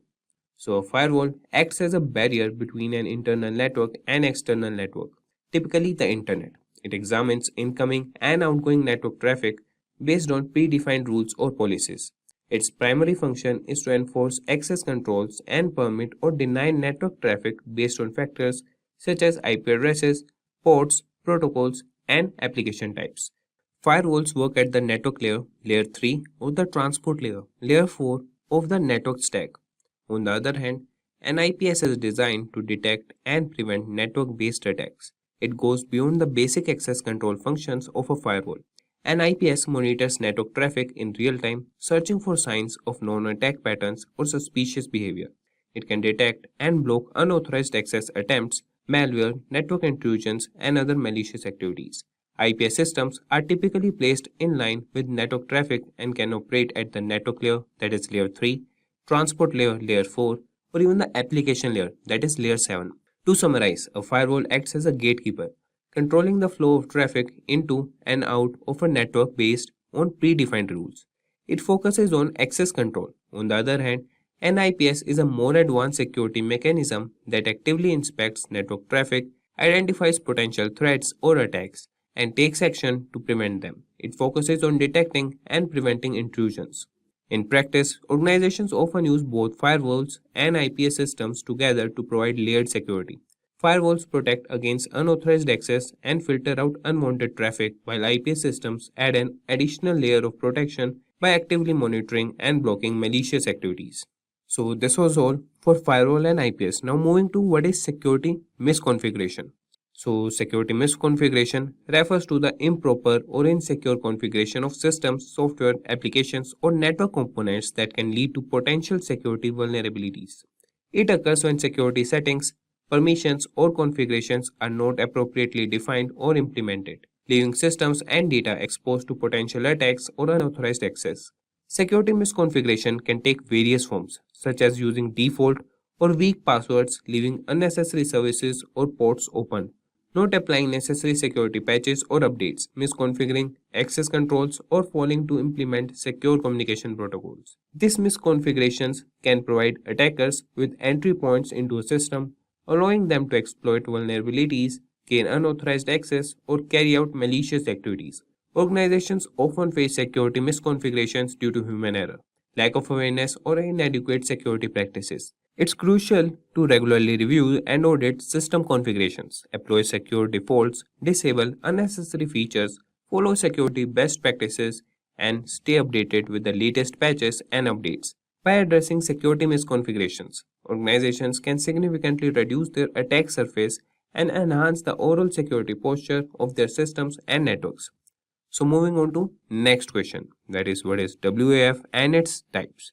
So WAF stands for Web Application Firewall. It is a security measure used to protect web applications from various types of cyber attacks. A WAF acts as a filter between the web application and the external network, monitoring and analyzing incoming and outgoing web traffic. There are primarily two types of WAFs commonly used in cybersecurity, that are network-based WAF. This type of WAF is implemented at the network parameter, typically as a dedicated hardware appliance or a virtual appliance. It intercepts web traffic before it reaches the web application server. And network-based WAFs examine packets at the network layer, inspecting IP addresses, ports, and protocols to detect and prevent malicious activities. They are effective in protecting multiple web applications hosted on the same network infrastructure. And the next is host-based WAF.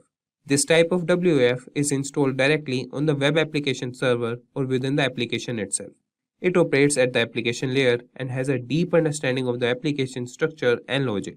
Host-based WAFs monitor and analyze HTTP, HTTPS traffic, inspecting the content of requests and responses. They are often integrated as a module or a plugin within the web server or the application framework. Host-based WAFs provide granular control and can protect specific applications or modules within a server. Both network-based and host-based WAFs have their strength and can complement each other for enhanced security. Network-based WAFs are suitable for large-scale protection across multiple applications and servers, while host-based WAFs offer more precise control and visibility into application-specific vulnerabilities and attacks. It's important to note that while WAFs are valuable in safeguarding web applications, they should be used in conjunction with other security measures like regular application patching, secure coding practices, and vulnerability assessments to ensure comprehensive protection against evolving cyber threats. Now we'll see another question, that is, could you please explain the difference between blue teaming and red teaming? So blue teaming and red teaming are two distinct approaches used in cybersecurity to enhance the overall security posture of an organization. And blue teaming primarily focuses on defense and proactive measures. Blue teams are responsible for protecting the organization's assets, systems, and data from potential threats and attacks. They typically include cybersecurity professionals within the organizations who work to identify vulnerabilities, monitor networks, and implement security controls. Blue teams conduct risk assessments, perform security audits, and develop incident response plans. They also monitor security systems, analyze logs, and use various tools to detect and mitigate threats. Essentially, blue teams act as defenders, ensuring that the organization's defenses are strong and resilient. On the other hand, red teaming takes an offensive approach. Red teams are independent groups or individuals who stimulate real-world cyber attacks to evaluate the effectiveness of the organization's security controls and practices. Their goal is to identify weaknesses, gaps, and vulnerabilities in the system. Red teams use tactics similar to those of real attackers, such as social engineering, penetration testing, and vulnerability assessments to uncover potential security flaws. By adopting the perspective of an attacker, red teams provide valuable insights into the organization's security vulnerabilities, allowing the blue team to improve their defenses. In summary, blue teaming is focused on defense, while red teaming is focused on offense. Blue teams work to prevent and mitigate cyber threats, while red teams act as adversaries to identify weaknesses and improve the organization's security. The collaboration between blue and red team is crucial in maintaining a strong security posture and effectively protecting sensitive information. So this was all. That is the difference between blue teaming and red teaming. Now moving on to the 10th question, that is what is false positive and false negative in case of IDS. So in the context of intrusion detection system, that is IDS, false positive and false negative are two important terms used to describe the accuracy of the system in identifying and classifying security events. A false positive occurs when an IDS incorrectly identifies a benign activity or event as malicious. On the other hand, a false negative happens when an IDS fails to detect an actual malicious activity or event. It occurs when an intrusion or attack goes unnoticed and is not flagged by the system. This can be quite dangerous as it allows malicious activities to go undetected, potentially causing harm to the system or network. Ideally, an IDS should strive to minimize both false positives and false negatives. However, there is often a trade-off between the two. Increasing the sensitivity of an IDS to reduce false negatives may result in more false positives, and vice versa. Balancing the detection accuracy is crucial to ensure that genuine threats are identified while minimizing the number of false alarms. So, to improve the effectiveness of an IDS, continuously monitoring, fine-tuning of detection rules, and incorporating machine learning algorithms can be employed. Additionally, it's important for security teams to carefully analyze and validate alerts to distinguish between false positive and true threats, ensuring efficient incident response and mitigation. Now moving to another question, that is what is TLD? So TLD stands for top level domain in the field of cybersecurity. In the context of the internet, a top level domain refers to the last segment of a domain name located after the final dot. It is also commonly known as domain extension. Examples of TLDs include .com, .org, .net, .gov, .edu, and country-specific TLDs like .uk, .fr, or .au. TLDs play a significant role in cybersecurity as they help identify the purpose or category of a website. Cybersecurity professionals often analyze TLDs to assess potential security risk or determine the legitimacy of a domain. Malicious actors may exploit certain TLDs such as those associated with phishing, malware distribution, or fraudulent activities. Security measures like blacklisting or filtering can be implemented based on TLDs to protect users from accessing potentially harmful websites. Overall, understanding TLDs is essential in the cybersecurity field as it aids in identifying and evaluating potential threats, enhancing website security, and safeguarding users' online experiences. So this was all about TLD. So the next question is, can you explain what name servers are in the context of cybersecurity? So in the realm of cybersecurity, name servers play a crucial role in functioning of the internet. A name server, also known as a DNS server, domain name system, is responsible for translating human-readable domain names such as www.example.com into IP addresses such as numerical representations that computers use to communicate with each other. In simple terms, when a user types a domain name into a web browser, the name server is responsible for resolving that domain name to the corresponding IP address of the server hosting the website. This process is essential for establishing connections and enabling communication between devices on the internet. From a cybersecurity perspective, name servers are vital because they act as authoritative sources for domain names resolution. However, they can also be targeted by malicious actors in various attacks such as DNS spoofing or DNS hijacking, which aims to manipulate the translation process. So to mitigate this risk, organizations employ various security measures such as implementing DNSSEC, domain name system security extensions, to ensure the integrity and authenticity of DNS data. DNS firewalls and intrusion detection systems can also be utilized to detect and prevent malicious activities targeting name servers. Overall, name servers serve as critical infrastructure component for the internet, and safeguarding their integrity is essential in maintaining a secure online environment. So the next question is, what is canonical name in the context of cybersecurity? So canonical name refers to a standardized and authoritative name assigned to a network resource, such as a domain, host, or IP address. It is used to establish a consistent and unambiguous naming convention across different systems and networks. The canonical name serves as a unique identifier for the resource, ensuring that it can be accurately located and accessed within a network or across the internet. The canonical name is commonly represented as a fully qualified domain name, FQDN, for a website, which includes the domain name and all its subdomains. For example, www.example.com is the canonical name for the website example.com. By using the canonical name, organizations can maintain a centralized and reliable reference point for accessing resources, making it easier to manage and secure their network infrastructure.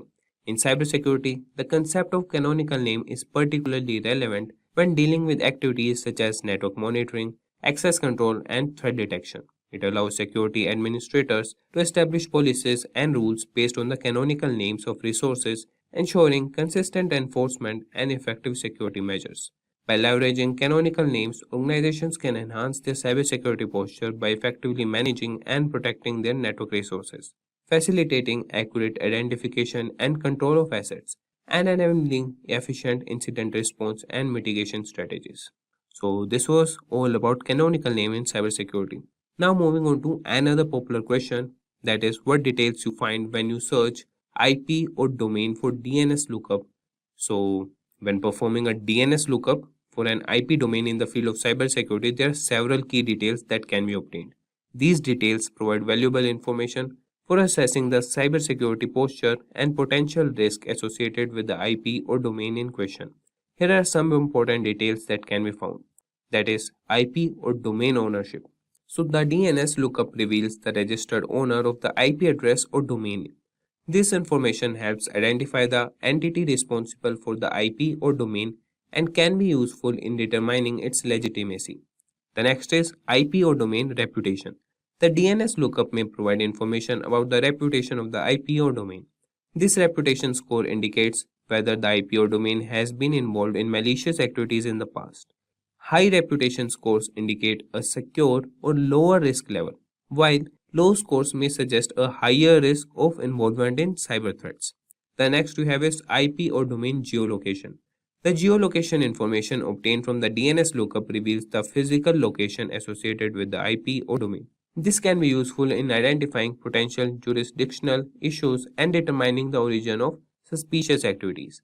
The next we have is IP or domain history. The DNS lookup can uncover historical data related to the IP or domain. This includes information such as previous ownership, changes in IP addresses, or change in domain registration details. Examining the history can help identify any patterns or suspicious behavior or previous involvement in cyber incidents. The next is DNS records. The DNS lookup provides information about the DNS records associated with the IP or domain. This includes details such as the IP addresses associated with the domain, mail server information, subdomains, and other records like TXT records used for various purposes, such as SPF, Sender Policy Framework, or DMARC, Domain-Based Message Authentication, Reporting, and Conformance configurations. The next is IP or domain blacklisting. The DNS lookup can reveal whether the IP or domain is listed on any known blacklist. Blacklisting occurs when an IP or domain is identified as being associated with malicious activities, spamming, or other undesirable behavior. Such listing can indicate a higher risk level. So, by analyzing these details obtained from a DNS lookup, cybersecurity professionals can assess the potential security risk associated with an IP or domain and take appropriate measures to protect the systems and networks. And now moving to next question, that is, what is DHCP? That is, can you explain what DHCP is and its role in cybersecurity? So DHCP stands for Dynamic Host Configuration Protocol. It is a network protocol commonly used in computer networks to automatically assign IP addresses and network configuration settings to devices within a network. DHCP plays a crucial role in cybersecurity as it helps in managing and securing network resources effectively.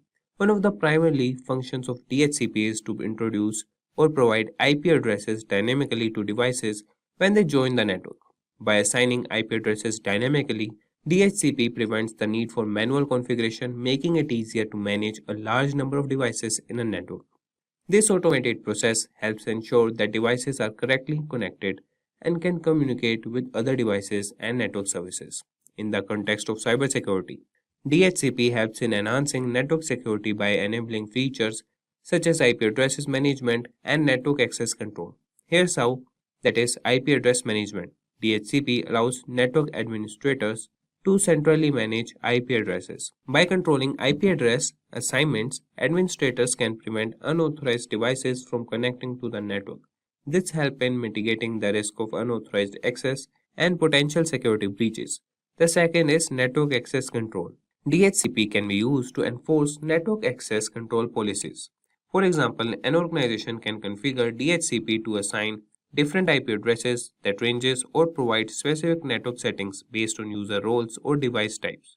This allows for granular control over network access, ensuring that only authorized devices can connect to specific network segments or services. Additionally, DHCP servers can be configured to provide additional information to connected devices such as DNS server addresses, default gateway settings, and other configuration options. By centrally managing these settings, DHCP reduces the likelihood of misconfigurations that could introduce security vulnerabilities. Moving to next question, that is, what is CVE? Which authority generate CVE? And we'll answer, CVE stands for Common Vulnerabilities and Exposures. It is a system used in the field of cybersecurity to identify and track known vulnerabilities in software and hardware. The purpose of CVE is to provide a standardized way of referencing and discussing security vulnerabilities across different organizations, vendors, and researchers. The authority responsible for generating CVEs is the MITRE Corporation.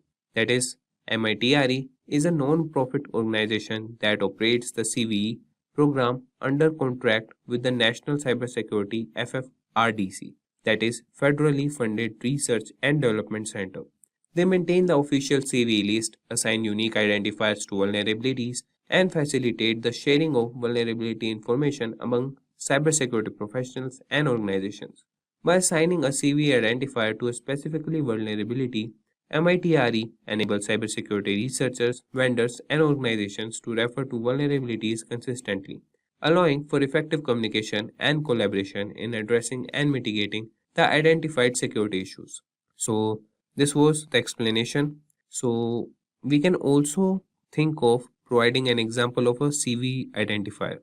So, let's take an example of CVE 2021-34567. In this case, CVE 2021 represents the year the vulnerability was assigned or discovered, and 34567 is a unique numerical identifier. By referring to this CVE identifier, security professionals can easily search for information related to the specific vulnerability and access details such as its description, severity, affected software versions, and recommended remediation steps. Now moving to another question, that is, what is a loopback address? So, a loopback address refers to a specific network address that allows a device to send and receive data to itself. It is commonly represented by the IP address, that is 127.0.0.1 in IPv4 or ::1 in IPv6. The loopback address is often used for testing and troubleshooting purposes, as it enables a device to simulate network communication without actually sending data or a physical network. When a device communicates with the loopback addresses, the data packets are routed internally within the device's network stack, bypassing the physical network interface. This allows the device to test its own network services or applications without relying on external network connectivity. By sending data to the loopback address, a device can verify the functionality and integrity of its networking protocols, software, or security configurations. From a cybersecurity perspective, the loopback address can be valuable during the development and testing of security measures, such as firewalls, intrusion detection system, or antivirus software. It allows security professionals to assess the effectiveness of these measures by emulating attacks or monitoring the device's response or stimulate malicious activities, all within the controlled environment of the loopback interface. Additionally, the loopback address is sometimes used by software developers to create a local development environment, By running services on the loopback address, developers can test and debug their applications without exposing them to potential external threats or interfering with other network resources. In summary, the loopback addresses provide some means for a device to communicate with itself internally, offering a convenient and secure method for testing, troubleshooting, and software development in the field of cybersecurity. And moving to next question, that is 18th question. Here we will explain the concepts of threads and processes. So in the context of cybersecurity, threads and processes are important concepts that relate to the execution and management of software and how they can impact the security of a system. So a process can be understood as an instance of a computer program that is being executed. It represents a set of resources such as memory, files, and system state allocated by the operating system to execute the program. Each process runs independently with its own memory space and resources and can perform various tasks. Processes can communicate with each other through their inter-process communication mechanism provided by the operating system. On the other hand, a thread is a unit of execution within a process.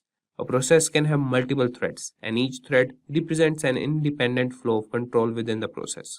Threads within a process share the same memory space, allowing for efficient communication and data sharing.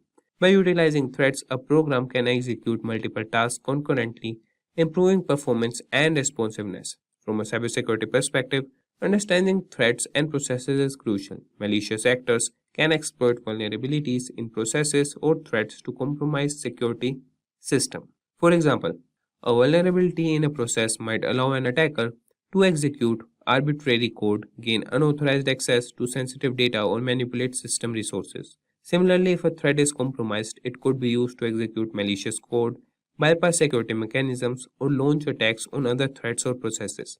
To enhance cybersecurity, it is important to secure processes and threads by implementing various protective measures. This includes regularly updating software to patch known vulnerabilities, employing secure coding practices to prevent common programming errors, implementing access controls and permissions to limit process privileges, and utilizing robust monitoring and intrusion detection systems to detect and respond to potential threats. In summary, processes and threats are fundamental concepts in cybersecurity, as they determine how software is executed and how resources are allocated. Understanding their implications and securing them effectively is essential in maintaining a secure computing environment. So moving to next question, that is 19th question, and it is what is Kerberos. So Kerberos is a widely used network authentication protocol that plays a crucial role in ensuring secure communication in computer network. It was developed by Massachusetts Institute of Technology, that is MIT, and has become a fundamental component of many security infrastructures. At its core, Kerberos provides a framework for mutual authentication between a client and a server, allowing them to establish trust and securely communicate over an untrusted network. It relies on a centralized authentication server known as the Key Distribution Center, which acts as a trusted third party. When a client requests access to a network's resource, the Kerberos protocol enables the client to authenticate itself to the KDC using its credentials, typically a username and password. The KDC then verifies the client's identity and issues a time-limited ticket, also known as ticket granting ticket, which serves as proof of authentication. Once the client possesses a valid TGT, it can present it to the desired server to request a service ticket for a specific resource. The server in turn contacts the KDC to verify the TGT's authenticity and grants the client access to the requested resource if the validation succeeds. One of the significant advantages of Kerberos is that it uses symmetric key cryptography, which ensures confidentiality and integrity of the communication between the client and the server. The KDC shares a secret key with each client, and this key is used to encrypt the communication tickets, making it difficult for adversaries to forge and tamper with them. Moreover, Kerberos incorporates the concept of single sign-on, allowing users to authenticate once and obtain multiple tickets for different services without needing to re-enter their credentials. This enhances usability and reduces the burden of remembering and managing numerous passwords. Overall, Kerberos is a robust authentication protocol that addresses many security challenges in network environments. Its widespread adoption in various systems and its proven track record make it a valuable asset in safeguarding sensitive information and preventing unauthorized access. Now, moving to the next question, that is, can you explain the significance of 018 and 012 in Kerberos authentication. So in Kerberos authentication, the value 0x18 and 0x12 represent specific message types within the Kerberos protocol. The Kerberos protocol is a widely used authentication protocol designed to provide secure authentication for network services. In Kerberos, each message exchanged between the client and the key distribution center has a special message or a specific message type associated with it. These message types are represented by hexadecimal values. So 0x18 corresponds to the message type KRB_AS_REQ, which stands for Kerberos Authentication Service Request. This message is sent by the client to request a ticket granting ticket from the KDC. The TGT is then used to request service tickets for specific services. 0x12 represents the message type that is KRBTGSREQ, which stands for Kerberos Ticket Granting Service Request. This message is sent by the client to the KDC to request a service ticket for a particular service. The client includes the TGT obtained from the KRB_AS_REQ message and specifies the desired service. These message types are essential in the Kerberos authentication process as they allow the client and the KDC to exchange the necessary information for authentication and authorization. The Kerberos protocol uses the message types to ensure secure communication and prevent unauthorized access to network services. Overall, the values 0x18 and 0x12 in Kerberos authentication represent specific message types within the Kerberos protocol, enabling the secure exchange of authentication and authorization information between the client and the KDC. And the next question we have is define unicasting, multicasting, and broadcasting. So unicast, multicast, and broadcast are the three methods by which we transmit data over a network. So unicast, it sends the information from a single user to a single receiver. We use this for point-to-point communications. And multicast, here data is sent from one or more sources to multiple destinations. Then we have broadcast, that is known as one-to-all, that is the communication is between a single user and several receivers. And the next question is explain SSL encryption. Secure Sockets Layer SSL is the standard followed in the security and knowledge industry to develop encrypted connections between the browser as well as the web server. This standard ensures that data privacy is maintained and that online transactions are protected from external attacks. The following steps have to be followed to establish an SSL connection. The browser will connect to the web server, which is secured by SSL. The browser will send a copy of the SSL certificate. The browser verifies if the SSL certificate is trustworthy. If trustworthy, the browser will send a message to the server requesting to establish an encrypted connection. The web server acknowledges and starts to build an SSL encrypted connection. The encrypted SSL communication begins between the browser and the web server. And now we have the 23rd question, that is what steps will you take to secure a server? So the Secure Socket Layer SSL is a protocol where data encrypting and decrypting will protect it from being intercepted by authorized users. The simple ways to secure the server are as follows. Ensure that the password for root and administrative users is secured. New users can be included in the system now. They will manage the system as per the policies established. Remote access is removed from default administrator accounts. The following steps have to be followed to configure firewall rules for remote access. Now we have the 24th question, that is what is data protection in transit versus data protection at rest. So when data is protected in transit, the data goes only from the server to the client. The effectiveness of data protection, repeat, the effectiveness of data protection is critical for ensuring that there is no loss of data. Data protection at rest, it is when the database is on the hard drive. The data at rest is sometimes less vulnerable than the data in transit. So this was all about it. And the next question is, what is the difference between VPN and VLAN? So VPN, the group workstations are within the same locations and in the same broadcast. The main logically segregated networks and have no physical connection. Whereas VLAN, this is related to remote access to the company network. The connection of 2 points within a secured and encrypted tunnel. There is no encryption technique involved and it slices the logical network into different sections to manage and secure different aspects. And this was all for this tutorial or the interview questions. Hope you guys found it informative and helpful. We don't want anyone getting into trouble. So moving on. The best way to keep your computers and devices safe is to know about the risk. So some risks are easy to cater. Using strong passwords, and don't download from bad websites, and don't hand your unlocked device to strangers. But there are also hidden dangers that can cause big problems. Some tools look innocent but can be very dangerous. Here are 7 gadgets that look normal but are actually powerful hacking tools. These tools are made for security experts to test systems, but they can be misused. So let's kick things off with a device that's small but incredibly powerful, that is Raspberry Pi. So Raspberry Pi is a compact and affordable computer that has revolutionized the tech world. Originally designed for educational purposes, it has become a favorite among hobbyists, makers, and even professionals. Despite its small size, it boasts impressive capabilities, including multiple USB ports, HDMI output, and support for various operating systems like Linux and Windows 10 IoT Core. The Raspberry Pi can be used for a wide range of projects, from simple programming and gaming to complex IoT systems and home automation. The Raspberry Pi can also be a dangerous hacking tool. With the right software, it can be used to perform a variety of hacking tasks. For example, it can run Kali Linux, a popular operating system for penetration testing.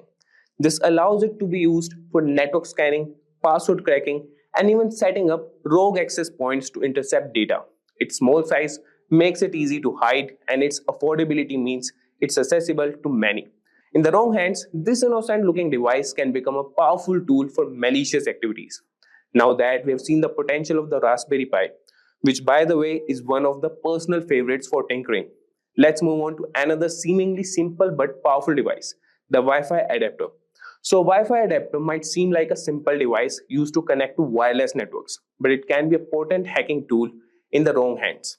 These adapters, when paired with the right software, can intercept and monitor wireless communications, making them invaluable for network analysis and penetration testing.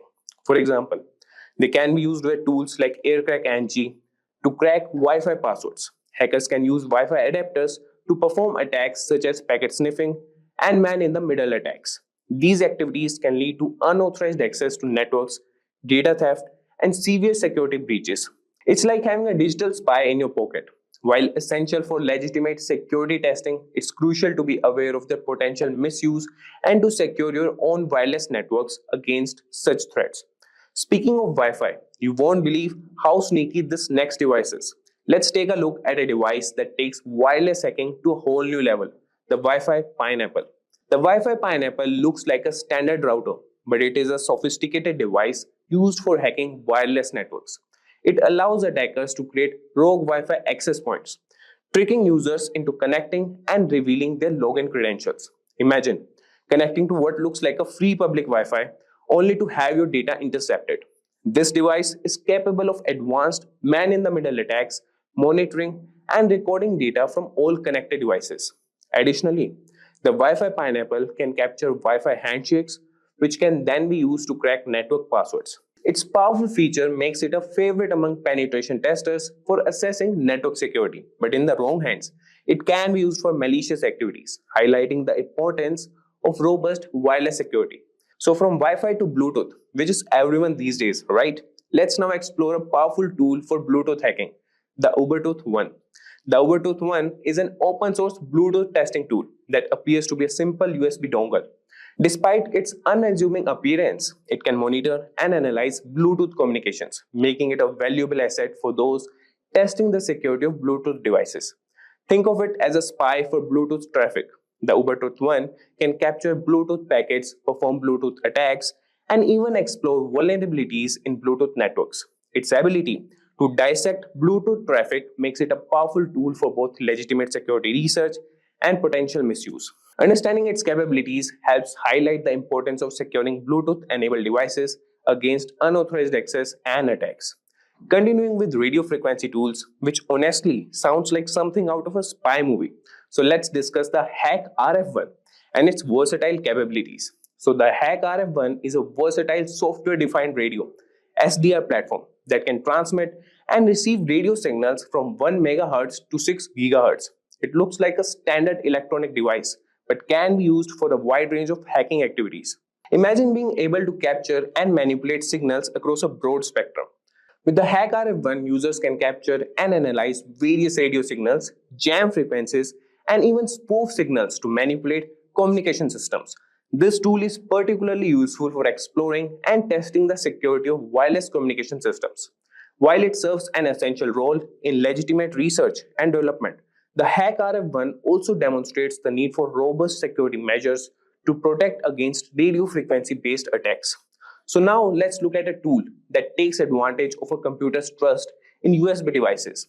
And trust me, this one's sneaky, the USB rubber ducky. So the USB rubber ducky is a device that looks like a regular flash drive but acts like a keyboard, typing commands into any computer it's plugged into. Hackers use it to execute pre-programmed scripts that can steal data, install malware, or take control of the target device. It's like a tiny digital ninja. This tool exploits the trust computers have in USB devices, making it a potent weapon for cyber attacks. It's a reminder to be cautious about plugging in unknown USB devices, as they could be rubber duckies in disguise, ready to unleash harmful commands and compromise your system security. So finally, we have got a real undercover gadget here.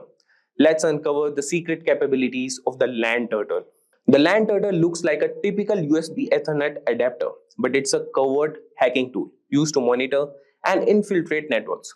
Don't let its innocent appearance fool you. It provides hackers with several capabilities, such as network scanning, DNS spoofing, and data capture. The LAN turtle can be discreetly plugged into a network, allowing access to gather sensitive information and gain unauthorized access. Its ability to operate undetected makes it particularly dangerous, emphasizing the need for vigilance and robust network security measures to prevent unauthorized devices from connecting to your systems. So there you have it, guys. We have explored some of the most powerful and dangerous hacking gadgets out there.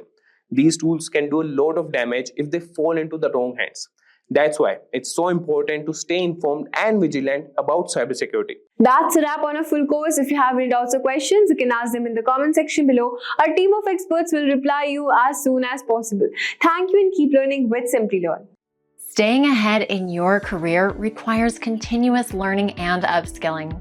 Whether you're a student aiming to learn today's top skills or a working professional looking to advance your career, we've got you covered. Explore our impressive catalog of certification programs in cutting-edge domains, including data science, cloud computing, cybersecurity, AI, machine learning, or digital marketing. Designed in collaboration with leading universities and top corporations, and delivered by industry experts, choose any of our programs and set yourself on the path to career success. Click the link in the description to know more.